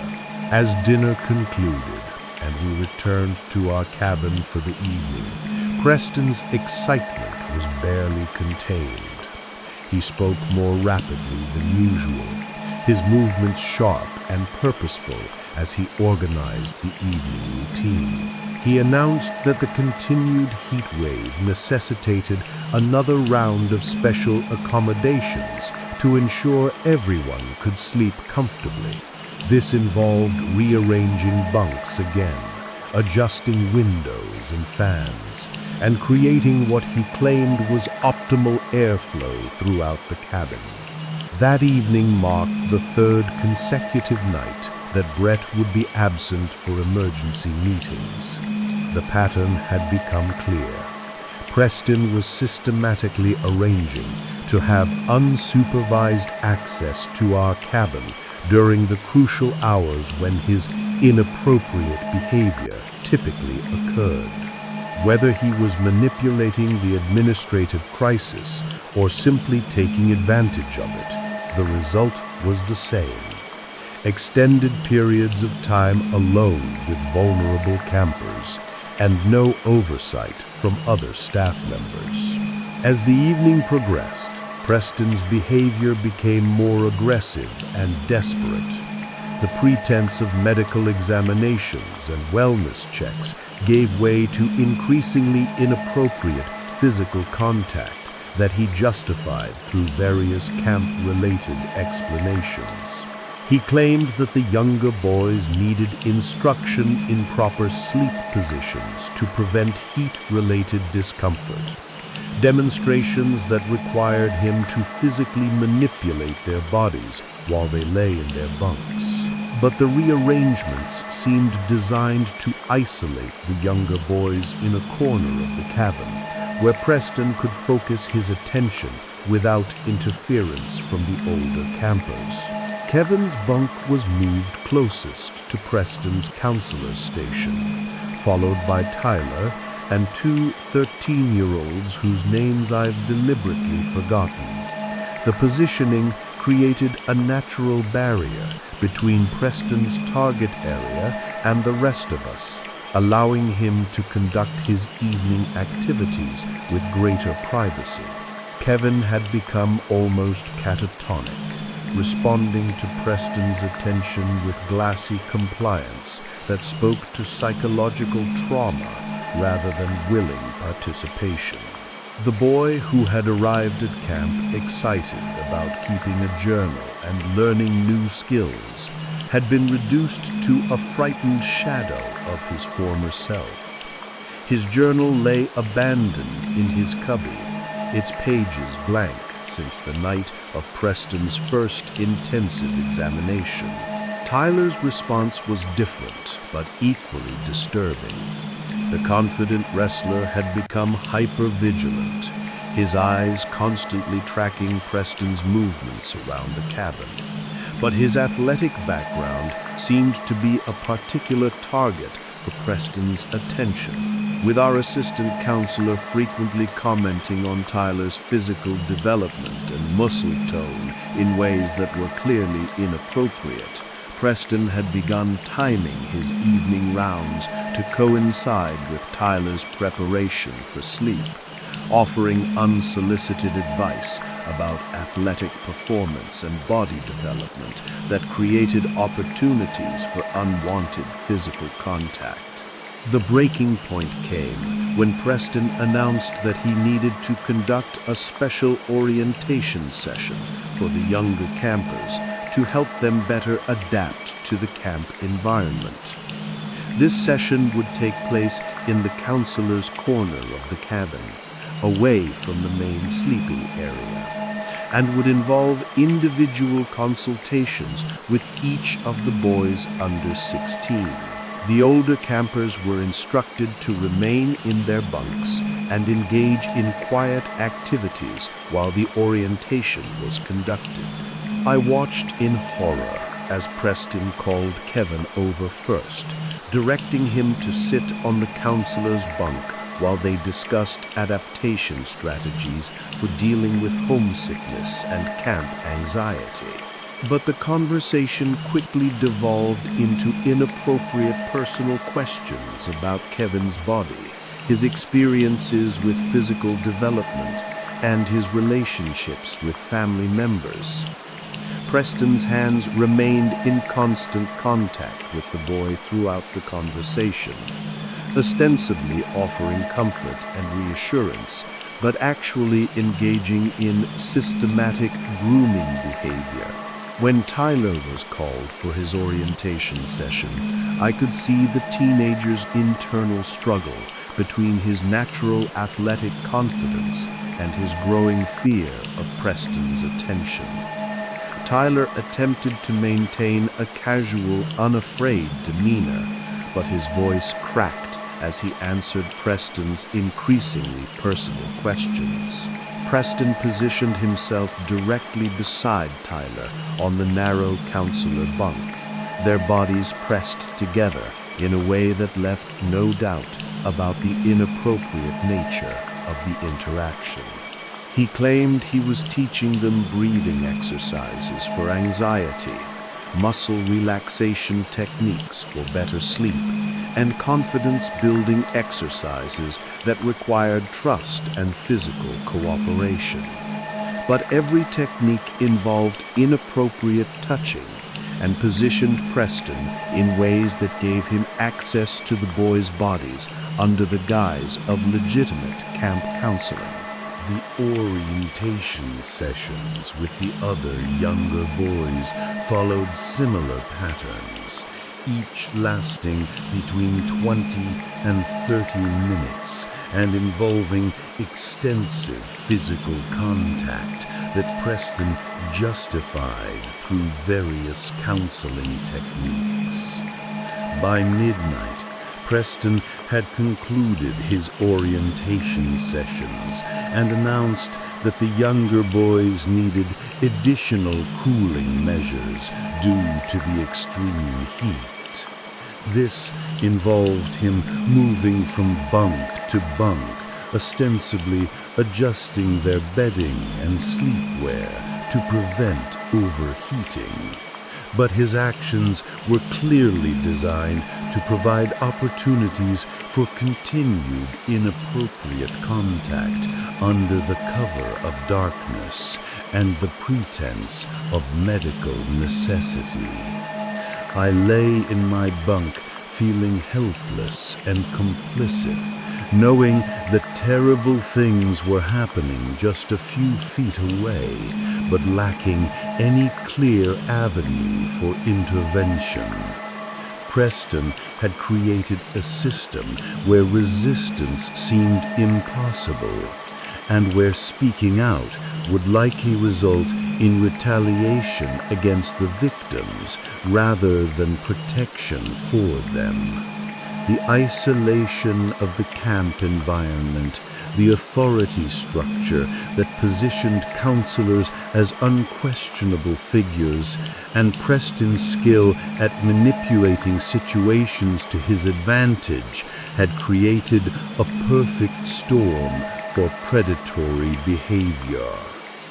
During one of these sessions, I heard muffled crying that Preston quickly covered with loud instructions about proper breathing techniques. The sound was heartbreaking and enraging, confirming that these boys were experiencing trauma but had no way to escape or seek help. Preston had positioned himself as a trusted authority figure, and the isolated camp environment made it nearly impossible for the victims to reach outside support or even understand that what was happening to them was wrong. The next morning brought a profound change in the atmosphere of our cabin. What had once been a group of excited teenagers enjoying their summer camp experience had transformed into a collection of traumatized boys struggling to maintain normal appearances while dealing with ongoing psychological assaults. Kevin had stopped speaking entirely, communicating only through nods and head shakes when directly questioned.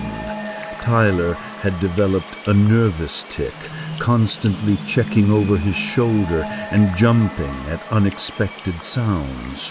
As I listened to the quiet sounds of distress from the younger boys' bunks, I knew that someone needed to take action before Preston's behavior escalated further. The pattern was clear. Each night brought more aggressive and inappropriate contact, and the psychological damage to his victims was becoming increasingly apparent. But I also understood that any action I took would need to be carefully planned and executed to ensure the safety of the boys who were being victimized. Preston, meanwhile, had grown even bolder in his behavior, apparently interpreting the boys' compliance and silence as acceptance of his authority and actions. He began implementing new cabin policies that created additional opportunities for inappropriate contact and isolation.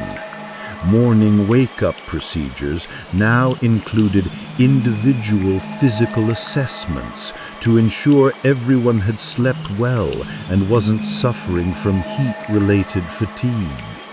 These assessments involved Preston checking each younger boy's pulse, temperature, and general physical condition in ways that were clearly unnecessary and inappropriate.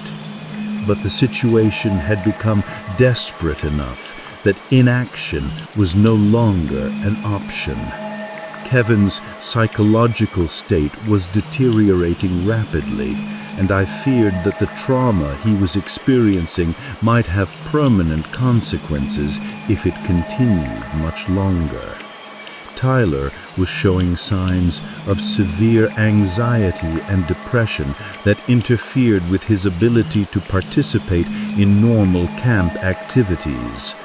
The other younger boys were exhibiting various stress responses that ranged from withdrawal to aggressive outbursts that seemed completely out of character.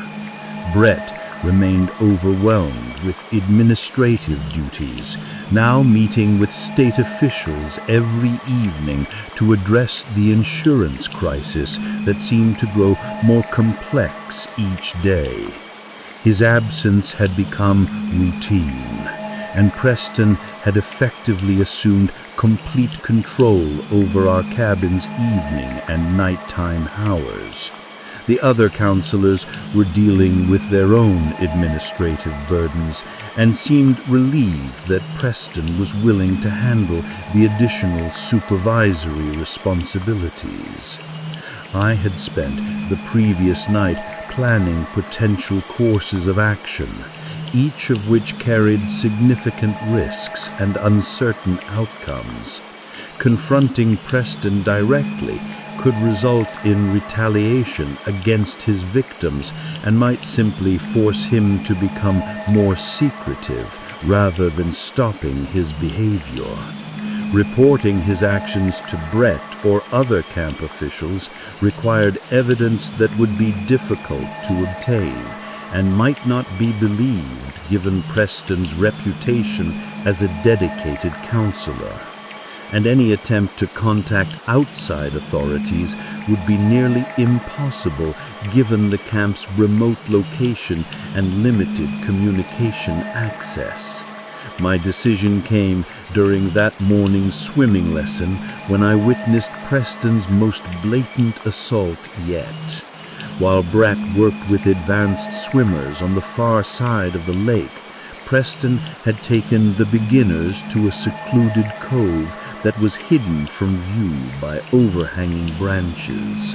Under the pretense of teaching proper swimming techniques, Preston had begun systematically removing the boys' swim trunks, claiming that unrestricted movement was essential for learning correct form. Kevin was sobbing openly now, his earlier compliance replaced by obvious distress that Preston attempted to dismiss as normal anxiety about learning new skills. Tyler had assumed a protective position near the other boys, his wrestling instincts engaged despite his own fear and trauma. The scene represented a complete abandonment of any pretense of legitimate camp activities, and I knew that intervention was required regardless of the personal risks involved. The scene was horrifying and unmistakable in its intent. Preston had isolated 4 of the youngest boys in an area where his actions couldn't be observed by other staff or campers.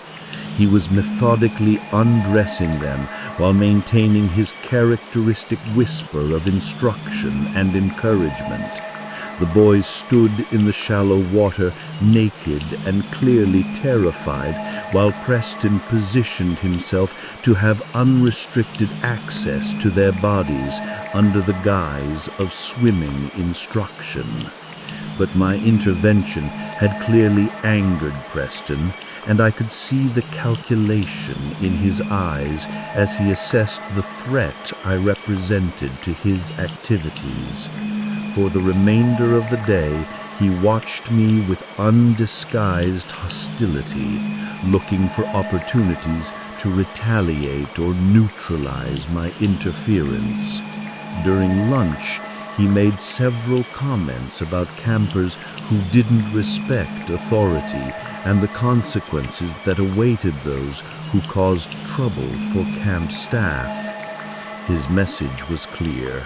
Any further interference would result in serious consequences for both me and his primary victims.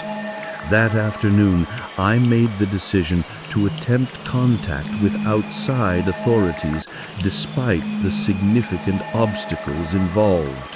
The camp's main office had a telephone that was theoretically available for emergency use, though access was strictly controlled and monitored. During the afternoon rest period, while Preston was conducting his usual inappropriate examination Of the younger boys, I slipped out of the cabin and made my way toward the administrative building. I began swimming toward the secluded cove, creating noise and commotion that would alert Preston to my approach and force him to abandon his current activities. As I drew closer, I called out questions about swimming techniques and requested assistance with my own stroke development, creating a legitimate reason for my presence that would be difficult for Preston to dismiss. The interruption forced him to direct the boys to redress themselves and return to the main swimming area, breaking up the assault before it could progress further. As I concluded my unsuccessful attempts at outside contact, I discovered that Preston had noticed my absence from the cabin and was actively searching for me. I could hear his voice calling my name throughout the camp, ostensibly looking for a missing camper, but actually trying to locate a potential threat to his activities. I managed to return to the cabin through a back route that avoided the main pathways, but Preston's suspicious glances throughout the evening made it clear that he suspected my involvement in some form of resistance. My second attempt involved calling the local sheriff's department directly, but this proved even more problematic. The dispatcher was skeptical of a teenage caller reporting counselor misconduct at a summer camp, particularly when I couldn't provide specific details about the nature of the inappropriate behavior without betraying the privacy of the victims. The remote location of the camp and the lack of immediate physical evidence made it difficult to convey the urgency of the situation or convince authorities to take immediate action. The main lodge was largely deserted during the afternoon hours, with most staff members supervising activities or attending meetings. I located the office telephone and attempted to place a call to my parents, hoping to convince them to contact local authorities about the situation at camp. But the call quality was poor due to the remote location, and explaining the complex situation over a scratchy connection proved nearly impossible. My parents initially dismissed my concerns as typical homesickness and camp adjustment problems, unable to comprehend the severity of what I was describing. That night, Preston's behavior reached new levels of aggression and desperation. With Brett absent for another emergency meeting, Preston announced that the continuing heat wave required immediate implementation of the most extreme cooling measures yet. This involved what he termed intensive body temperature regulation that required the younger boys to submit to extended physical examinations that he conducted in complete privacy behind a makeshift curtain he erected in the counselor's corner of the cabin. The crisis reached its climax on Friday night of the second week, during what would become Preston's final hours of unsupervised access to our cabin. Brett had announced that the insurance meetings would continue through the weekend, meaning Preston would have extensive opportunities to escalate his predatory behavior without interference. The younger boys had reached a state of psychological breaking point, with Kevin now completely non-responsive to normal conversation and Tyler displaying symptoms of severe trauma that interfered with his basic functioning. Preston seemed to sense that his time at camp was limited, either due to the eventual resolution of the administrative crisis or the increasing likelihood that his victims would find ways to report his behavior. His actions that evening carried a frantic quality, as if he was attempting to accomplish as much as possible before losing access to his targets. He abandoned much of his previous pretense about medical necessity and camp regulations, instead relying on direct intimidation and threats to maintain control over the situation. The evening began with Preston announcing that the extreme heat had created a medical emergency that required immediate and intensive intervention. He claimed that several boys were showing signs of severe heat exhaustion that could progress to life-threatening heat stroke if not treated immediately. This medical crisis, he explained, necessitated emergency procedures that would override normal camp policies and privacy considerations. Their accounts were heartbreaking and infuriating, describing systematic sexual assault that had been disguised as medical care and camp counseling. Kevin's story was particularly devastating, detailing repeated assaults that had occurred over nearly 2 weeks while the rest of us slept nearby. The physical confrontation lasted only a few minutes, but it shattered the atmosphere of intimidation and secrecy that Preston had carefully cultivated. As Tyler grappled with our assistant counselor, the other boys began to understand that resistance was possible and that Preston's authority was not absolute. Kevin emerged from behind the privacy curtain in various stages of undress, his tear-stained face telling the story of what had been happening during those private medical examinations. The noise from our confrontation eventually attracted attention from other cabins and staff members who were still awake. Brett returned early from his meeting upon hearing reports of a disturbance in our cabin, arriving to find Preston restrained on the floor while Tyler and I held him down, and the younger boys huddled near the door in obvious distress. The scene was unmistakable in its implications, and Brett's initial confusion quickly gave way to horrified understanding as he assessed the situation. Preston made several attempts to control the narrative, claiming that he had been attacked by disturbed campers who had misinterpreted his legitimate counseling activities. He insisted that the boys were lying about inappropriate behavior and that their accusations resulted from homesickness, heat-related delirium, and teenage rebellion against authority. But his explanations were contradicted by the physical evidence in the cabin, the obvious distress of his victims, and the testimony of multiple witnesses who had observed his predatory behavior. As additional staff members arrived and began investigating the situation, Preston's composure finally cracked completely. Faced with overwhelming evidence and multiple witnesses, he abandoned his claims of innocence and began making threats against anyone who reported his behavior. He claimed to have influential connections who would protect him from consequences and insisted that the boys' testimony would be dismissed as the fantasies of troubled teenagers. His threats were specific and detailed enough to reveal the calculated nature of his predatory behavior and his confidence that the camp environment would shield him from accountability. The immediate aftermath of Preston's exposure was chaotic and traumatic for everyone involved.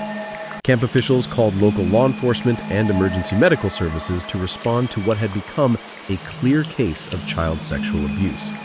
Preston was arrested that night and removed from the camp in handcuffs, his threats and denials continuing even as he was placed in the back of a sheriff's vehicle. The sight of our former assistant counselor being led away in restraints provided some sense of justice, but it couldn't undo the trauma he had inflicted on his victims. Kevin, Tyler, and the other boys who had been victimized by Preston were taken to a local hospital for medical examinations and psychological evaluation. The process was necessary, but traumatic, forcing them to relive their experiences while providing evidence for the criminal case against their abuser. Kevin required extended counseling and medical care, his psychological trauma having manifested in physical symptoms that included sleep disorders, anxiety attacks, and regression in his developmental progress. But Preston had underestimated both the severity of his crimes and the determination of his victims to seek justice. Tyler's physical resistance had broken the psychological hold that Preston maintained over the younger boys, and they began providing detailed accounts of his behavior that painted a clear picture of systematic sexual abuse. Kevin, despite his psychological trauma, was able to describe specific incidents that corroborated the observations Tyler and I had made during our weeks of witnessing Preston's inappropriate behavior. Tyler's recovery was complicated by his role in finally stopping Preston's predatory behavior.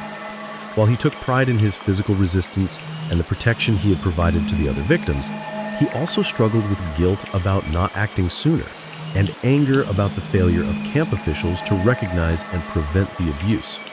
His wrestling coaches and family worked extensively with counselors to help him process the trauma while maintaining his athletic goals and personal confidence. My own role in the events created complex emotions that required professional support to address properly. While I was proud of my eventual intervention and assistance in exposing Preston's crimes, I also carried significant guilt about the weeks of abuse I had witnessed without taking more aggressive action. The knowledge that my delayed response had allowed additional trauma to occur weighed heavily on me, despite reassurances from counselors and law enforcement that the responsibility lay entirely with Preston.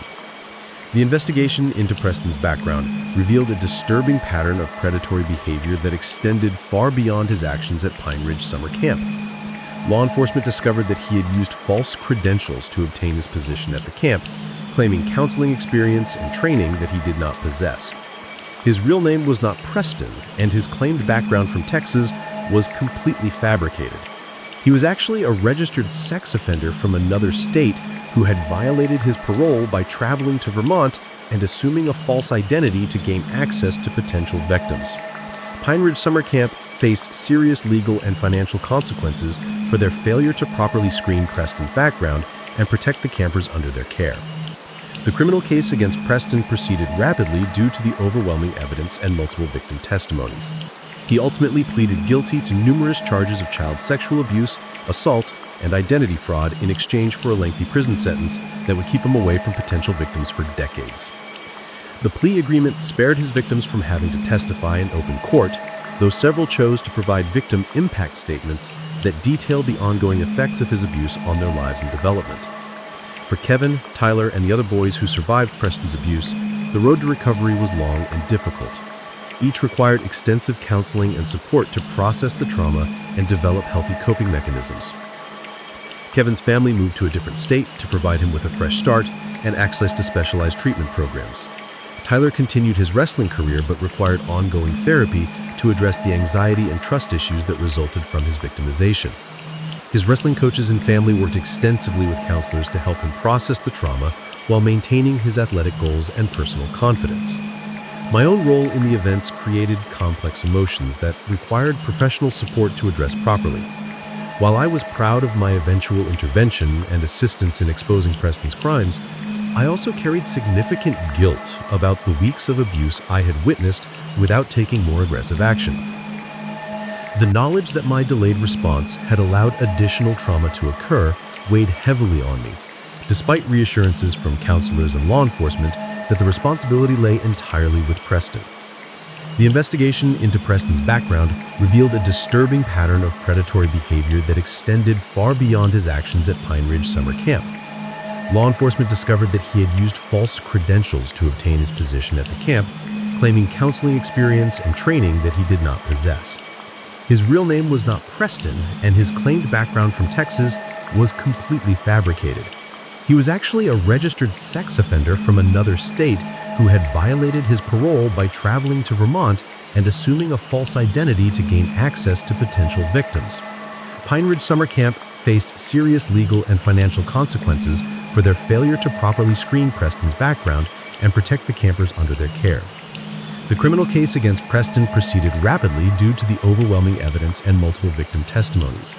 He ultimately pleaded guilty to numerous charges of child sexual abuse, assault, and identity fraud in exchange for a lengthy prison sentence that would keep him away from potential victims for decades.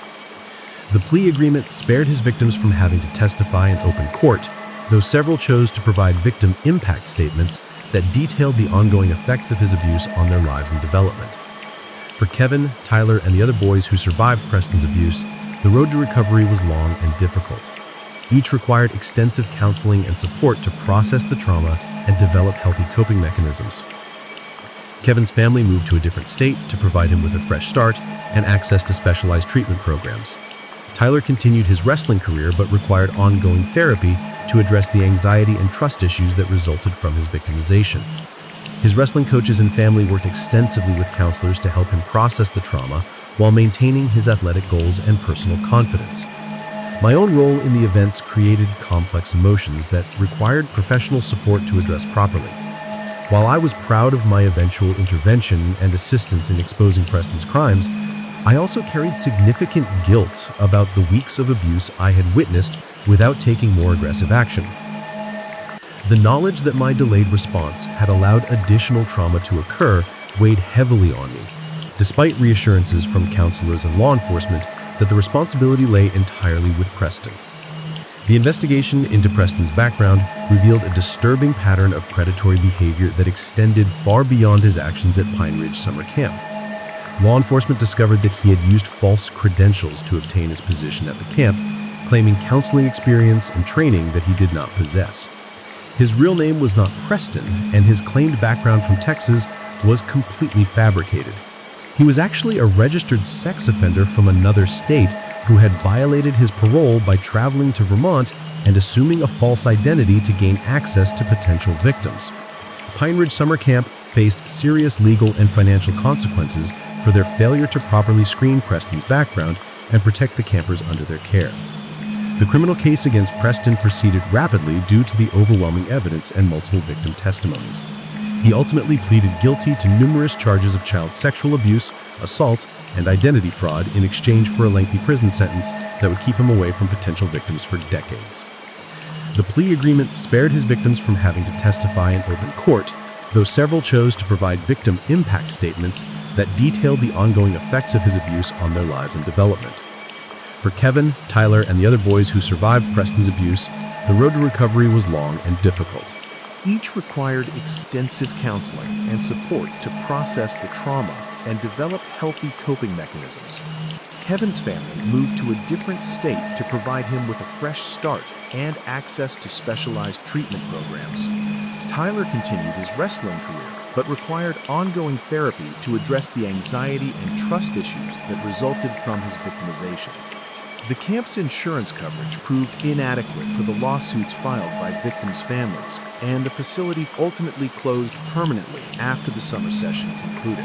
Brett and other counselors were cleared of any criminal wrongdoing, but the camp's reputation was irreparably damaged by the scandal and the revelation that a child predator had been given unfettered access to vulnerable campers. The broader impact of Preston's crimes extended far beyond the immediate victims and their families. The case prompted changes in state regulations governing youth camps and the background check requirements for counselors and staff members. New protocols were implemented to ensure better supervision of camp activities and clearer reporting procedures for suspected abuse. While these changes came too late to prevent Preston's crimes, they provided some hope that future generations of campers would be better protected. My own experience at Pine Ridge fundamentally changed my understanding of predatory behavior and the vulnerability of children in institutional settings. The knowledge that such abuse could occur under the guise of legitimate authority relationships made me more vigilant about protecting younger people and more willing to speak out when I observed concerning behavior. The guilt about my delayed intervention motivated me to become involved in organizations that work to prevent child abuse and support survivors.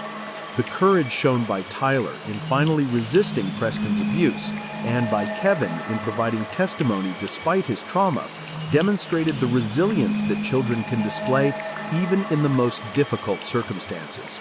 Their willingness to speak truth to power and seek justice for themselves and other victims was inspiring and humbling.